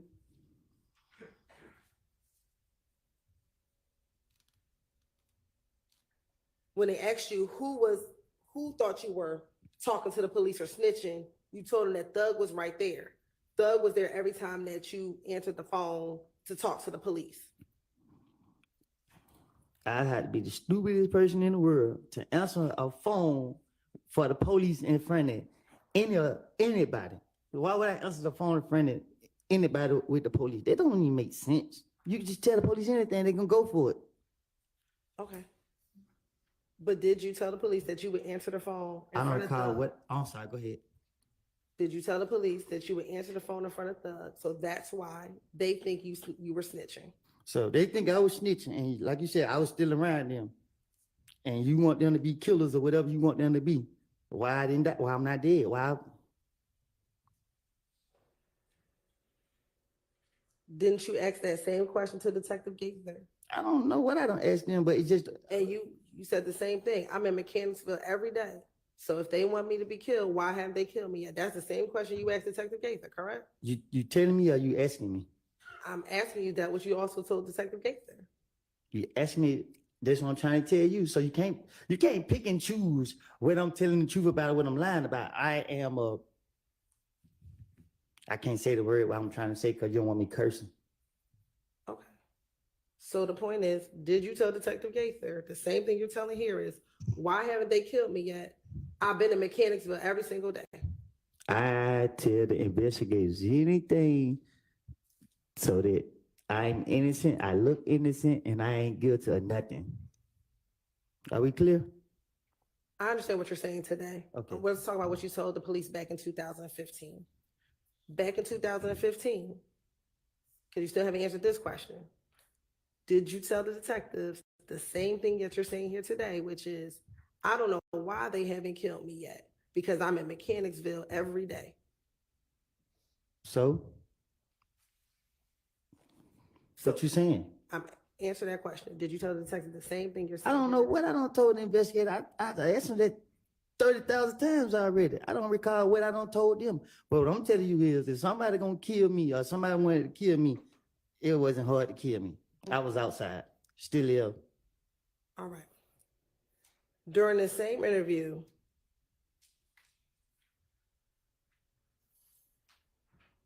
you were concerned that Thug did not want you hanging around him anymore, correct? I'm talking to the police. They're trying to tie this man into me. Did you tell the police in that interview, he think he did something, he got rid of me? And they asked you, what do you mean? He ain't want me hanging around him no more. I'm like, what the hell? You feel what I'm saying? What the hell? This N-word don't want me around? I get to asking Shannon and them, and Shannon's like, I don't know. If they wanted me dead, they knew where I laid my head at. They could have easily called me and be like, come here and kill me if they were living like that. And then they asked you, why does it matter to Thug if he talking to the police or not? If he had no say-so with what happened with Nut, you know what's going on? And your response is, between us, I want to say they had something to do with it. Who was they? Don't All of pull. them. Oh, I'm sorry. Go ahead. Don't pull them in my shenanigans. I keep telling you that. Y'all got me here to be truthful. All right. And when you said all of them, and Detective Gates asked you Thug and who? And you said Shannon and Beezy, all of them been acting funny towards me. I don't know if you know, which you already know. But I don't run behind nobody. So when the investigators are questioning me, I'm going to say whatever to spend them to get them off of me. Okay. And at that point, they asked you, how long have you known Shannon? And you said, longer than Thug has. And they asked, have you known Shannon for a good part of your adult life? And you said, we went to school together. Because I knew my motive. My motive was to put the blame on them to get it off of me. And then they asked you, you tell them, I'm going to tell you the truth. They did it. I don't recall nothing I don't told the police. And you said, I can't say who did it. And they said, who is they? You finished? Mhm. I don't recall nothing I told the police. And your response is, I can't say who did it. This is how I know did it. Thug and them don't know which one did it. I was at the house. And you begin going into what happened on the night of the murder. Is that correct? I don't recall nothing I told the police. Okay. You told the police back in this June 10th, 2015 interview, baby mama, she woke up. And I'm like, where you at? She at the Family Dollar on Auburn. And she's on the way. And you're telling the detective, this is the night of the murder. Do you remember this? I don't recall nothing I told the police. And he said, is it true? After that night, the murder happened, I called Thug. He always answered for me. I FaceTime him. He hung it up. I'm like, damn, I called D. And D like, where you at? I don't recall nothing I told the police. I made it all up. And they clarified, D, is that the Mikion? You asking me? I am. I don't recall nothing I said to the investigators. And then she said, yeah, the Mikion. I don't talk to the one from Cleveland. D. I don't talk from D on Cleveland. Oh, I'm about to get. Oh, I'm sorry. Go ahead. You want to take a break? No, you good. Okay. I'm about to get this car, this white Charger. Do you recall telling the detective that you were going to get your brother's white Charger? I tell the investigators anything as long as it ain't telling on myself. Okay. He said, all right, I go to my brother's house. He going to give me the car. And I pulled up to the green store. I don't recall nothing I told the investigators. You then told him again, I called Thug. I ain't called D, and he didn't answer. I think you just asked me that, and I just told you I don't recall nothing I said to the investigators. Okay. You then tell the detectives, I pull up at the green store. I talked to Little Reddy. Me and Little Reddy talking, and D said he was on Cleveland. So then you went over to Cleveland. I don't even know who Loretta is, but I don't recall nothing I talked to, none that I told the detectives or whatever y'all want me to say. Okay. You then tell the detectives that you leave from Mechanicsville and you pull up to the McDonald's on Cleveland Avenue. I don't recall nothing I don't told the investigators. Okay. And do you recall going to the McDonald's? I don't recall nothing. Okay. And you told the detectives when you pulled up to McDonald's that D was with Bentley and them, correct? I don't recall nothing. And is Bentley OG Bentley? I don't recall nothing. Okay. And when they asked you who else was with you, you told them Nard.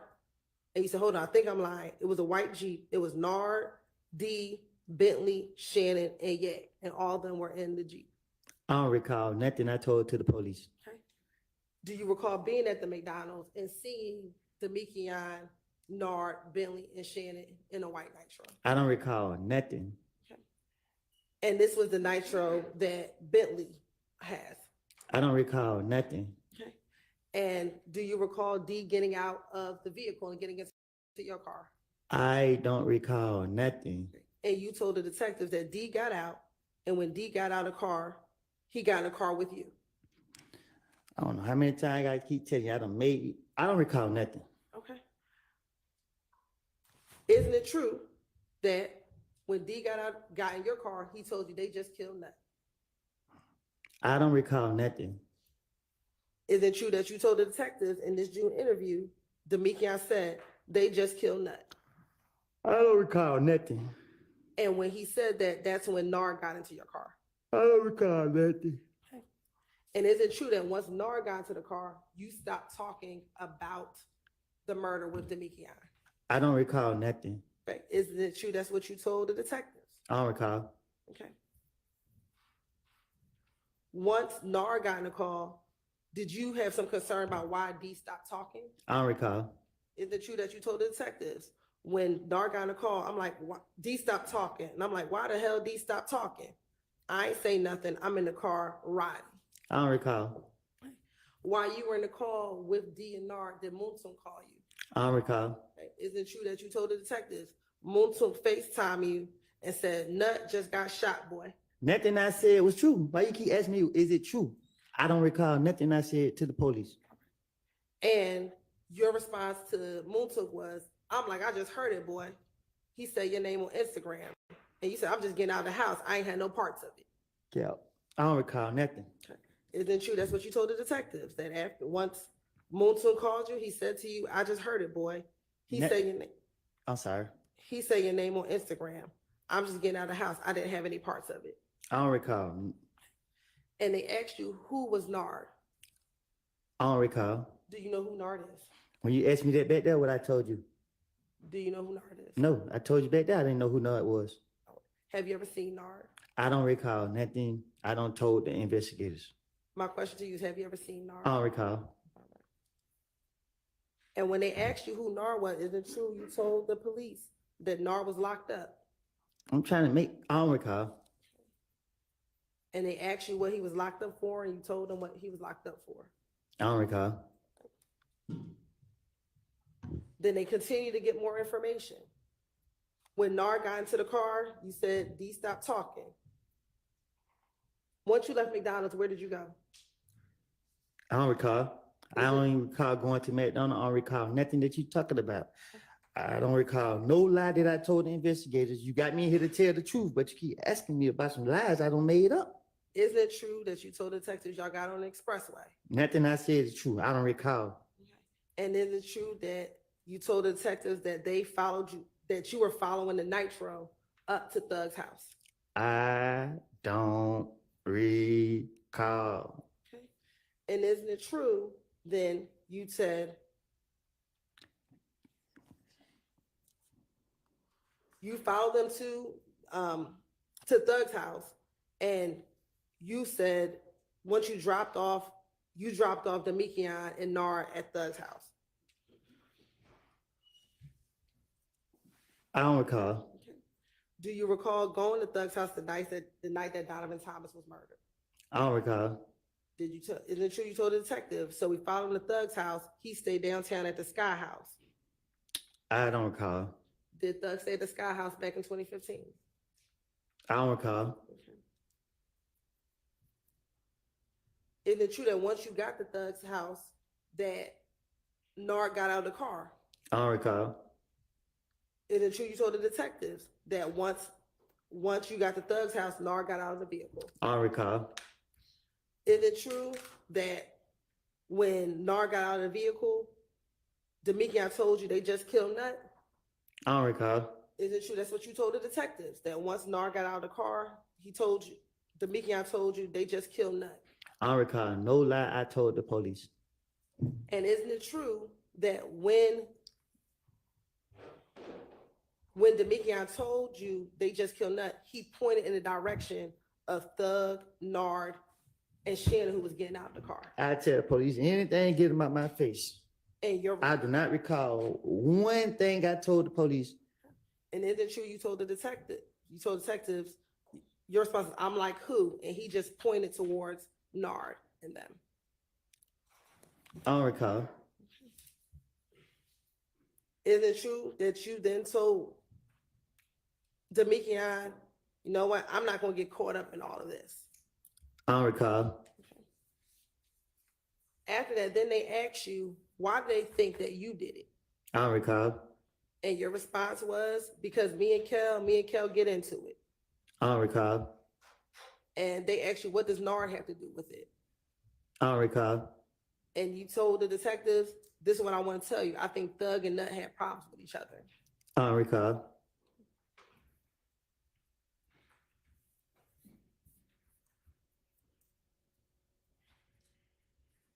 And weren't you telling the detectives information that you learned from Demikian? I don't recall. And they actually asked you if Demikian would come down there and talk with them, correct? I don't recall.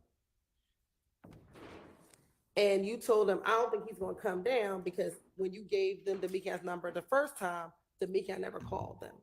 I don't recall. And you actually told the detectives you encouraged Demikian to call the police. I don't recall. And you told the detectives, I told D, I love you too much. I helped you. These niggas not for you, bro. And you gonna go with them.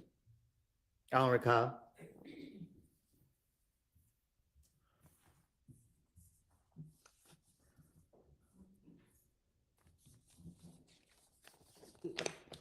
Didn't D tell you that they hid the car and the guns after the murder of Donovan Thomas? I don't recall. Isn't that what you told the detectives, that D told you that they hid the car and the guns? I tell detectives anything they want to hear. If they go for it, they go for it. I don't recall. And didn't you tell the detective it was a gray car? I don't know. I don't recall what I told them. And you said you knew what the car was because you had saw the car on video. I don't recall what I don't told them.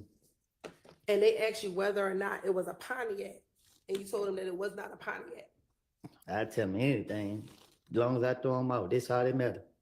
You also told them that it was a rental vehicle, correct? I tell them anything to throw them off.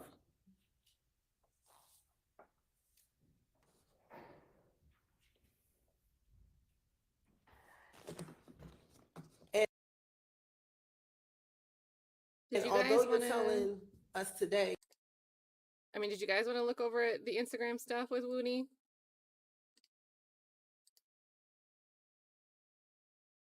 there even a replay? Oh, it's just short. So it's him and Teddy, and it says me and my attorney.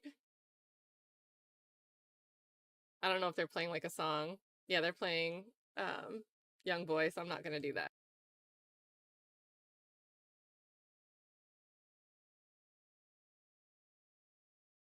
So wasn't gonna play the song there. Don't want to get a strike or anything. But yeah, just Seti and Woody, and the caption said my attorney. I don't know if you guys want to go to a different part of this. We're approaching the end of lunch too, so as long as they're back on time. We've got like 10 minutes to go.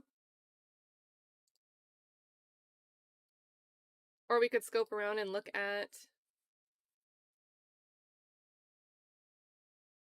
that Georgia Supreme Court decision with Melnick. It was a bit long.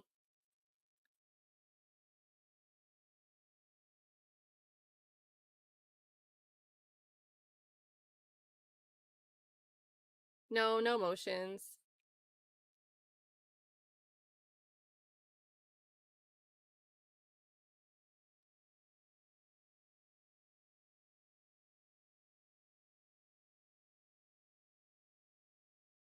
And if not, there was a part when they came back from a break too.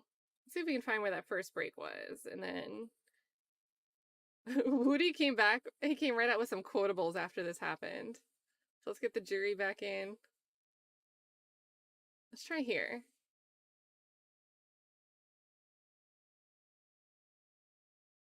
any of Thug's songs. Huh? Did Thug mention you in any of his songs back in 2015? Back in 2015? Yes, sir. I don't know. Okay. do you recall telling the detectives that he puts your name in these songs and he doesn't know, you don't know why he puts your name in these songs? I didn't like him rapping about me. Why didn't you like him rapping about you? Huh? Why didn't you like him rapping about you? Cause it's my life. Like, don't be lying on me.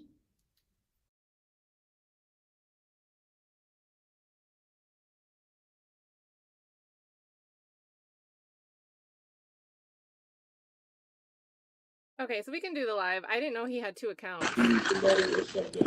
You literally just. No, he's just eating. The same shit. That's what they said.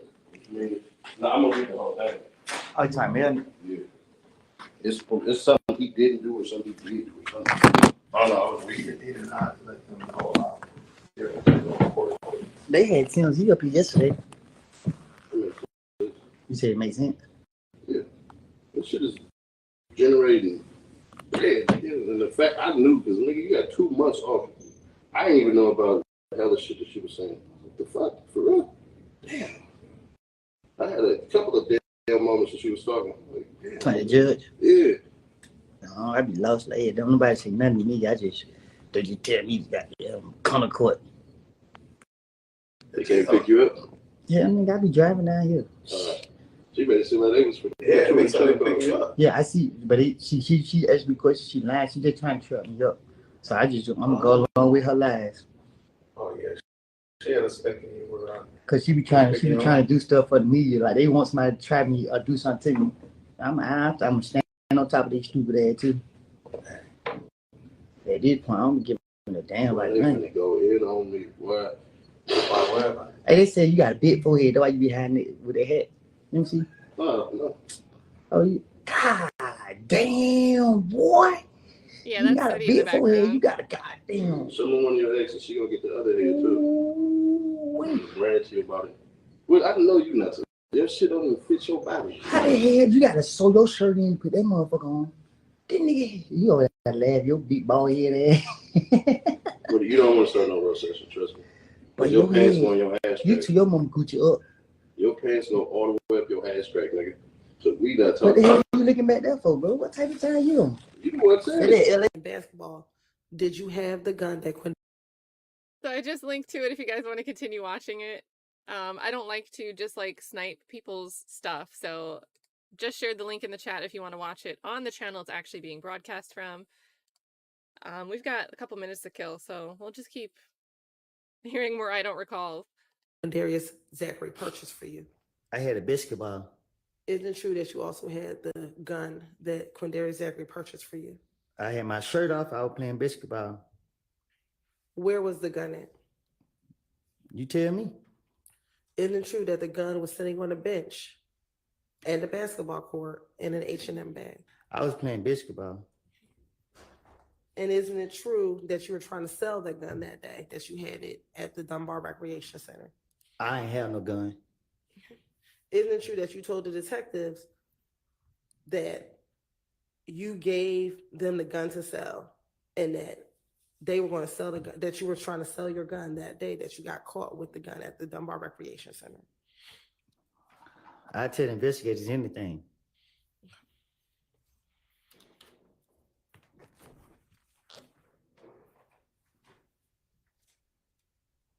Matter of fact, isn't it true that you told the detective, when I was locked up, I called one of my partners and he was like, get some money, can you help me out?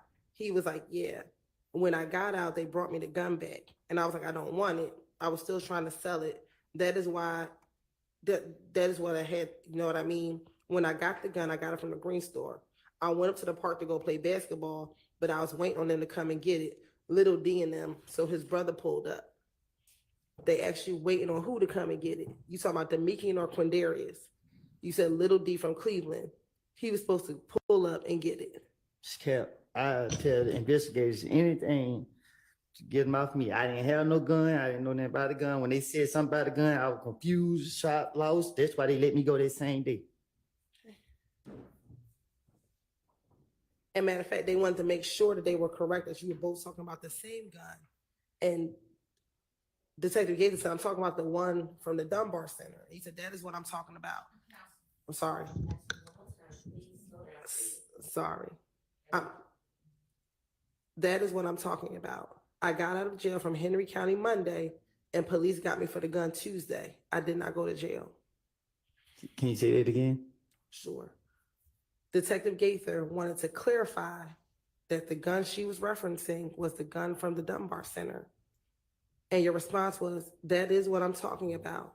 I got out of jail from Henry County Monday, and police got me for the gun Tuesday. I did not go to jail. Can you say it one more time? Sure. Isn't it true that Detective Gaither wanted to make sure that you both were talking about the same gun?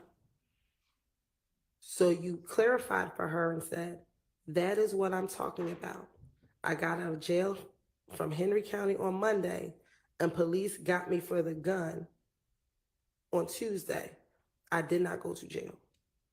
I don't recall.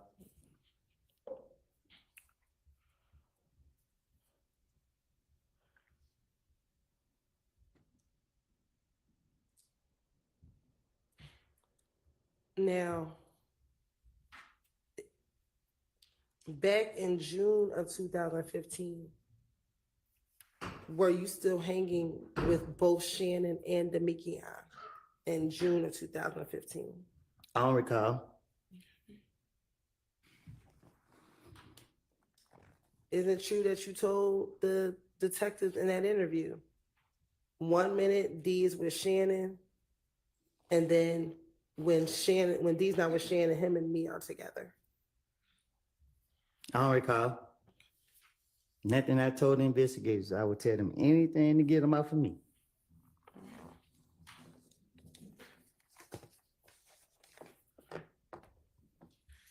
Back in 2015, did you get all of your information from Little D from Cleveland? Excuse me, Little D from Mechanicsville. Say that again? Back in 2015, because you were locked up from parts of time, did you get all of your information from Little D from Mechanicsville? I'm Mr. Make Believe. I make it up. I don't recall. Nothing I done made up. I keep telling you that. Isn't it true that you told the detectives in the same June 2015 interview, I get all my information through Little D, and they clarified which Little D, and you said Mechanicsville. And they said, so Demikian, and you said yes. I don't recall. Nothing I don't say, whatever I made up to the police. Okay. Do you recall saying that he's always in the midst of everybody? Everyone talks through him. You know what I mean? I can always just ask. I can call Lil D right now, and he will sit here and tell me what's going on. Nah, I don't recall nothing, but I do know that I tell Lil D what to say. So if I told the investigators go ask Lil D something, it's because I don't told Lil D to be prepared for it.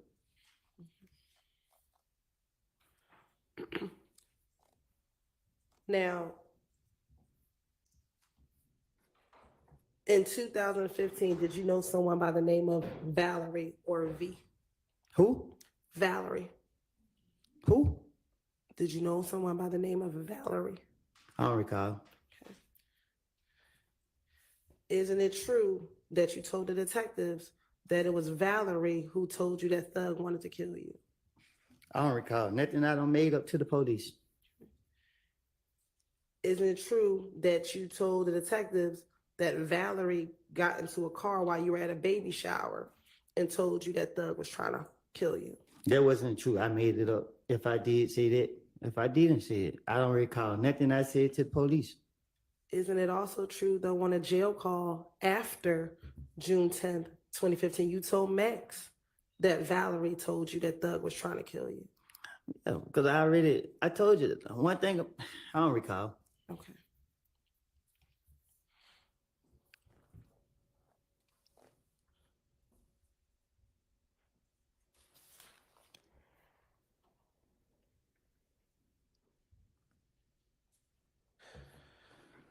Now, is it true? Well, let me ask you this. After Valerie told you or that Thug was trying to kill you, did you try to reach out to Monte or Yet Gotti? No, I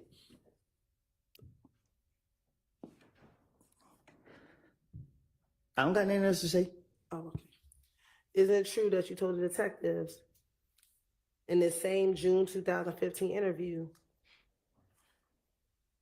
you saw Monte and They're still not detective back gave from asked you lunch. I which have the screen up Monte? in another Your tab. response, yak. Like day before yesterday, went to the graveyard. When I seen him, he was at my cousin's house.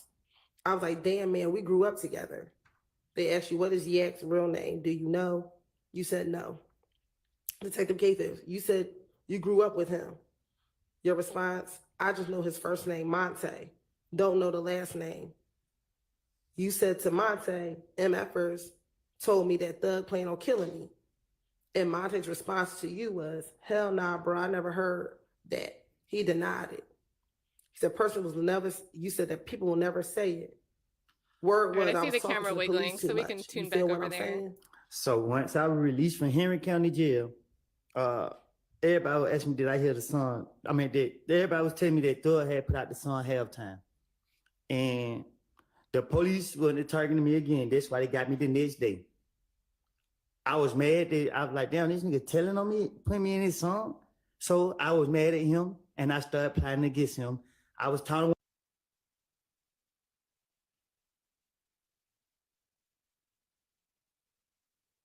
Yeah, so that was one last important part from Woody. He did get mad about Thug putting out that song in June, even though it was recorded before everything, because once they put that song out, they came to Copeland looking at Copeland. So we are back over to the live stream.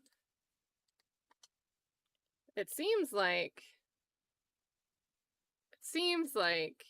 they wouldn't be starting back on time if Woody was just still on live with whoever. So got to get the witness back.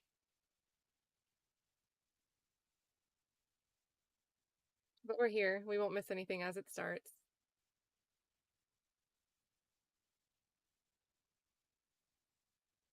Yeah, I think that's confusing too. Like, you know, they hear something and then they suggest it to a witness, and then the witness, now they have something to go off of. And then for Woody specifically, he specifically says, take what they say, I take the time to learn what they're trying to hear, and I figure out what I need to tell them to give them what they want. So he's definitely going to take them feeding him, cook with it a little bit, and serve it back to them.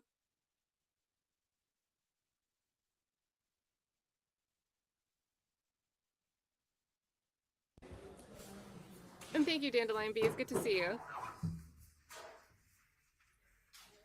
I think I gotta move the captions. Let me move the captions.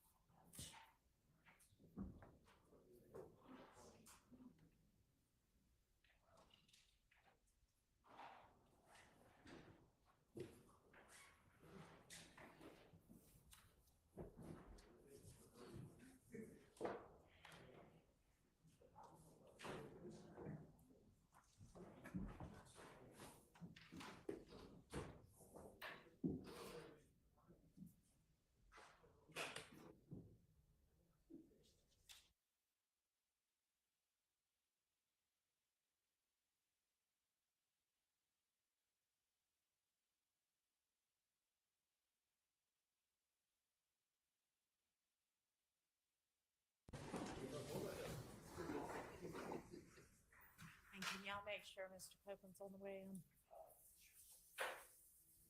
Gotta make sure we get our witness back.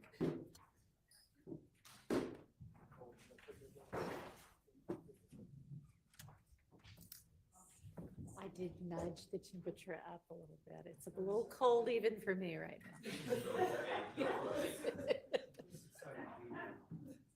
Right. Yeah.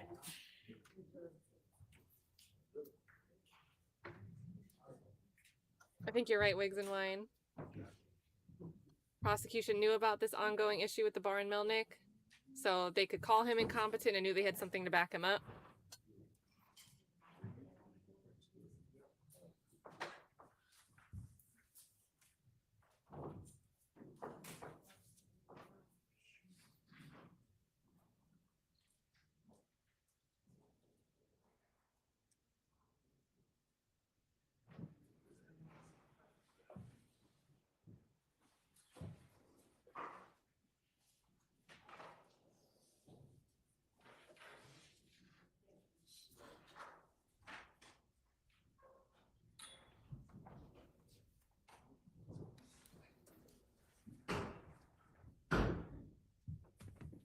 G. Lander calling how they're focusing on song lyrics. They're gonna arrest the guy that's saying I shot the sheriff. Thank you. All right, go ahead, Ms. Tillman. Y'all be seated.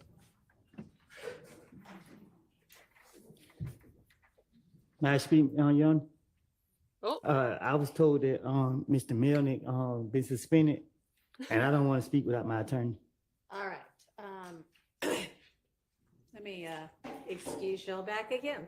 All right, give us just a so second. he didn't know, or maybe like I don't know. He probably knew he wasn't there, but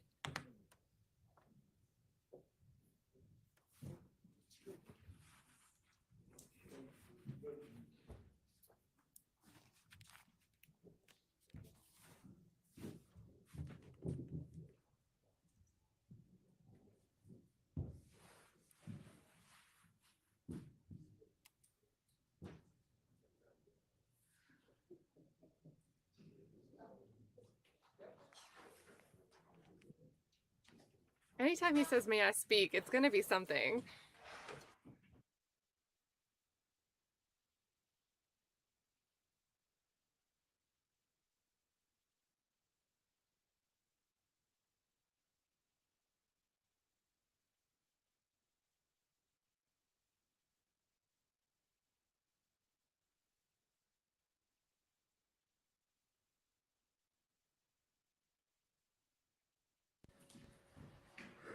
Yeah, that was brought to our attention fairly recently as well. The thing Defined is, fairly he's going to be recently. suspended for 6 months from practicing.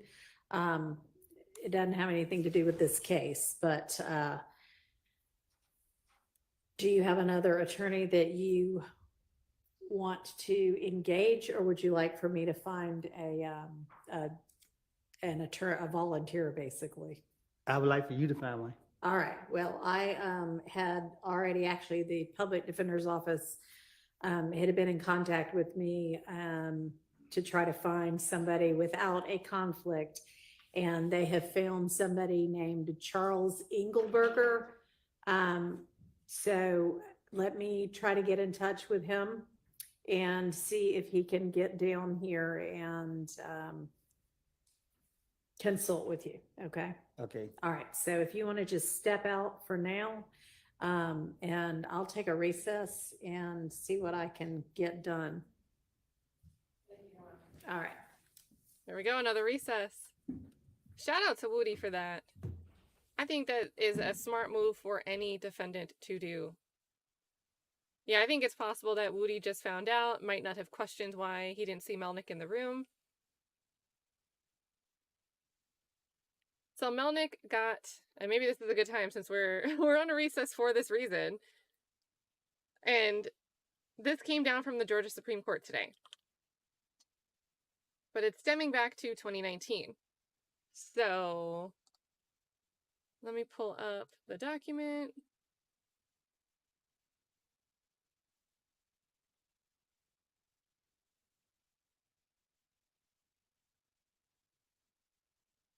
And we know that, Woody was just, if you left during the lunch break, Woody was live with Seti Nash, and Seti Nash was asking him, because Seti's at the courthouse, Seti was asking him, I guess, if he knew about Melnick. I came into the feed mid-conversation, and they were talking about Melnick no longer, being able to practice law for the next 6 months.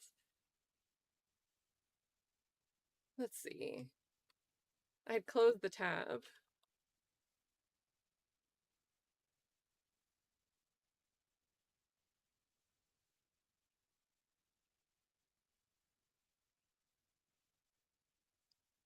Okay, so this is the decision from the Georgia Supreme Court. You can see that it is dated today. And thank you so much, Chris Hayes. We're going to go over this. I just want to pull the chat down so the whole screen can be visible. And again, I'm listening to the court feed in the background, so I'll hear it if they come back. And you guys will tell me in the chat anyway. I know you will. So this is 25 pages, but if we skim through it, you know, the point is the lawyer's supposed to act with reasonable diligence and promptness in representing a client. That includes promptly informing the client of any decision or circumstance with respect to which the client's informed consent, as defined in Rule 1.0, is required by these rules.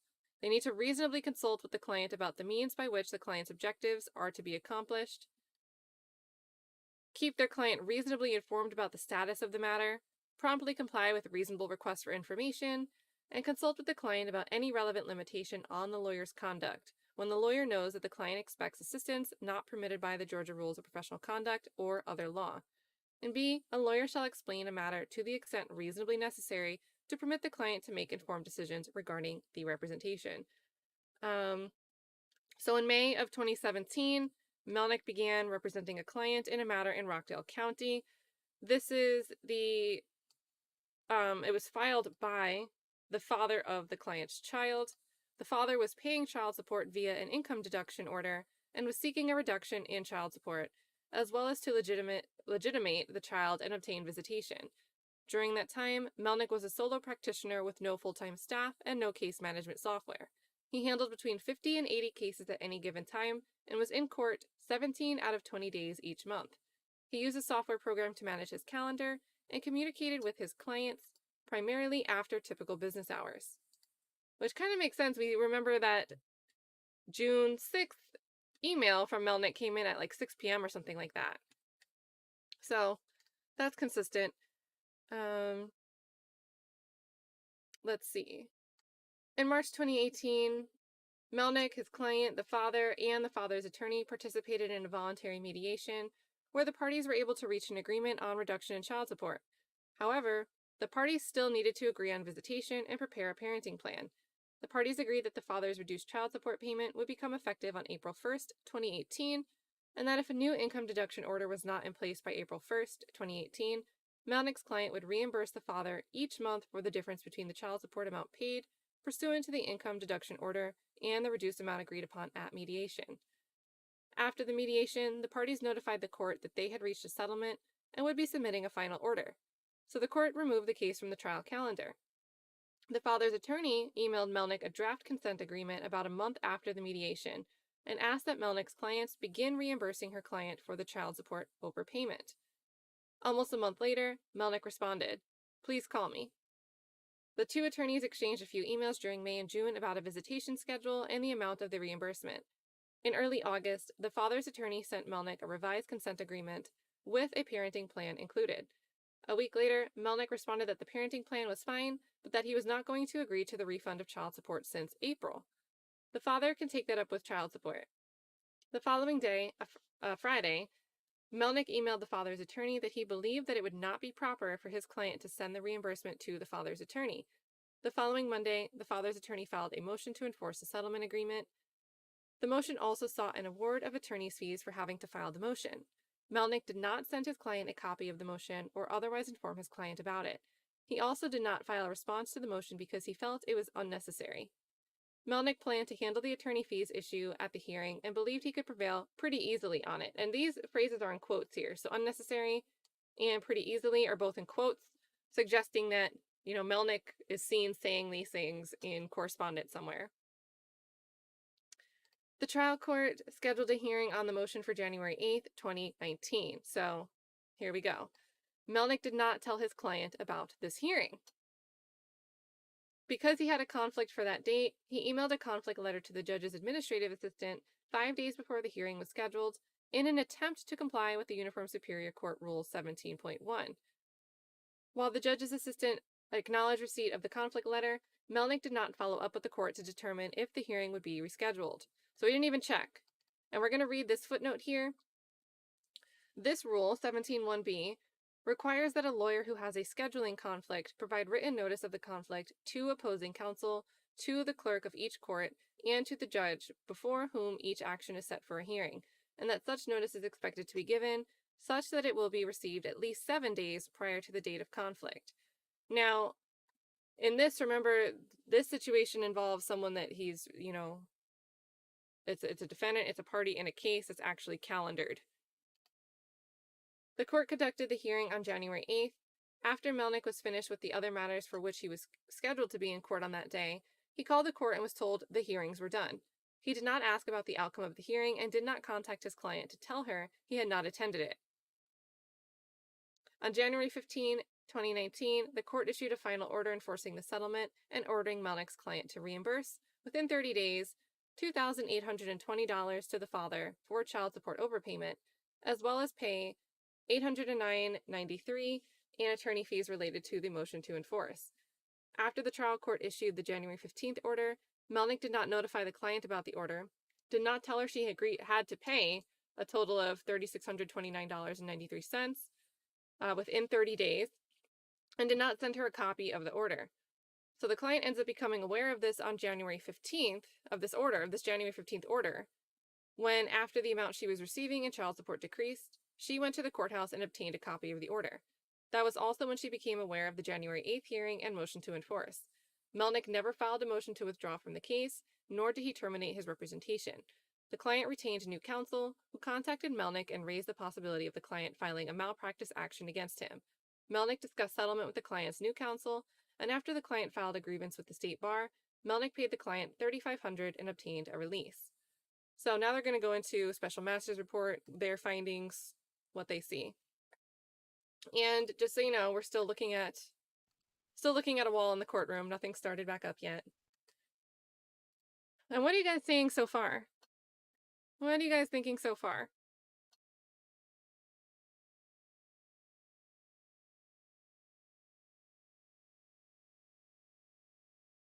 Yeah, Mark Lyon. So this is right away when Woody asks, like, "Hey, can I speak?" That's the sign something's coming. He says, "Hey, can I speak? I just found out Melnick is suspended." Well, like, what's up? But Mark Lyon says, "If the court's aware, why not promptly advise the witness?" I don't know. That's weird, and that we found out fairly recently was a little odd. You don't want him to be represented in an ex parte. Is it making sure that we had a stand-in for that when Melnick couldn't be there? But he's on the stand, and he knew he had an attorney in the courtroom yesterday. Nobody even inquired, like, "Hey, where's your attorney?" Okay, court is back, so we will circle back to that ruling later if you guys want. And thank you, Mark Lyon. Thank you again, Chris Hayes, as well.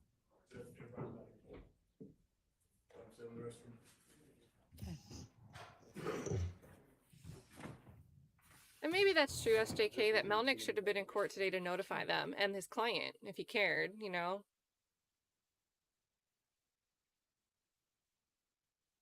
Are we going back off the... Okay, we're zooming back into the seal. Yeah, get it in focus. Get a good view of the state of Georgia seal. But that's true. I mean, Melnick could have notified his existing clients. He could have said something. I still don't think that, like, the judge could have said something, the state could have said something. I guess even the defense attorneys could have inquired, really. I don't see a reason why they couldn't. It might be strategic for them not to. And Twan, okay, so great. We have a recap. So, juror had a nosebleed. So, about 30 minutes before they were going to take lunch anyway, they call a recess because the juror's nose is bleeding, and then they just go into lunch. We come back from lunch. During lunch, Woody was on Instagram Live with Seti Nash, and we heard a brief conversation where they were talking about Melnick. So it seems like Woody learned during lunch that Melnick was suspended. So when everybody gets back into the courtroom after lunch, Woody goes, "Can I speak?" And then he says, "I just found out Attorney Melnick has been suspended. I don't want to be speaking without an attorney." And Whitaker's like, okay. Well, previously I had inquired to see if maybe there could be like someone from the public defender's office, if they could find someone for you. So let's take a recess until we sort that out. And we almost just came back. But then we panned back out to the seal. So welcome back, Twan. Glad we had a little bit more than I don't recall to recap you with. And then Sheeny Beanie says, they pushed the suspension through. No way this is a coincidence. They need to be investigated for conspiracy. Show the metadata paper trail. And I just think the day timing is suspicious. I'm not thinking it's suspicious that something like this could take a couple years for anything to actually be done about it. You know, things move slow. But the day, the day for this to be, Woody takes a stand again yesterday after 2 months. And then today this happened. And then nobody informs him. Nobody informs him. Oh my gosh. Okay, so hold on. I see Kayla. Oh, the comments are moving. He's gone to several courtrooms today. So I'm scrolling back up to see if you mean Melnick.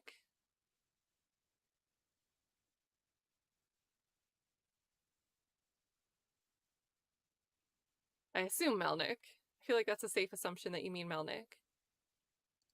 And you're staying away. Might be smart. Especially, you know, you'd be caught up for a few days because the state says, and I don't know if they're really going to stick to it, but they want to continue direct examination through Friday. So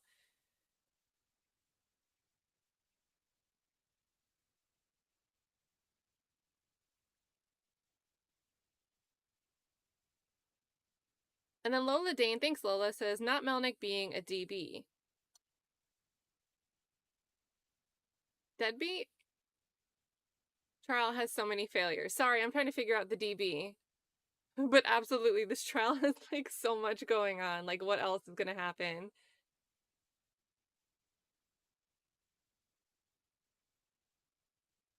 Yeah, and I agree with this that no matter what happened, that was a pretty, you know, couple steps there that were missed. It wasn't just like we forgot to tell you about a hearing date. Oh my gosh, oopsie. We also didn't give you the order. We didn't tell you what happened. We didn't tell you what you were obligated to do within the next 30 days. Nita Beta, I need all these lawyers benefiting from this to step up for Woody or stop. It's not fair to Woody for us to be laughing if this is our brother. And I do wonder if they're going to be able to appoint someone. What was the name they said, you guys? Charles Engelberger? Was it Engelberger? Hold on, let's see. Okay, I definitely spelled that wrong, but Google's going to help me out. Because maybe this was the name. Is this Georgia? Let's see if this is Georgia. Oh my gosh. Okay, so Marietta. So there we go. And it's just a stock photo, so we can't see what he looks like. Let me see if I can get a picture to see if we recognize who they are.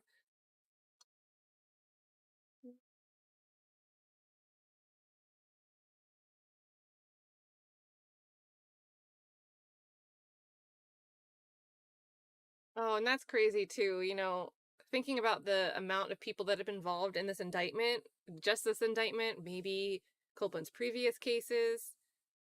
You know, all of the good attorneys that we know would have a conflict if they represent Woody. They're all booked. They're all booked up.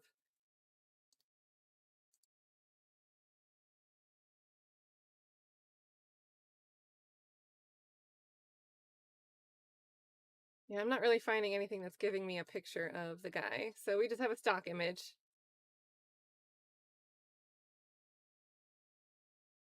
But we'll see if he comes into court. We'll see if he's a familiar face, if we recognize him from anywhere else. I feel like I'd remember that name.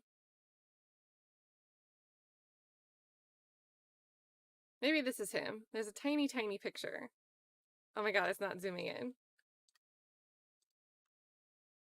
Does anyone recognize him? Oh, okay. My brain didn't go there. Thank you. It seems obvious now that you say it.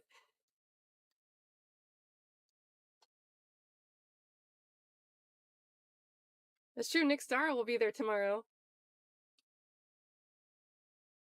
He can become an extra unindicted co-conspirator.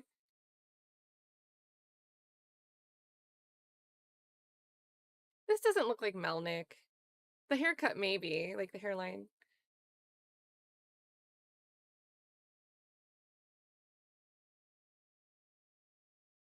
Yeah, probably not.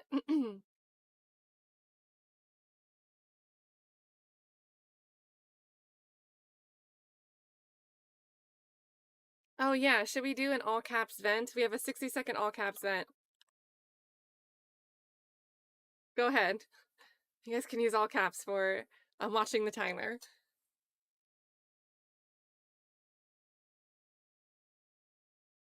But yeah, so this is the same. Does it say from Georgia? I mean, that's not the most common name. Bunch of 5-star reviews though. Aggressive and successful. Chuck, he goes by Chuck, is a really good attorney. So Chuck Engelberger. An attorney you can trust, very skilled and knowledgeable. I've hired Chuck many times over 15 years and have never lost. Hire with confidence. Amazing attorney. So, lots of stuff here. We're not going to read all of it. If you're looking for a lawyer to fight for you, well, you just found him. Incredible attorney. Strongly recommend. Reliable and knowledgeable. And again, this could be something like you go out of your way to ask a client to leave your review. You don't go out of your way to ask people that didn't like you to leave a review. But still,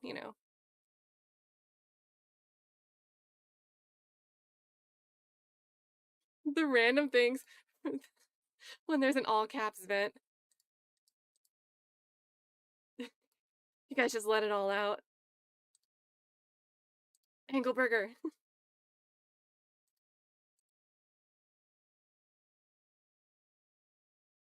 I always love that people use the all caps venting as a chance to just go, ah.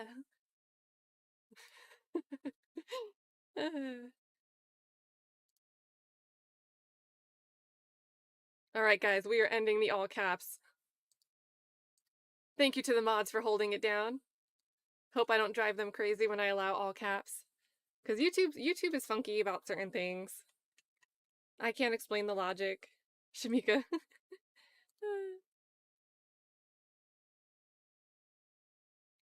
Just saying cheese.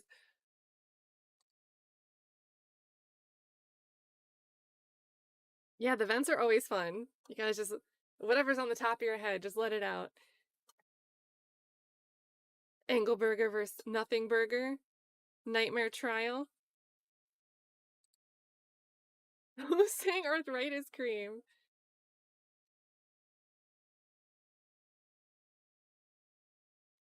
Yes. So, right when we get back from lunch, Melnick said, "Can I speak?" Says that he just found out that Melnick was suspended and doesn't feel comfortable doing this without an attorney present. And then Whitaker said she's going to double check on an inquiry she made previously to see if maybe someone from the public defender's office could work out, providing someone to represent a witness on the stand. And she gave the name Charles Engelberger, who's just this guy we're looking at on the screen. So that's where we are at. That's where we are at. I don't know if anything else exciting has gone down.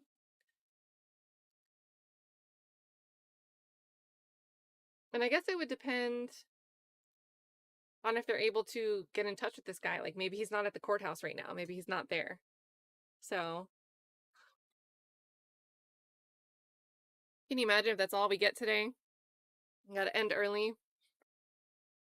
Nope, I hear noise. Let's go back. Copeland this in a minute, but the attorney is happy to help, but not available until the morning. So I'm going to pass along his contact information to Mr. Copeland, and they can plan to be here in the morning. Question for the state. In the meantime, do you have any witnesses that you could get here that are, like hour-long witnesses whose place in the story does not really matter that much? Like, I think you had some people listed as records custodians and things like that. Any chance we could fill the day with something useful while we've got the jury here? Judge, the two witnesses that we did have on deck to come next were similarly situated. They were Mr. Slade, who's attorney, left town yesterday.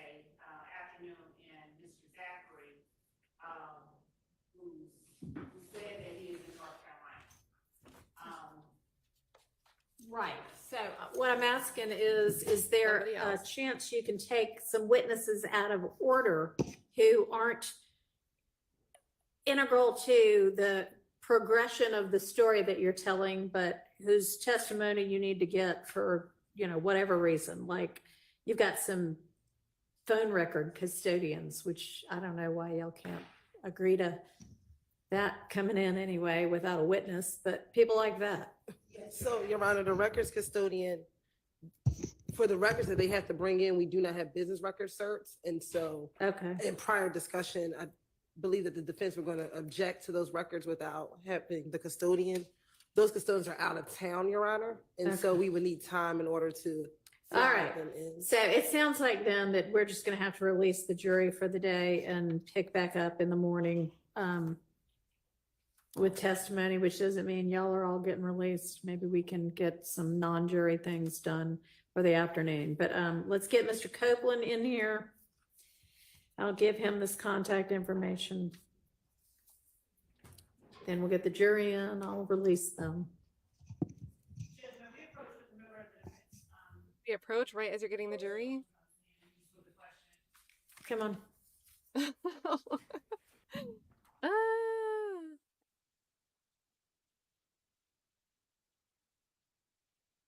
I hope this camera pans and shows Nick Starro in the courtroom tomorrow. For no reason other than just like us to be like, oh my god, Nick Starro!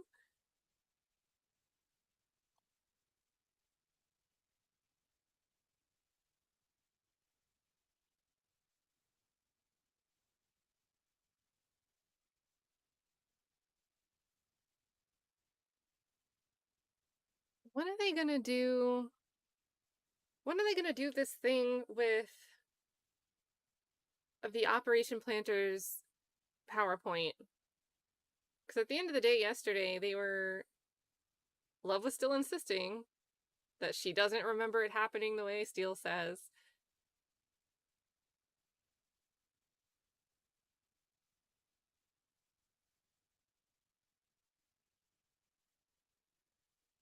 Do you think Carrington, like, when he walks down, he gives, like, signals, like, rolls his eyes to the other defense attorneys to convey what just happened?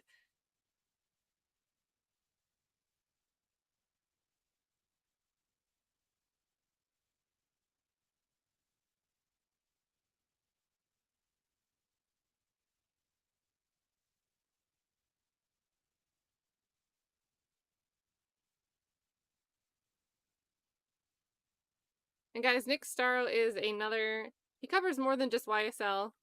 I almost said he's another YSL streamer. This is his channel, I just pasted in the chat. He does labor law.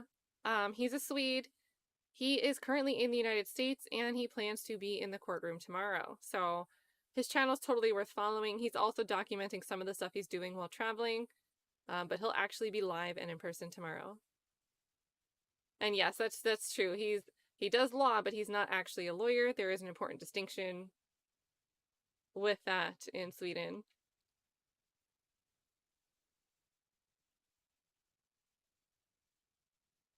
And I can't find his travel channel. He has a separate channel where he's putting...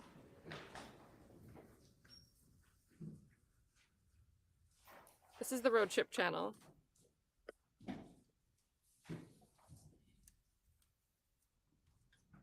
Oh yeah, and he hates Miss Love. It's great. It's so great. That's very important.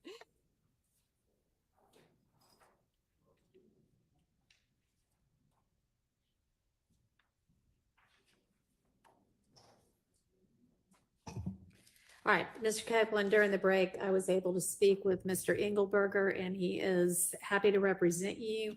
I've got his name and his phone number written down on this sheet of paper, which I'm going to provide to you, and you can call and speak with him this afternoon. And he is available beginning at 8:45 in the morning. So what we'll do is plan to pick up there tomorrow with you and with him available for you. And in the meantime, between now and then, you go ahead and give him a call and y'all can talk about whatever you need to talk with him about, okay? Mhm. All right, so we'll see you at 8:45 tomorrow. You ain't give me enough time to talk with him? Yeah, you can talk with him for the next, Oh, it's not today? yeah, Oh, so he yeah, available yeah, now? he's available today. He'll be waiting for your call. I'm not gonna have any problem with him, is it? I mean, I don't know why you should. Okay, All right, you take care. see you in the morning. Be safe. Okay, you too. I know. All right, let's get the jury in and I'll excuse them for the day until 9 tomorrow. And then MG Law, Nick will say he's not a lawyer, he just does labor law. So that's why I said it that way.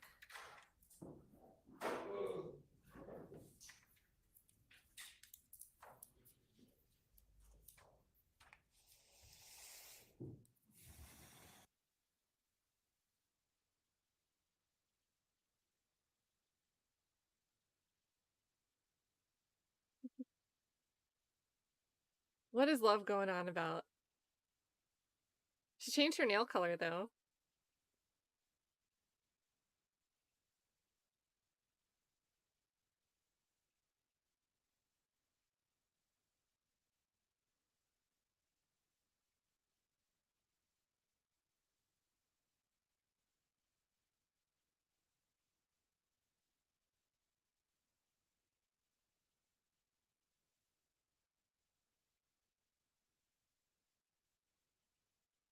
Thank you. Well, ladies and gentlemen, we have had a little bit of a scheduling and procedural hiccup, I guess.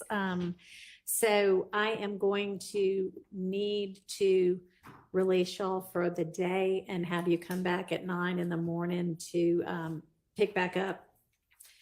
We're going to stay and get some other work done, but I'm going to release y'all. I'm going to remind y'all that you are to only decide. We all good? Okay.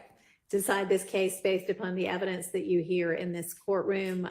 So do not try to find out any information from any source outside the confines of this courtroom. Do not refer to any kind of reference, either old school or online, to try to get information about legal terms, people, places, events, anything like that. Do not talk to anybody about this case. Don't let anybody talk to you about the case. And we will see you all in the morning. Y'all have a good afternoon and evening. And thank you for your time. Sorry, it was a short day today. Y'all are excused. See y'all at 9.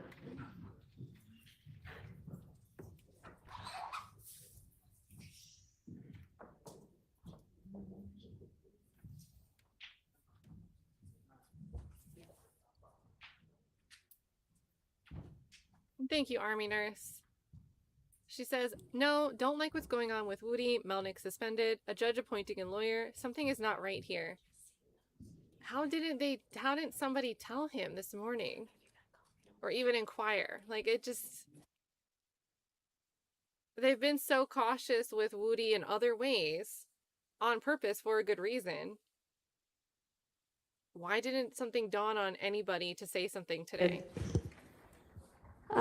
Okay, so state, I don't know what tomorrow holds. None of us do about this trial or anything else, but make sure that you've got some other witnesses lined up just in the event that who can get here quickly in the event that, you know, things take some other turn in the morning.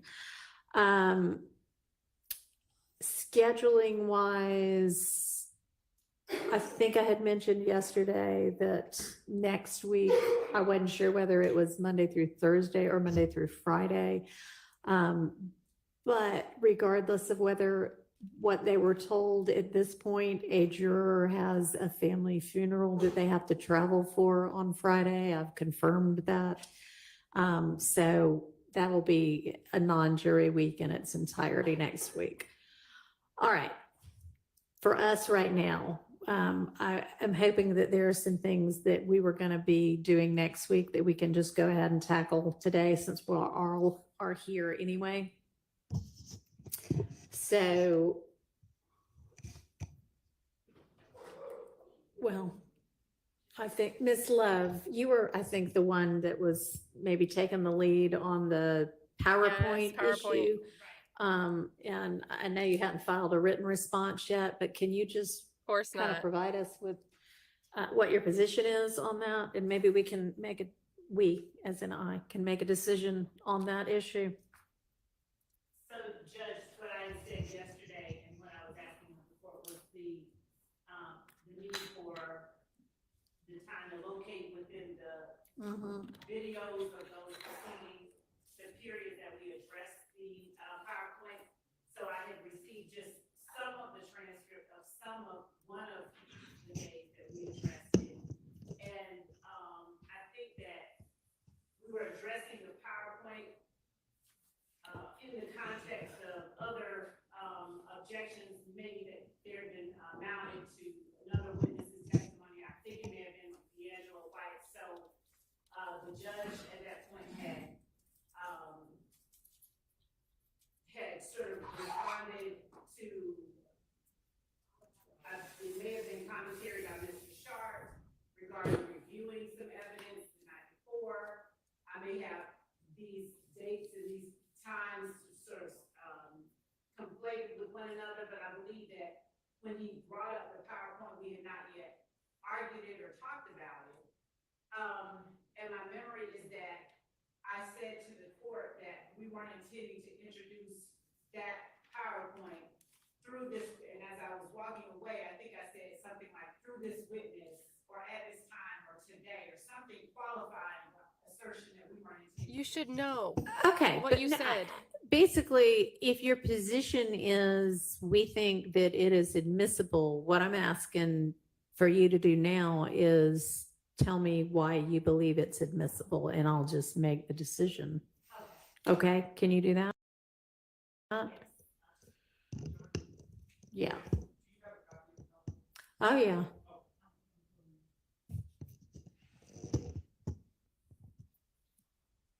Yes, Mr. Steele attached it to his motion. or There you go. supplemented Jurist, motion. not a lawyer.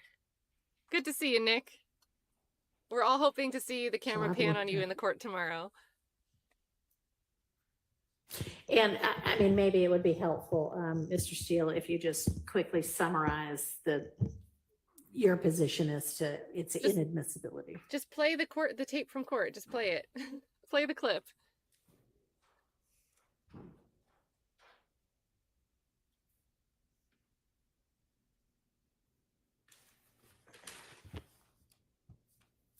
Your Honor, this is a motion in limine number 49 supplement. It was refiled on August 9th of 2024 on behalf of Mr. Williams. And it was originally filed, and Mr. Adams and I just made it more current. Right. But, and that was originally filed on April 17th. 2024. It is my opinion, my memory, and I checked the law and crime video YouTube, that Judge Glanville, and that was a lot of our hearings. I don't know if you watched it, but it was a lot of hectic things, but Judge Glanville excluded it, and the state specifically said they're not going to use it. And to me, I just don't see the admissibility under 401(2)(3), because slide 1, it's titled YSL versus Inglewood Family Bloods. That is not the name of this case. I don't know why that would go up in front of the jury. I think there are like 80 something or more slides, and I'm not necessarily asking you to go through the details of each slide, just if you can summarize right now. Okay. And it may be that we have to get into the slide by slide Okay. Well, position, but it's basically a closing argument. That's really the summary as I would give it. It is something that the state would, over objection, use in their closing argument.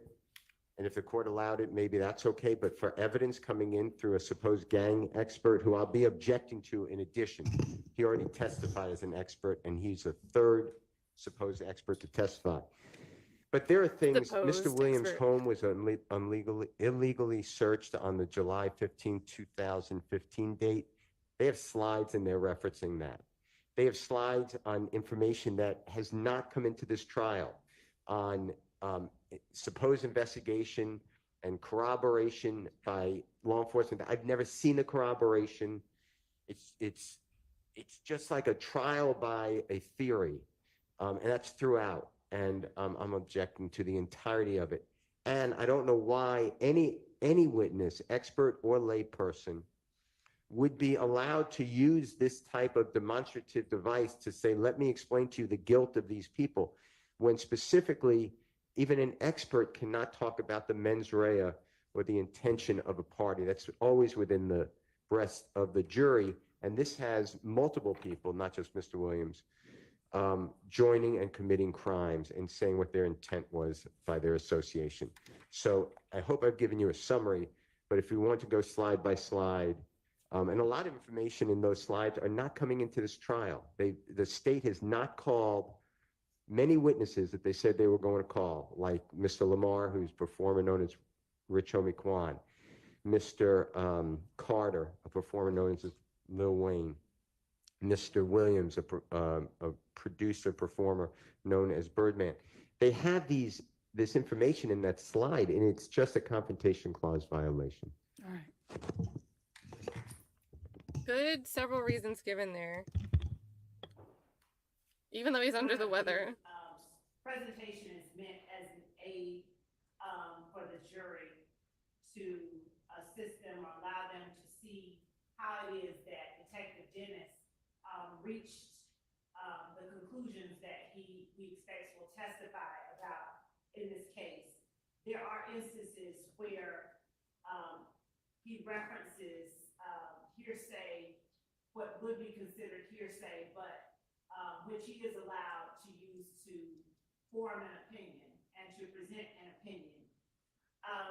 The slides that Mr. Steele references that have to do with matters that have been excluded from this trial, of course we can see that those would come out and that we would not be attempting to introduce slides that show the inside of Defendant Williams' home as a result of the 2015 search of his home. But there is to exclude the demonstrative that we would be seeking to use through our expert.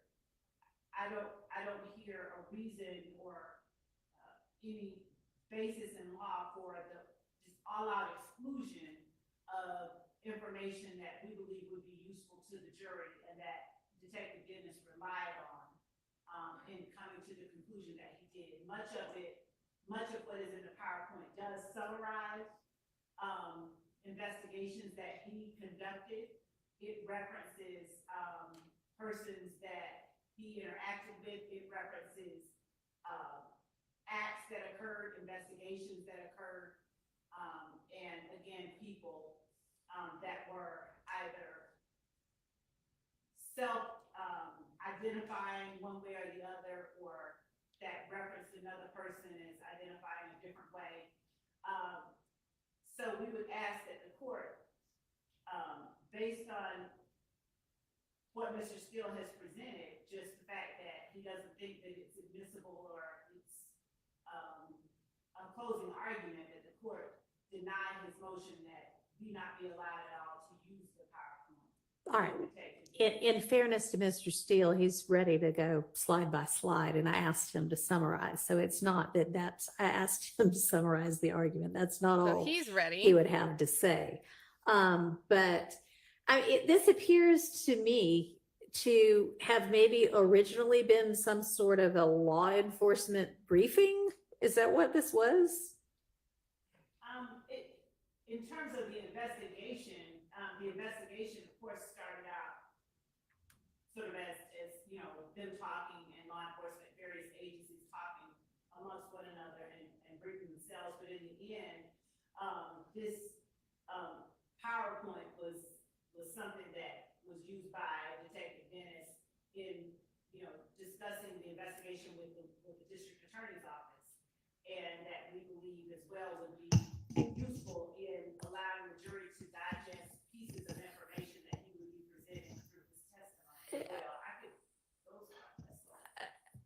So tell me which slides you think you are absolutely concede are not going to be used. I mean, I'm just looking at one right now. It's, I She's not think, slide prepared. number 36. It's got a lot of pictures and it says a rap dispute between Lil Wayne and Birdman spilled over into Atlanta once rapper and YSL 30 Deep leader Young Thug got involved. I mean, how is that not totally conclusory and something that maybe this jury is supposed to be deciding? And that's just, you know, the one I happen to be scrolling onto right now. Your Honor, the information that,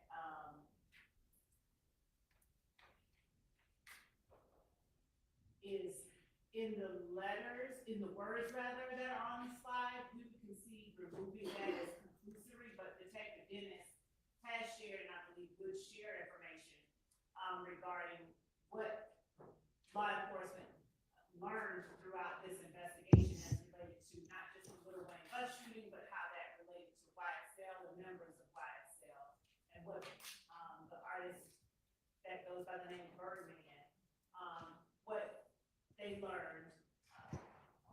So you're saying all the words would be removed? Not on this slide right here. I'm not saying all the words, Judge. I want to be really clear. I'm not speaking about all the words. And I don't think that it's necessary for all the words to be removed in this PowerPoint. You need to be clear on what you want to do. Tell or identify the ones that I concede would be, should be removed. I can, if the court permits me the time to go through it and look at those and pull those out, I can do that. But what we had was a whole hog, objection to the entirety of the PowerPoint and an assertion that it was inadmissible overall. Well, I mean, you're, I think at this point making the argument that you think it would be a demonstrative aid to, is this Dennis who's going to be testifying to this? It is. And We can sort of. so let's look at like slide number 22.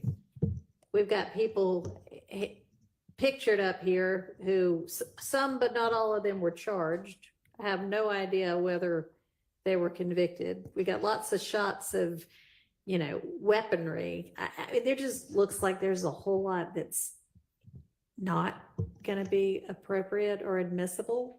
If you So what we're looking at, the slide that I have. can you pull that mic over towards you? I think some of the people are having a hard time hearing. So the slide that I'm looking at as number 22, I think is different than the one that the court is looking at as 22. So I'm not certain why. I'm looking at one that has Miss Entrevia Smith, Kelvin Wild, San Antonio Sledge on it. So it's different than the Okay. one that the court is looking You at. might be using the motion page. I for would this. ask that the court, if we're gonna, I mean, it's again, it's just kind of an example. So I think that maybe if this is going to have to be a slide by slide thing, that y'all get on the same page as to what PowerPoint you are even intending to use, and then you take out all of the ones that you concede and acknowledge are not admissible or would be overly prejudicial under the 403 standard. Take out all the words that you think that is not appropriate, and then get that back to me and I can look at it slide by slide. But I think that would be good. I think I would ask for permission to do exactly that, Judge, as opposed to, because yes, I can do that, and I would ask for permission to do that. You should okay, have I'm already gonna done need that. that done by Friday. Not another Friday. Yes, Your Honor. All right, so we can't do that today. We'll be doing that next week. And we will look All at right, that. We will look at the on video the of Glanville excluding it. measure to suppress recently filed as to Mr. Ryan's statement from 2019. It looks to me now that it's been further particularized that there's an argument that he was not Mirandized. I don't know. I haven't seen the statement yet. I don't know if the state's position is he wasn't in custody at the time and therefore Miranda rights weren't required.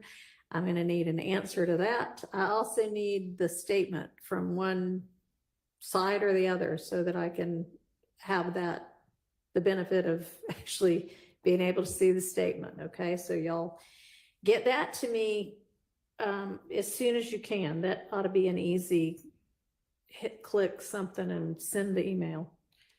And is the state, do you, I mean, I assume y'all are familiar with the statement they're talking about, and it was not used in his 2021 trial, but I think Ms. Love, you've represented that you might want to use it in this trial. Is that right? I did. Okay.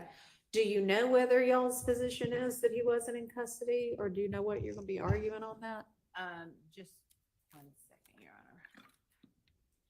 We were actually going back and forth, and I'm having trouble getting onto our server. That's what I'm trying to do right now. Are you, can you pull it up? Are you on the server?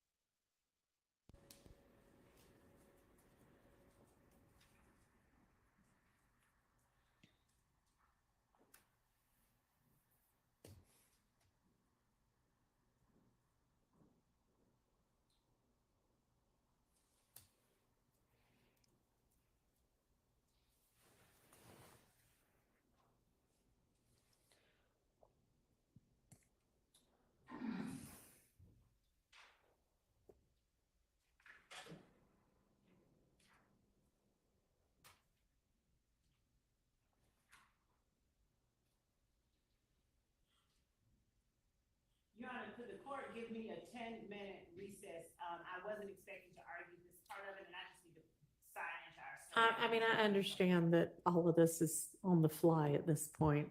We weren't going to take it up until next week, and now I'm trying to get something accomplished while we've got this unexpected free time. I don't think we need a recess for that. You just be working on that, and maybe I'll ask one of your co-counsel to address the next issue. They want a recess for everything. Actually, to keep I can preparing. ask, I can't see all the way around there. Is Mr. Harvey with us? Okay, who's here? Can you speak to, remind me your name?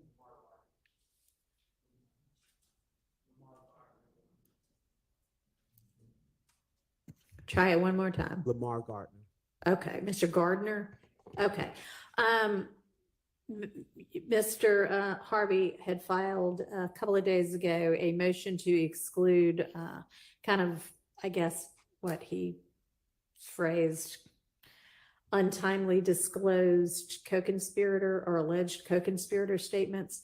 Would you be able to identify specifically which co-conspirator statements he's saying were late identified? I wouldn't be able to, but if you give me a minute, I can find out. Okay.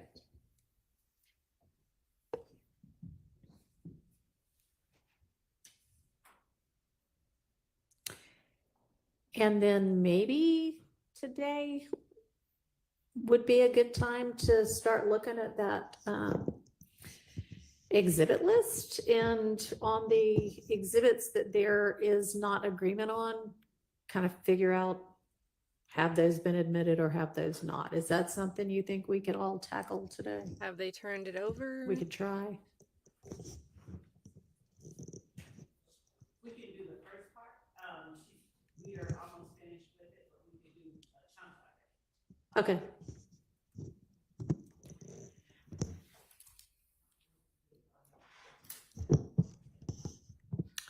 All right, I'm going to step off for just a second. Y'all stay here and keep working. I'll be right back. Perfect. So you guys are asking what happened to Woody. So he came back from lunch and mentioned that he found out that Melnick was suspended. His attorney was suspended. Said he wasn't comfortable doing this without an attorney. He wanted an attorney. And Whitaker helped find him one, but that attorney is not going to be available until tomorrow. So Whitaker said, cool, we'll send the jury home for the day.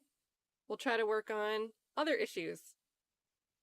And then the state's not ready for anything once again. So there's that. We could toggle over and watch this clip of the exclusion real quick. Again, I have the court in the background, so I'll be able to hear it. Steele did take a written transcript of what happened. He titled Judge Glanville as recused judge. And the text transcription catches more than you might hear listening, so we'll speed through it and then watch the video clip. So this is back on April 17th, 2024. All right, counsels, I have several things I'm going to mark as the court's exhibits in order. One of them is a motion in limine that was filed in regards to some buyout regarding the redaction of out-of-court statements of D'Angelo White and law enforcement officer filed last night at 9:49 p.m. by Mr. Shart on behalf of Mr. Stillwell. Sorry, just checking if they came back. They didn't. I'm also in possession of Defendant Williams' motion to adopt and add to Stillwell's motion in limine filed on 4/17 at 8:39 a.m. I'm also in possession of Mr. Williams' motion in limine number 49, which talks about the PowerPoint slide presentation of some 105 pages. It's entitled Operation Planters, and goes through and has different slides therein. And then there's a pause. There's a long pause. And then Judge Glanville says, no, we're excluding that, Your Honor. And I'm going to exclude the PowerPoint that you all submitted. We're not even using it, Your Honor. Well, you're not going to wholesale introduce it. We had no intention, Your Honor. Let's be really clear. We do not intend to introduce that PowerPoint today. So Steele cites two clips. The first is just where he reads this first blurb that we're going to talk about all of this stuff. And the gap between them is Shard addressing the first two things that relate to Shard. But this clip here, Steele only timestamps it to get through this part. But if we continue playing it, here's what happens. The focus is on why didn't we file this stuff months ago, and let's wind it out and air it out at that point in time, okay? So I'm going to ask the state their issue on this. Are you cutting this out? Did you have discussions with Mr. Sharp, madam? We did have discussions. When? Well, this morning. That's too late. The evidence is excluded. The evidence is excluded. I'm going to exclude because I told you that this was going to happen. We reached out to them. No. We're excluding that. And I'm going to exclude the PowerPoint that you all submitted. Well, you're not. And pausing it there because he explicitly says we're going to exclude the PowerPoint. This is already in the motion that Love is supposed to respond to. She's been asked about this in open court yesterday already. She gave an excuse yesterday. She doesn't recall it going that way. If she did go and look and prepare for this, she's just flat out lying. Because today she's trying to argue, oh, I think that was talking about something with D'Angelo White, and it wasn't about the PowerPoint. But what did Glanville just say just there? I'm excluding the PowerPoint, and he's holding it up. You're not going to wholesale introduce it. We had no intention. All right. Let's be real clear. We did not intend to introduce this PowerPoint today. I personally reached out via telephone and called at least two members of the defense team and asked them to call me back. And I would like But you all should not be identifying this stuff the moment of trial while the jury's sitting in a box. This is the last. I am not going to tolerate this any further. If you don't get together with your colleagues and flag issues and resolve them promptly, and if I have to take them up, remember, I can exclude them. We'll work the weekends, or we'll do a combination of both. So this time, I'm going to exclude those two sections. Your Honor, Mr.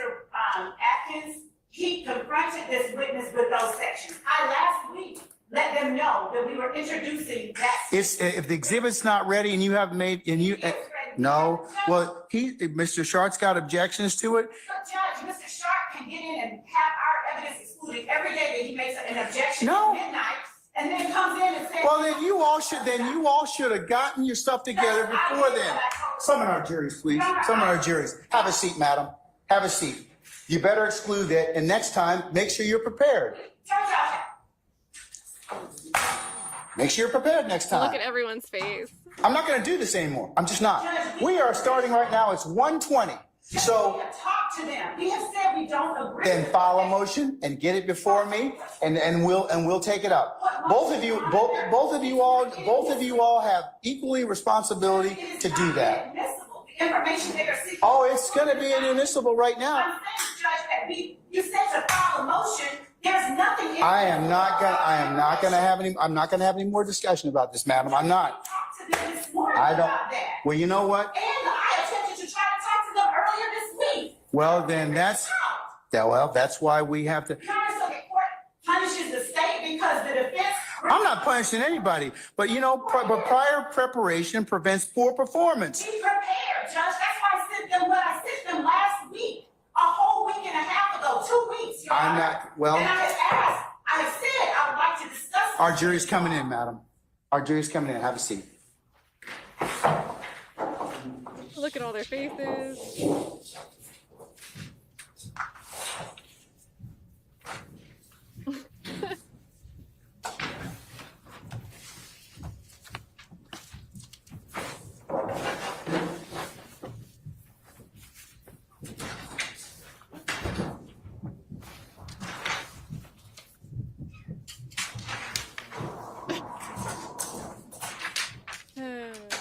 Another day.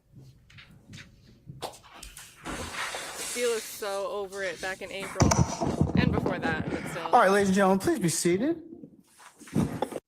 So we'll flip over. We'll go back to today's actual court. But yeah. So Whitaker hasn't ruled on this. Whitaker has not ruled on this. But I mean, if we look at the, let me open it back up because I'd closed it.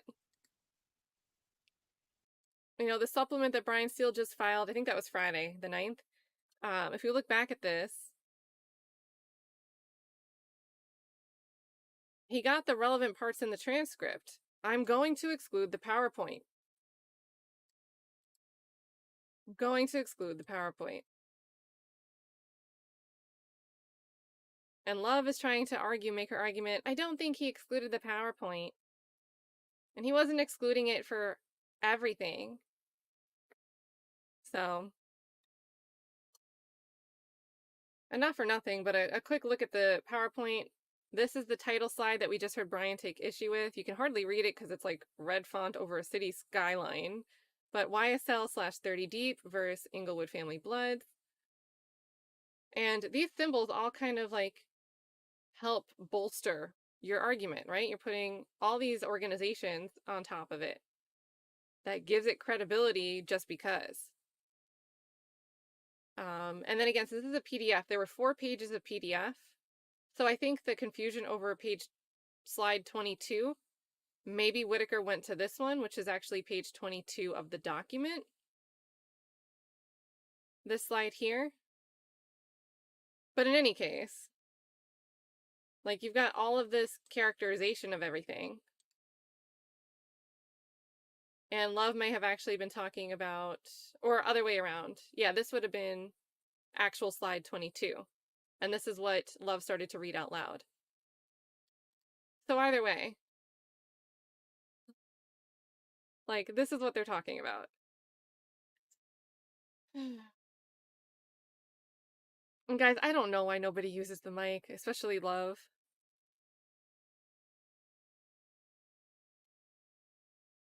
That's what we're working with. That's what we've got.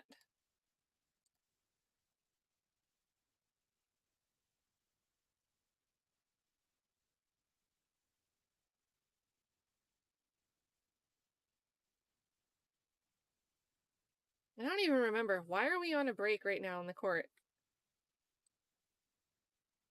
What did we take a break for? Yeah.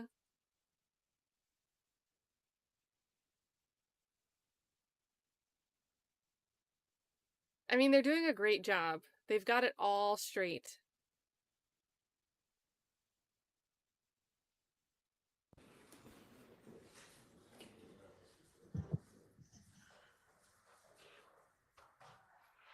And Tywayne, exactly. How long All did right, they Ms. know about Lab, the were you able to Melnick get on the thing? server? Okay. Oh, the server. So can you tell, and if you don't know right now, that's fine, but if you do know about the statement, So he gave a statement, after he was read his rights. Mr. Williams just sent over, what she called a particularized, motion. Okay. Regarding the statements. So I was reading what she had written. use your mic, please. I was just reading what Mr. Williams sent over just now, that she had labeled a particularized. Misty Williams, did you not provide that to opposing counsel when you emailed it to the court? Or is this yet another new one? It just came I'm through on me. confused. I don't, Is it the motion or is it the statement? so what just came through on my email, was labeled particularized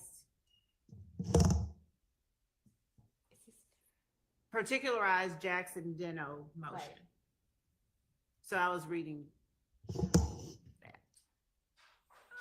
that. It may just be the same title. I think this is the statement itself, which I had asked somebody to send. So thank you, Misty Williams.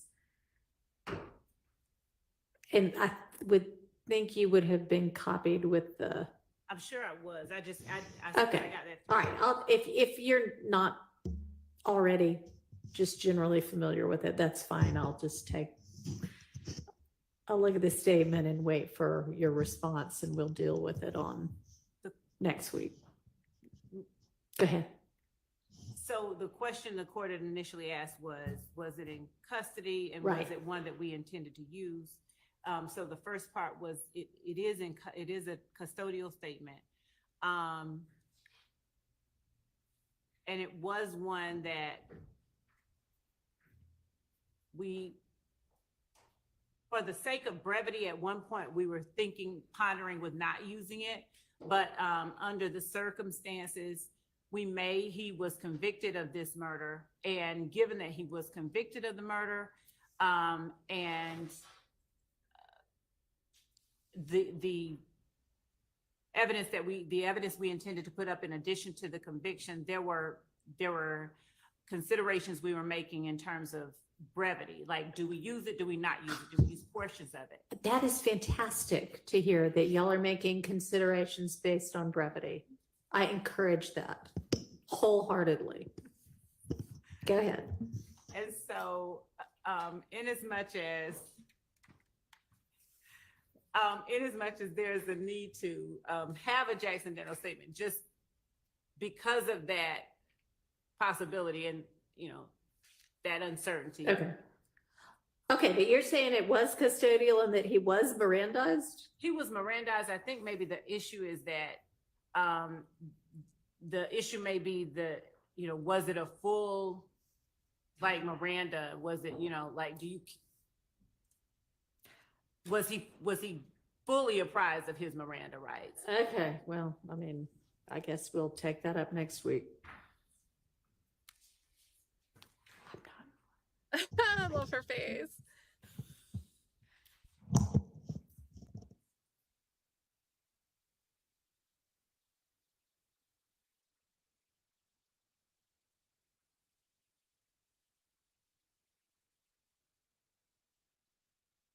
And I don't know, Misty Williams, was I misunderstanding what you said in your motion? I thought you said that he was not given any Miranda rights at all. Or warnings, not rights, but warnings. Is this on? Okay.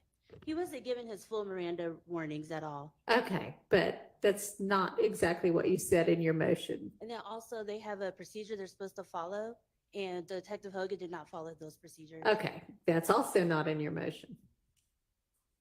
Would you like me to redo my motion? You don't have to redo your motion as long as I know what it is actually arguing, but I mean, you ought to try to get it right to begin with. Uh-oh. So we're going to be on the calendar for next week, Your Honor? Yeah, but I told y'all that yesterday. That's not a surprise. On Monday? I don't know when we'll get to it. We're gonna be working all week next week. Be prepared to deal with it on Monday. Okay.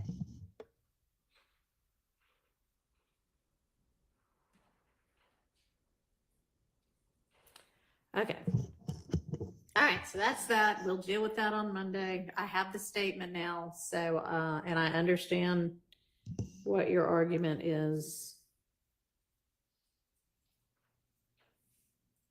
Dang, that chair in the background looks beat up. Was that Love's old chair?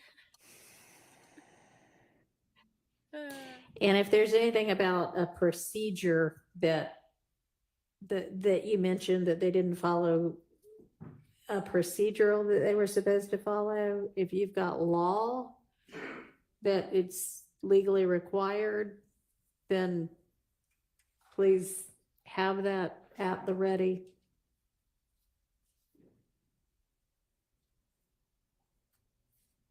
All right. Okay. Do we know yet which of the co-conspirator statements are asserted to have been late disclosed? Not the three particular that he mentioned in the motion, Your Honor. I'm still waiting on a response for the exact three statements, but I do know that those statements were provided outside of the November 5th, 2023. State filed a supplemental motion to introduce co-conspirator statements. I think in generally, he's objecting to any of them, any statements that were provided outside of that November 5th date.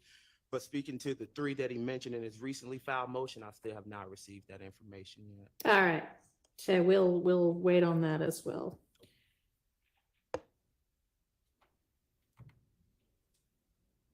And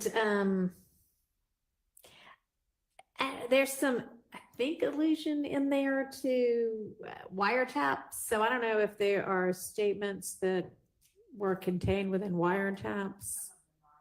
Okay. Well, we'll deal with that, I guess, further as well next week. Yes, sir. Your Honor, on behalf of Mr. Stillwell, as the Harvey rule is in effect, my stance has been that, and really this has been my stance, and I believe it's other attorneys' stance since way back over a year ago, is the ball has been in the state's court to identify hearsay exceptions that they contend falls under the co-conspirator exception. They did file a motion that was timely that identified three, and we've discussed those three. But at this point at trial, and I know we discussed this last week, my recollection, and if I'm wrong, I apologize. My recollection is that we discussed this last week, and the state was to provide specificity on the statements that they plan to use. So that's right. And we still don't. Has it still not been done? We provided a host of the statements from the Almost. That we've identified. I think over 200. There's clips, there's small statements, but the point of it is that the statements contained with the wiretaps, within the wiretaps in the jail calls, were statements that defense counsel referenced to the court were things that they were objecting to as we were ongoing, since they were all turned over and everyone had to review all the same batch of evidence. So we've turned over a number of statements that were contained within those wiretaps that count from our standpoint as co-conspirators. Okay. And that may or may not be what Mr. Shard is referencing now. That is the only thing I can think that he's referencing now, since that's what we most recently turned over for the court's instruction. And we're continuing to go through and make sure that we identify. Okay. I mean, it ought to be that. I know that's not what you were referencing. You were referencing that there was a universe of three identified and dealt with, and now there's more.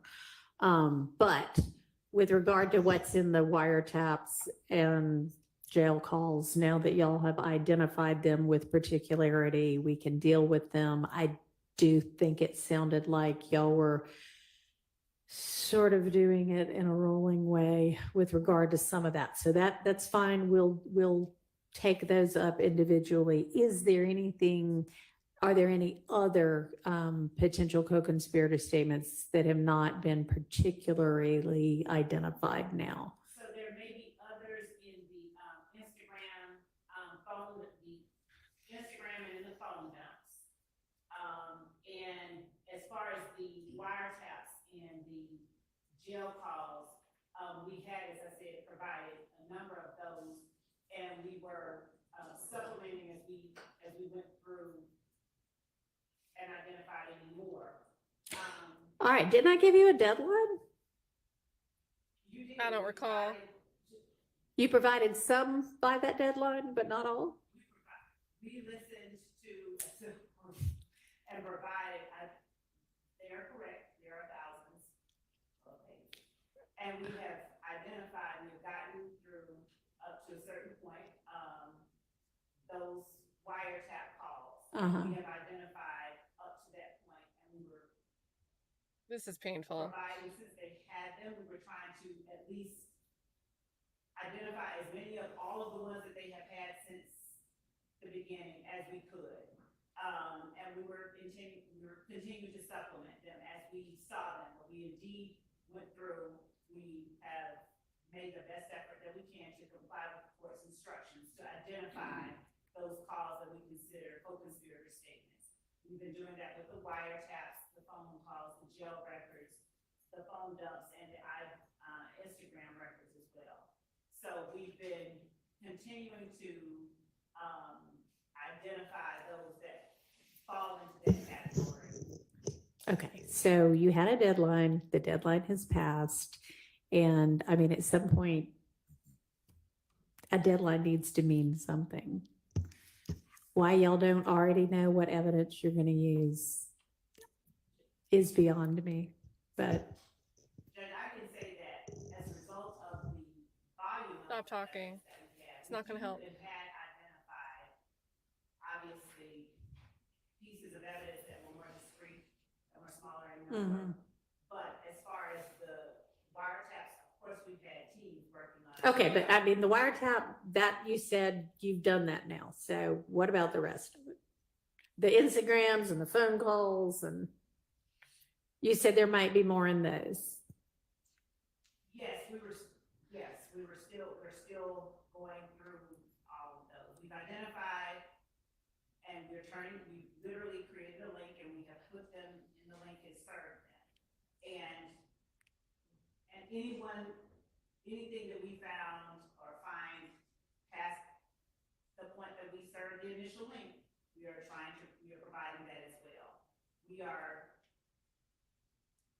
from our position, of course, the court has given us the deadline. Of course, we're trying to comply with that deadline.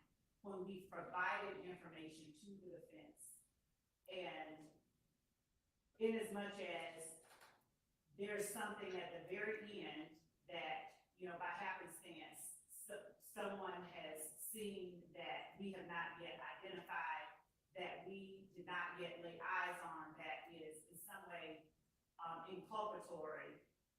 The volume of calls, our position is we turn it over, we should not be precluded from using it, but we are trying to comply with every instruction that the court has given us. We are making our very best effort to do that. And we believe that as the court has said, we are aware that we have these ongoing obligations. This is not information that we've not turned over. This does not fall into that category. Yeah, I understand that it is somewhere in the, universe of discovery that's been provided, but it has not been identified as here is a co-conspirator, what we assert to be a co-conspirator statement, because there is essentially a standing objection demanding that before anything gets admitted as a co-conspirator statement, the state establish the prerequisites for its admission as a co-conspirator statement.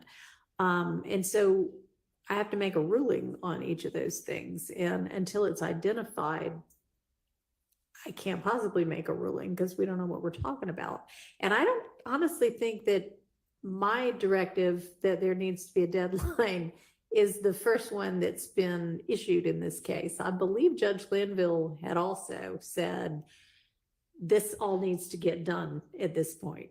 Yeah, we just looked at a video of that. To the wiretap information and the information that we're going through now and identifying co-conspirator statements from, that was a matter that, just by nature of the way that we were proceeding with the case, that was addressed as we proceeded. Okay. Okay, well.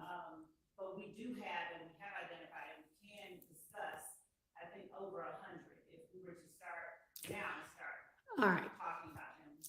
So at some point, there just has to be some kind of management of this case. It just cannot, I mean, I guess it could be, but it seems not practical that the case is going to go on forever because you're going to use every possible piece of evidence that you can uncover. I mean, that's no way to try a case.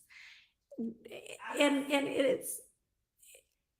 it's not fair to the other side of any case to not know, for the most part, going into the trial, what the evidence is going to be. And I mean, we've had this discussion before, but y'all also, aside from that, y'all have got to kind of get a handle on what your case is going to be and decide what needs to be culled and what really needs to be presented. Your Honor, the only reason that I can say that the reason that we want and feverishly seek to look at it all is that we don't want to be precluded in the event that, we don't anticipate playing every single co-conspirator statement that exists in these wiretaps. Right. But in the event that there is one that is particularly important, and it's one that we didn't say by this date, oh, we're going to use this one, because we had not yet found that one, smoking call or whatever it is. Our position is just that it disadvantages that, just to an extent that we did not make the call. We feel that we should be allowed to at least access those that not whole hog all thousands of co-conspirator statements, but in the event that there are some, and we will narrow them down. Okay. All right. But we've identified ones that we. All right. Well, get the rest of them identified and that identification information to the state by the end of this week. Your Honor, may I 14 minutes. respond briefly, just so That we'll we're all never on the get same back. page? I don't mean to go tit for tat. That's not my intent here. But if the state is referring to the email sent to us on on August 9th of 2024 at 11:23 p.m., from what I can see, there's approximately 150 to 200 calls off the wiretap. They are not, some of these calls are 15 minutes. It's not about me listening to it. That's fine. I've already listened to this stuff. But just attaching a 15-minute call, a 10-minute call, doesn't necessarily indicate what co-conspirator statement you're intending to introduce. So there's just not a lot of specificity. Now, some of them are shorter. My guess is, from what Ms. Love just said, she wants to cover all her bases. And so if there is anything said by that person in that call, she wants to be able to potentially use it. So I think she's saying every bit of it might be a co-conspirator statement. Am I wrong? No. I'm not wrong. Well, if the intent is to litigate that, then I think I'm stating the obvious. It creates a whole lot of outside the presence of the jury litigation about stuff because the state is not, and the state they control this case. They controlled when to indict it, you know, and they. Well, y'all did file, I don't know who it was, but a speedy trial demand. But you're right, they indicted it. So they knew a speedy could have been filed and they needed to be ready. I don't know that everybody filed one, but did everybody? I filed one. It wasn't recognized by the court. You did not file one. I did. But it You're was, right. Yeah, I think it was within the period where everything was stayed. Is that what happened? He filed a constitutional speedy. no, I filed a statutory speedy, Okay. and Anyway, at least some people have filed a statutory speedy that was recognized, and y'all are all being tried together, so that drug the whole case to trial at the same time. However, you are right that once the state indicted, they knew a speedy could be filed and needed to be ready to go, or either sever people out. It doesn't require a response. It It's a just is. statement of fact. Okay. So thank you, Drea. Miss Angela So- DeWilliams, why didn't she talk to the state Can the way we she talked to Miss start on DeWilliams? the exhibit list? I That don't was think there were pissing me that off. many that were in dispute. Your Honor, excuse me, I don't believe we have the exhibit list yet. Is that correct, Ms. Hilton? Oh, no. I mean, I'm sorry. I'm not being clear. One of the things that was proposed, I think by Mr. Steele, was why don't we take a chance to look at all of the exhibits that have been admitted so far and make sure we're on the same page about that. And I don't think there was that much dispute about that. So I'm thinking, let's do that right now. Y'all do have that, right? The Yes. state was going to provide the list that we believe is the list of admitted exhibits. And so I'm getting ready to forward what we've created, but it's individual by the acts as they came in. And so I'm getting ready to forward that to everyone, but we were actually having printed copies brought down so that everyone could actually physically have one in their hand. And so that's what we were hoping would be down here by the time you finish, but I can forward what we have and it'll just take a little more time because it'll be electronic. All right, so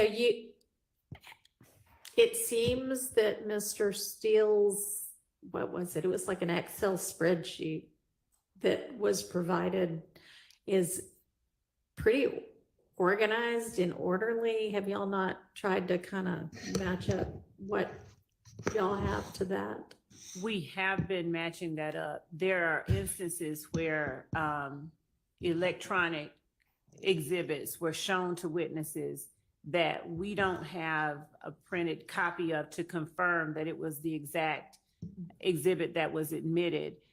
There were instances where changes were made. There were multiple instances where the court required redactions, but we did not. All right, so we're not ready on that either.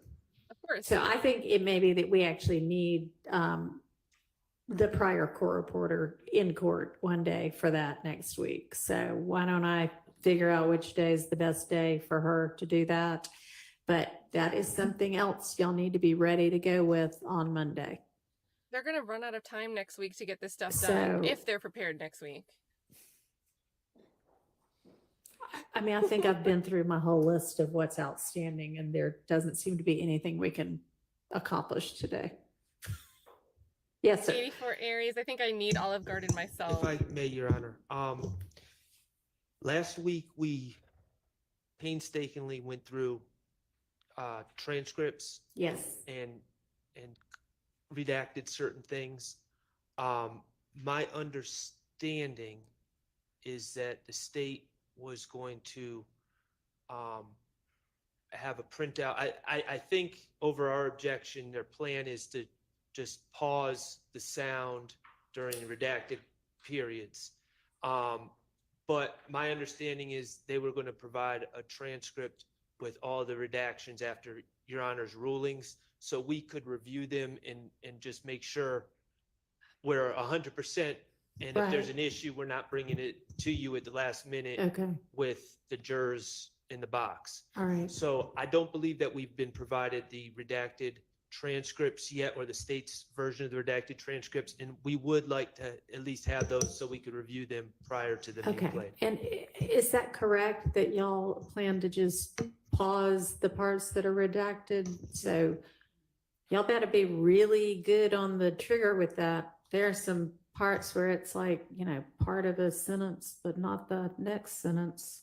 Yes, Your Honor. Unfortunately, with evidence reviewer, it was a challenge to convert to the MP4 so it can be clean. It was distorted because we tried doing that previously. So that is the state's plan. I will send over the highlighted versions of the transcript that's redacted in a moment, as soon as I finish sending over the exhibit list. Okay, so y'all can't there's no way that y'all can either put something together that is just the unredacted part or fuzz out So the redacted part? does the court mean for the video?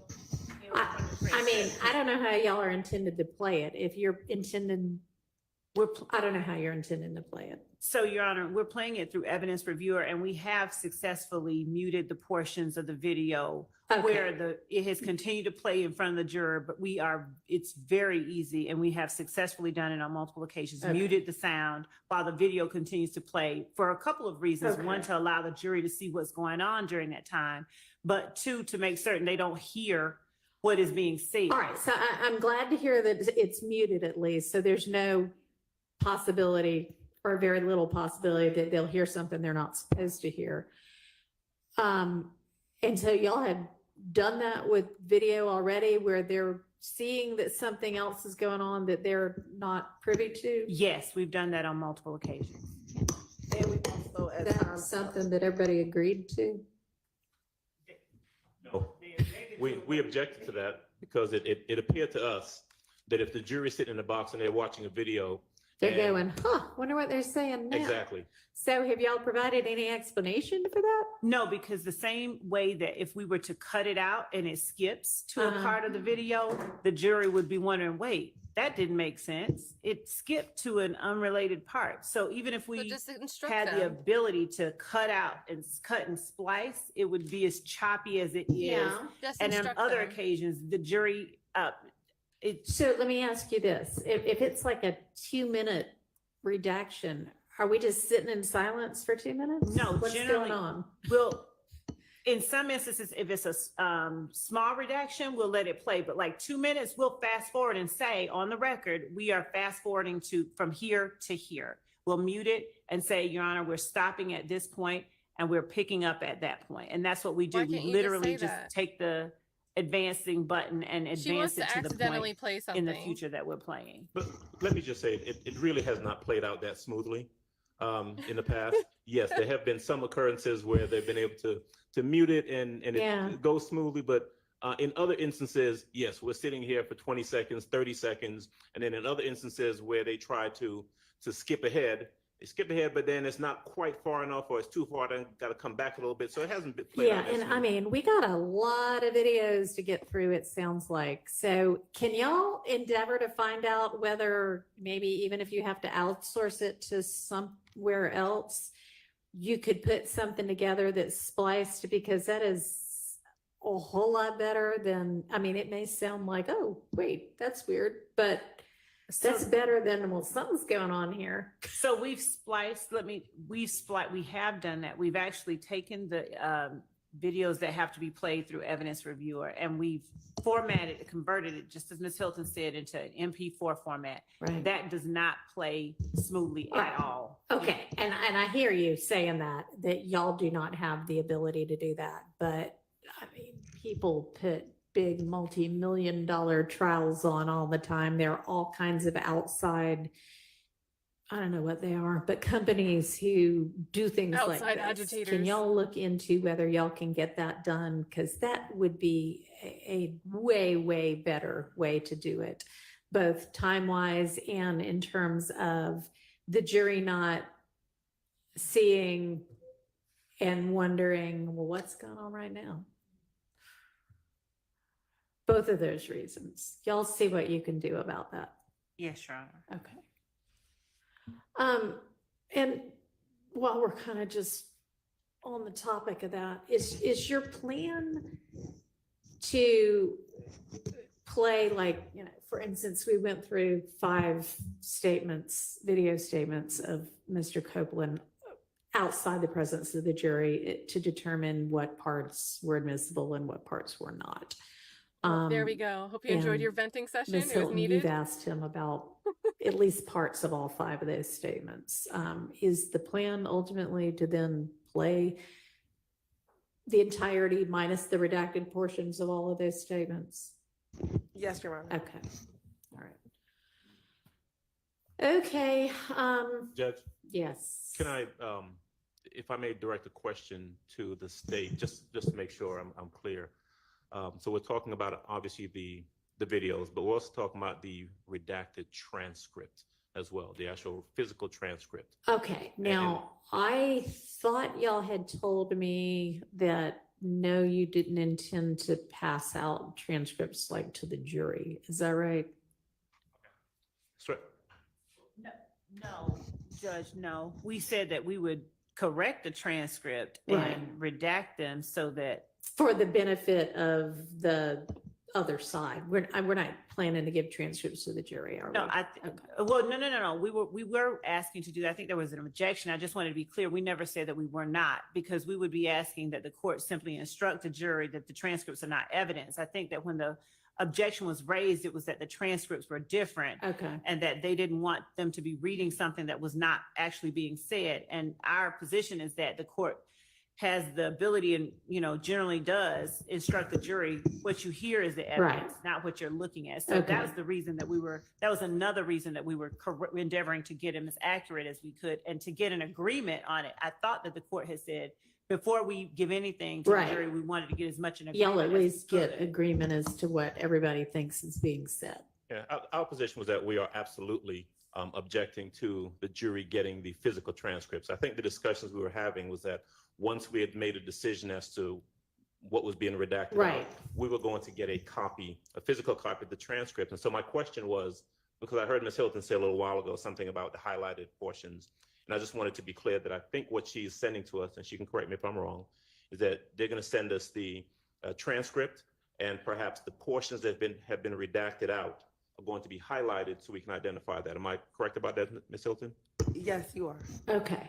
But if you intend to ask the court to let the jurors have a transcript as kind of a listening aid, I don't necessarily have a problem with that. I know that is what we all used to do back in the old days. And there are definitely things on all of these that are difficult to discern what's being said. But we all also recognize that the transcription of at least some people's statements was far less than accurate. So are y'all planning to have them retranscribed or corrected or something? Yes, that is the Okay. reason that when I said any transcript before we even offer or ask to be passed out to the jury, Okay. we would correct and share with the defense and get some kind of consensus, even if it isn't an exact consensus, before we even ask the court to pass it out to the jury. The highlighted portions that Ms. Hilton was Okay. giving was just to aid in our discussions and agreement Okay. with regard to the redacted. Okay, well, we got Mr. Copeland on the stand right now. And I hope that by Friday we are finished with him. Because that's a lot of days of one person's testimony. They're going to blame today as why they can't finish. But if part of that is you're planning to play for him his statements to present him with his prior inconsistencies, they need to have seen the redacted videos, seen the redacted transcripts, and had a chance to review that for themselves and digest it. and it's Tuesday. So before we before we attempted to pass it out, we would indeed give them time to digest it, understanding that it is Tuesday. We had been working on the redacted video portion, and that we were planning to do it one way, but the All court, right. When do you expect to be able to get this to them? Everything that has to do with Mr. Copeland's video statements that are going to get played. So, Your Honor, the state intends to give them 3 of the transcripts that has redaction, which Okay. what we talked about last week. I can provide that to them this afternoon. Perfect. As far as a transcript that we were going to give to the jury, the only transcript at this point that has been fully corrected and ready is the June 10th interview. So that's the only one that we would intend to give to the jury, is the June 10th interview.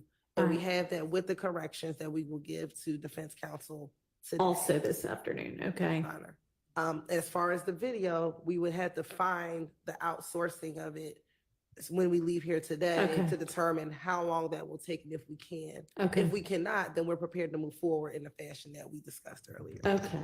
Well, that's definitely less than ideal. it has not gone as bad as, honestly, the playing, the pausing, the muting of the videos. The muting of the videos has not been the problem. It has been sometimes when it was when we were doing the MP4 that we were advancing and it was starting and stopping because of server issues. Okay, it's still less than ideal. So I But be understand you're prepared, saying like, I may not be it's able to not get an this excuse. together in the next 2 days, but for Holy all of moly. the remaining witnesses, if you can't, honestly, if you can for him, I'd rather you do it for him as well. But I'm just sure that can be done. I'm sure there is somebody out there that can splice it as needed, but have it where it is still something that can be heard and understood. So, okay. Yeah, like literally not So, everything is caused by a anything server else? issue. If not, I'll just go. Y'all can do your work and I can do things like other cases or listen to the statement or things like that to get ready for next week. So anything else today? Your Honor, I'll file a particularized Bruton motion for Mr. Kendrick's statement. Okay, did you just file that Co-defendant today? statements No, to I will do it police though. I that have the. Oh, you're time- planning to. inculpate a Yes, I have the co-defendant. timestamps like the court wanted. Perfect. I'm just trying to make sure it works, and I'll include other people here, and I'll send it to them first as a rough draft to make sure that I didn't miss anything for their Okay. clients. And then with regards to next Tuesday morning, just as a reminder, your honorable court has allowed me, Yes. I just wanted to. Thank you for reminding me Oh, of thank that. you. And Thank you. and you'd be back with us by when? I think I'm the second case on the calendar, so 12 o'clock. 12. Okay, But all I right. better check though their schedule. Okay, so Mr. Steele had asked and I had permitted him to, he's got an oral argument in another case before one of our appellate courts scheduled for Tuesday morning. And I had said, yes, I'll excuse you to do that since I knew we were non-jury anyway next week. So then it sounds like both Monday and Tuesday will be starting, at noon instead of, or let's just say 12:30 instead of in the morning time. All right. All right. Okay, So, so half days let's next adjourn for the day. We'll be back Oh, we at got an early day 8:45 today. in the morning. Y'all have lots of work to do, especially y'all on this side. All right, thank y'all. So 8:45 a.m. tomorrow, same as today, and then next week she said noon. I don't know if that means every day, but it seems like it means every day.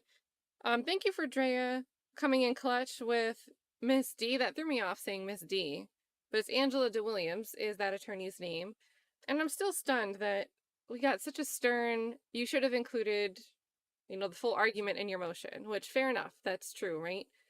But oh my God, speak the same way to the state. Speak the same way to the state, please. Please. Because that was involving an issue that Cool. There's a motion issue. It wasn't complete. The motion wasn't complete enough. But we were talking about partial Miranda. And again, don't really know what that means. Does it mean you just say you have the right to remain silent and don't continue saying what you're going to say? Do you not like fully tell them that things will be used against you? Do you just like partially say it? Because I believe being Mirandized is one thing. Partially Mirandized means you are not actually Mirandized.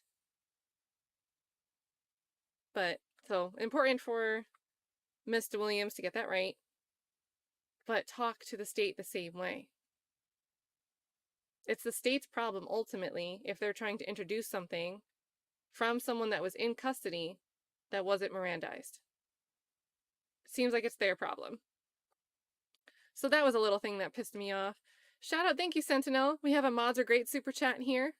Show the mods some love. And if you guys have noticed, Factual Lie is a mod, so make sure you welcome Factual Lie. She's great in the chat. You probably know her face, her name, however you want to put it, because it's YouTube. You probably recognize her name because she's always giving great comments in the chat, but now she's been helping as a mod as well. So got 4 of us now, right? 4 mods, and then Pam Entertainment TV is also a mod when she works during the day, but sometimes she pops in here. So thank you so much, Sentinel. And then gifting memberships too. Thank you so much. Okay, so super shout out to Sentinel as well. Just Sentinel mods in the chat. So 10 more people got memberships. That is super awesome because there are some member emojis you guys get to use now. And look at that. Look at all the love for the mods. I'm like trying to click the comments. You guys are moving fast today. Oh, you guys say tell Seti Nash to edit the videos.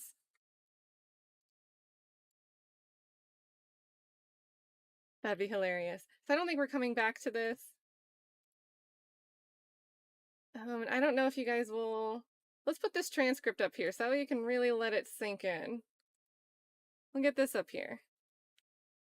Transcript of recused judge, excluding the PowerPoint. We'll just keep it on the screen in case anyone is watching and needs the reminder. That PowerPoint has been excluded by Judge Glanville. Blue's House, this is hilarious. Blue's House says, does Judge Whitaker have kids? I bet they're spoiled. We could vote. We could vote. I don't know if she has kids, but let's assume she does. Let's assume Whitaker has kids. On a scale of 1 to 10, how spoiled are those kids? Respectfully, sort of. We'll keep it respectful. And yes, 5 mods technically, but I haven't seen Pam in here, and I think I've seen the other 4 of you in here recently, so I think we're missing Pam at this moment in time. But we've got Jason, Drea, Ghost, and now Factual Lie in here hanging out. Mod party. Who said 80 and 100? Got 9, 8. You have a 5, right? Stern sometimes and forgiving some other times. I think 5 makes a lot of sense. Pinko says 7. I'm Blessed says 8. J Capo says 4. It depends. Maybe there's one sibling that's like Angela DeWilliams. And then there's another sibling that's like Adrian Love. And the one sibling that whines a lot gets extra chances just because they whine a lot. So it depends on how many siblings, how many kids. Could be good kids, yeah. Lots of 7s. We're evening out to 7s in the chat. We do have a 59 mixed in here. Very spoiled. Yeah, that's a great way to put it, Andrea. So Andrea Ellerby says there's a scapegoat and a golden child. There you go. And that's how it goes sometimes. And thank you so much again to Sentinel. That was so nice for the super chat and for the 10 gifted memberships. 84 Aries Goddess says, this case is skibbity toilet riz. That's like some old school slang. I think it passes the YouTube test. Appreciate you, Aries. You've had some great comments in the chat today, too. And I'm catching a lot. You guys are very talkative today. They go by so fast. Tywayne earlier had said, and this is going back to the Melnick thing. How long did they know that Melnick was suspended? Is it another violation? Why didn't the state inquire or say something? Why did Kenneth Copeland have to come in after a lunch break? And we hear Judge Whitaker saying, I found out fairly recently myself. We don't really know what fairly recently means. Something doesn't seem kosher about it. But, Kenneth Copeland gets to come back tomorrow, possibly with a different attorney. And we'll see if things change. We'll see how he wakes up feeling tomorrow. And then favorite tan, maybe Tennessee.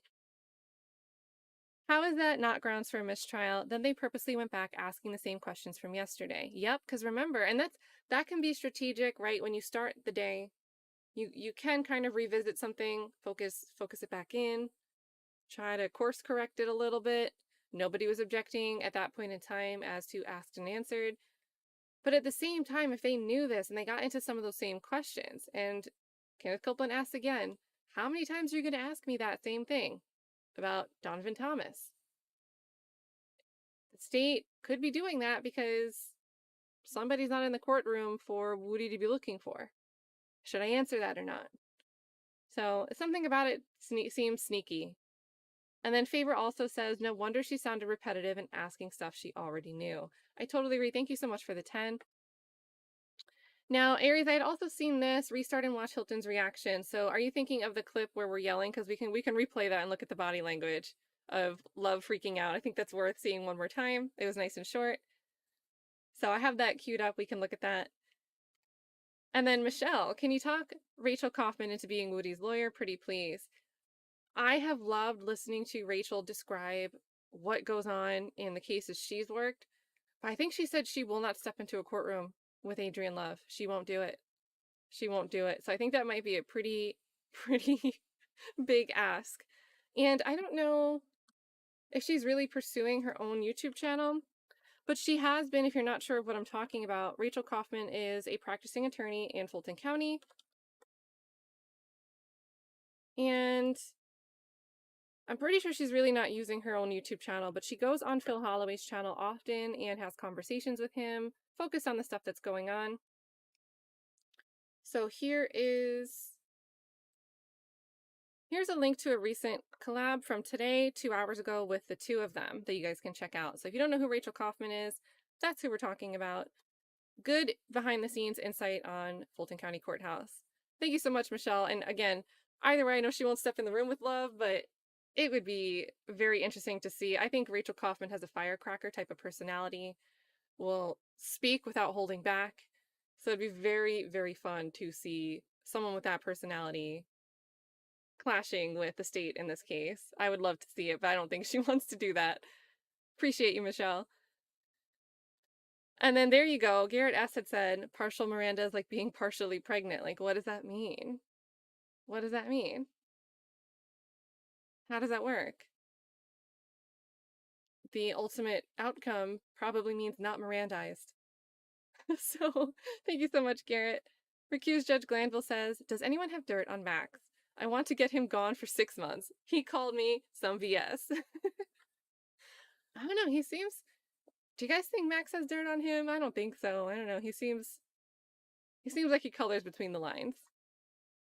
So sorry, recused Judge Glanville, I don't think you'll find a reasonable way to make a complaint and get him booted off for 6 months for calling you some BS. Appreciate you.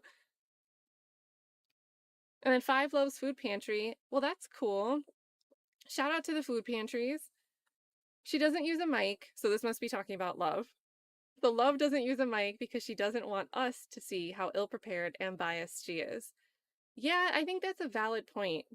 There's no reason to not know that you can use a mic. Like, I get forgetting it once in a while, but all day, even when she was no longer sitting at the second desk, she moved back to the front table and we still couldn't hear her through the mic. So what is she doing? What is she doing? But thank you so much for the super chat. Will Bowman says, our position is that we shouldn't have to turn over. Okay, so this is pretending to be the state. Our position is that we shouldn't have to turn over things, no matter what the court orders. That is pretty much a summary of what Love, what did I say, 14 minutes? That argument went on for 14 minutes, guys. That no matter what the court orders, we're not going to turn it over. But she would just go on and on with the word salad and syllable soup. I think it's time that Love gets smacked down, and Whitaker is in on it. I can't believe the difference in the way she smacked down I keep forgetting her name, Miss DeWilliams. I keep wanting to call her D'Angelo Williams. Like I'm getting her first name mixed up, but Angela D. Williams. I can't believe the night and day reaction.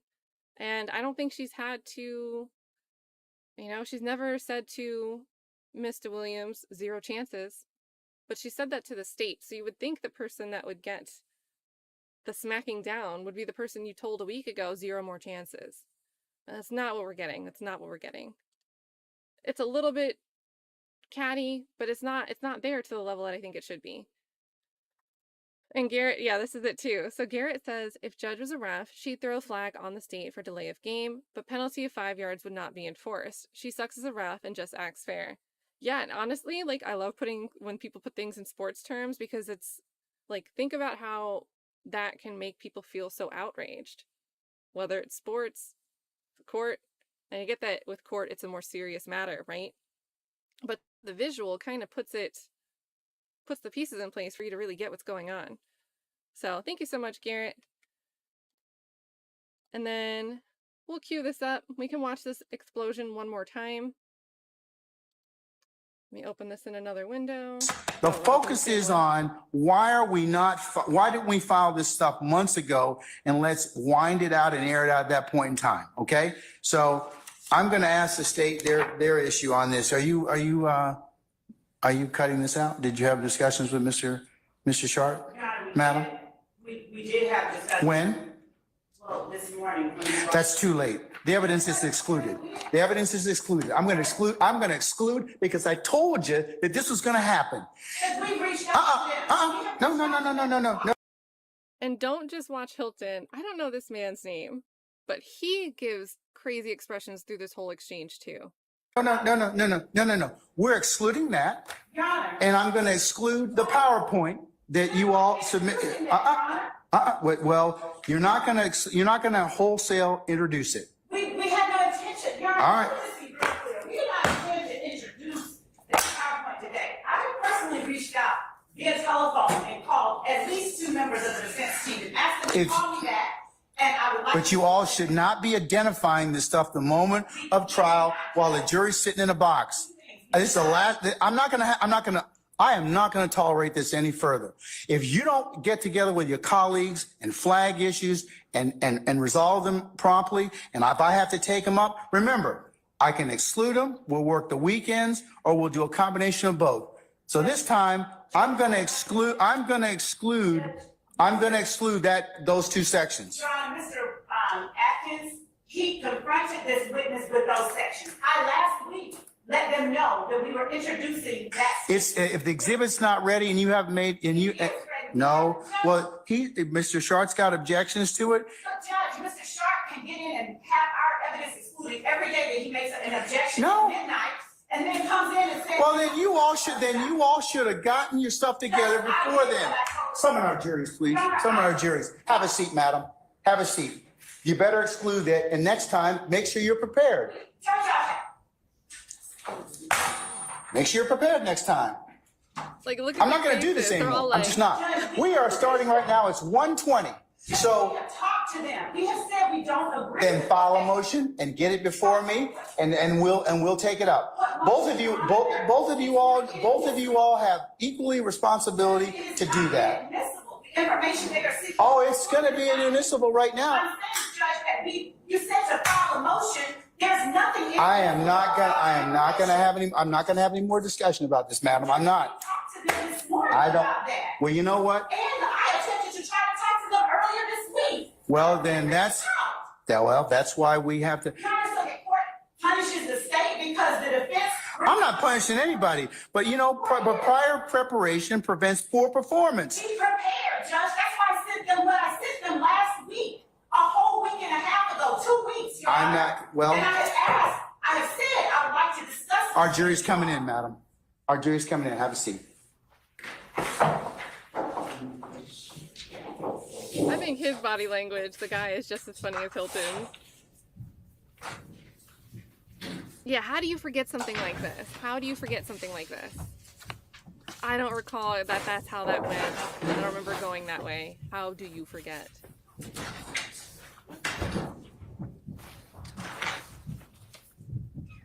Like, yoink, yoink, yoink, yoink. There we go. Played it twice. Yes, this is the 17th of April Lovers Quarrel. This is, it's something that Steele, he didn't include this timestamp. He included leading right up to it. So, you know, this discussion that we just watched where Love is trying to argue, you know, just trust us to press pause and play when we're supposed to. It doesn't matter what we fast forward through. If you do not follow, let me get back to the motion. I got to reload it because YouTube closed it, and I'll just keep both windows open. But if you do not follow the split-second stop point here that Brian Steele notated, the very next second is when Love goes into her barrage. So it's just so crazy to watch Love say, oh, it's not the worst. Just let us take our chances with stopping and going and hitting play. Well, if we do that with this clip, we might spill into this thing where you're losing your mind. And look at Steele's face, man. Look at Steele's face over in this. Just look at him. Just done, done, done. It looks like Jeffrey Williams is trying to hide a smirk a little bit there. Oh my goodness, but just crazy. So this is the supplement I'm putting in the chat right now that Steele filed on Friday. The YouTube links are attached in there right to the timestamps. The timestamps would have ended back here. But yeah, he's definitely trying hard not to smile. And then I think right before we're all caught up with everything. Well, no, we're not. We do have Aries saying they look like little kids and Mama showing out at Walmart. Whew. When I worked in retail, they had no music playing. And when kids would start screaming, parents would start screaming, adults would start arguing with each other, whatever the case may be. Oh my gosh, you heard it through the whole store. And it was like, a fight like that, it doesn't stop. It doesn't matter who's listening at that point. It just goes and goes. And you can look around, you see the other customers walking around. And you just see people going, like, yeah, you hear that too? Like the whole room collectively is overhearing all of this together in an awkward but shared experience. Oh boy. Never a dull moment, never a dull day. And yeah, don't see her yelling at new judge, but I wonder if she will. Yeah, and I don't know, Cat Dragon. This is a great reminder. She said she wasn't changing Glanville's decisions. Why is she not doing this? I do think that Love is lying to her point blank and saying he didn't exclude the PowerPoint. And also, he didn't exclude the PowerPoint in totality. He only excluded it at that moment in time. So I think she's splitting hairs, deceiving the court. I really think she's lying. She says she doesn't remember it going this way. And hopefully the judge sees through it. Hopefully they see through it. FFS says, Steele said he don't talk to Love. He's okay with it. Yeah, well, he said he doesn't talk to Love, but so did Rachel Kaufman. She doesn't want to work a case in the same room. But Brian Steele. This freeze frame on his facial expression is just, this is all, like, if how you feel about Love was captured in a facial expression, it is this right there. Thank you so much, FFS. And then just because I think I watched the court schedule, Thugger Daily gave us a nice recap of it here. If you guys want to bookmark it and save it, this is the scheduling for the upcoming week and a half. So again, getting this funny reminder that Judge wants to be done with Woody, but Friday's going to be a half day because a juror has a funeral. So not only did Woody get off the stand early today, but it seems like the state wants to introduce these videos and they're trying to play it live instead of having it segmented and ready. So that'll be a problem. But then they also have a half day on Friday and they're supposed to be done with Woody on Friday. Monday and Tuesday next week, jury won't be there, but they're still going to start late. She said at noon. And then no court Thursday or Friday of the week after because Whitaker has a vacation. And then the Monday after that is Labor Day. So super hectic court schedule there.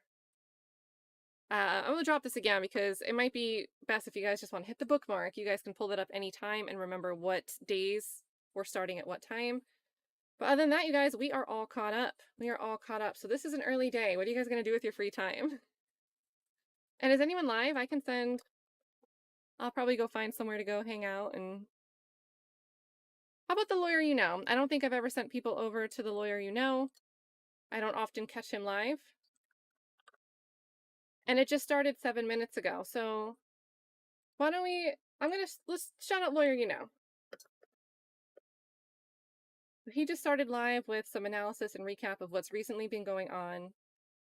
I think it'll be great content, especially if you're not already familiar with their channel. Great, great channel. His dad, who was a former prosecutor and now also a defense attorney, both on there as panelists right now. It'll probably be a great conversation. I can set up a redirect real quick. But if you guys want to shout out someone else that's currently streaming or plans to stream, you could drop that in the chat, let people know. And I'll look and see if I can set up a redirect. We can take a trip. Oh, and also, I just seen a Cash App. So thank you to Super OG for the super chat. The Cash App. No message at all, just a Cash App. So appreciate that. And then I always forget how to set up a redirect while we're live.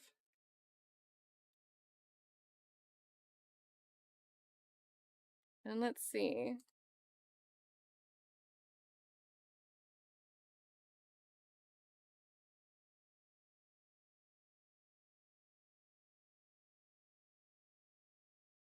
I'm looking. Oh, sometimes. Okay, I check my Twitter messages like late at night and then I try in the morning as well. Okay, hold on. T. Dublin Mug says that earlier on the lead attorney, is Lead still live?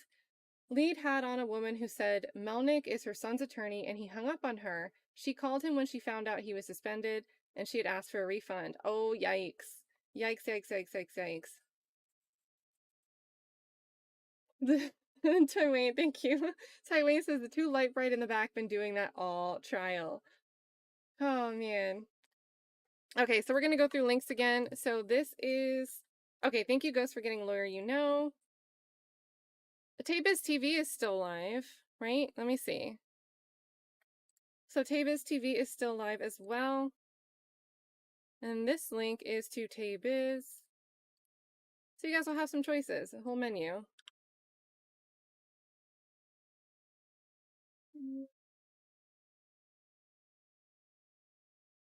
What else are we seeing for YSL stuff? So I'm not getting a live. I don't see that the lead attorney's still live. It's not coming up here. But I'm going to set the redirect to go to Lawyer You Know, because I've never set, and I'm surprised I'm allowed to redirect there. So we'll set that up. Any last minute shout outs besides Taybiz and Lawyer You Know? Yeah, I didn't really see other people on there. So I think that's it, you guys. Those are the two really still doing the YSL stuff. And Kate, is there a new hearing, or are you referring to, you know, they dismissed the laptop charges about a month ago now at this point? That seems like a while ago. 2 hours ago. And they had a status hearing today, so they were just upset.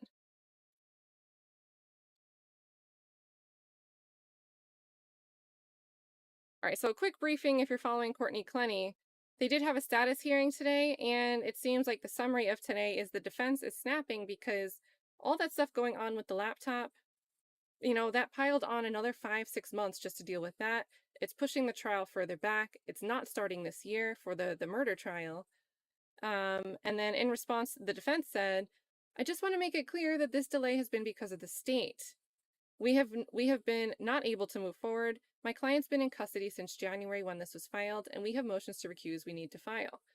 And then Assistant State Attorney Khalil Quinnen, who seemed to have violated attorney-client privilege, and that's why they had to dismiss the laptop charges, punched back, saying, we've reached out to the defense on numerous occasions to try to schedule depositions of their experts and other witnesses that they've listed in their notes for rehearing, to which they've said that they will not schedule until your honor rules. So Let's see. The defense is asking for the state to return the laptop. Prosecutors previously claimed that 3 of them illegally accessed a laptop belonging to Obumseli after his death, but the defense argued that the laptop was a shared device and her parents were authorized to use it. The defense argued today that since possession of the laptop was not why they were in court, they needed more time to file proper motions about the device as needed. Then Courtney's father, Kim Clenny, pictured here, was present on the Zoom hearing, and they agreed to another court date on 11:30 a.m. on September 11th, so about a month from now. So, so there we go. There we go. Quick status update hearing. In other words, more delays. More delays, you guys. Thank you so much for that note. Let's see. That was from Kate. So I think I saw you guys. Tabiz is no longer live. So we are going over, when I end this, we're going to be going over to the lawyer you know. See you guys over there. You guys have a good one. Take care. Bye-bye.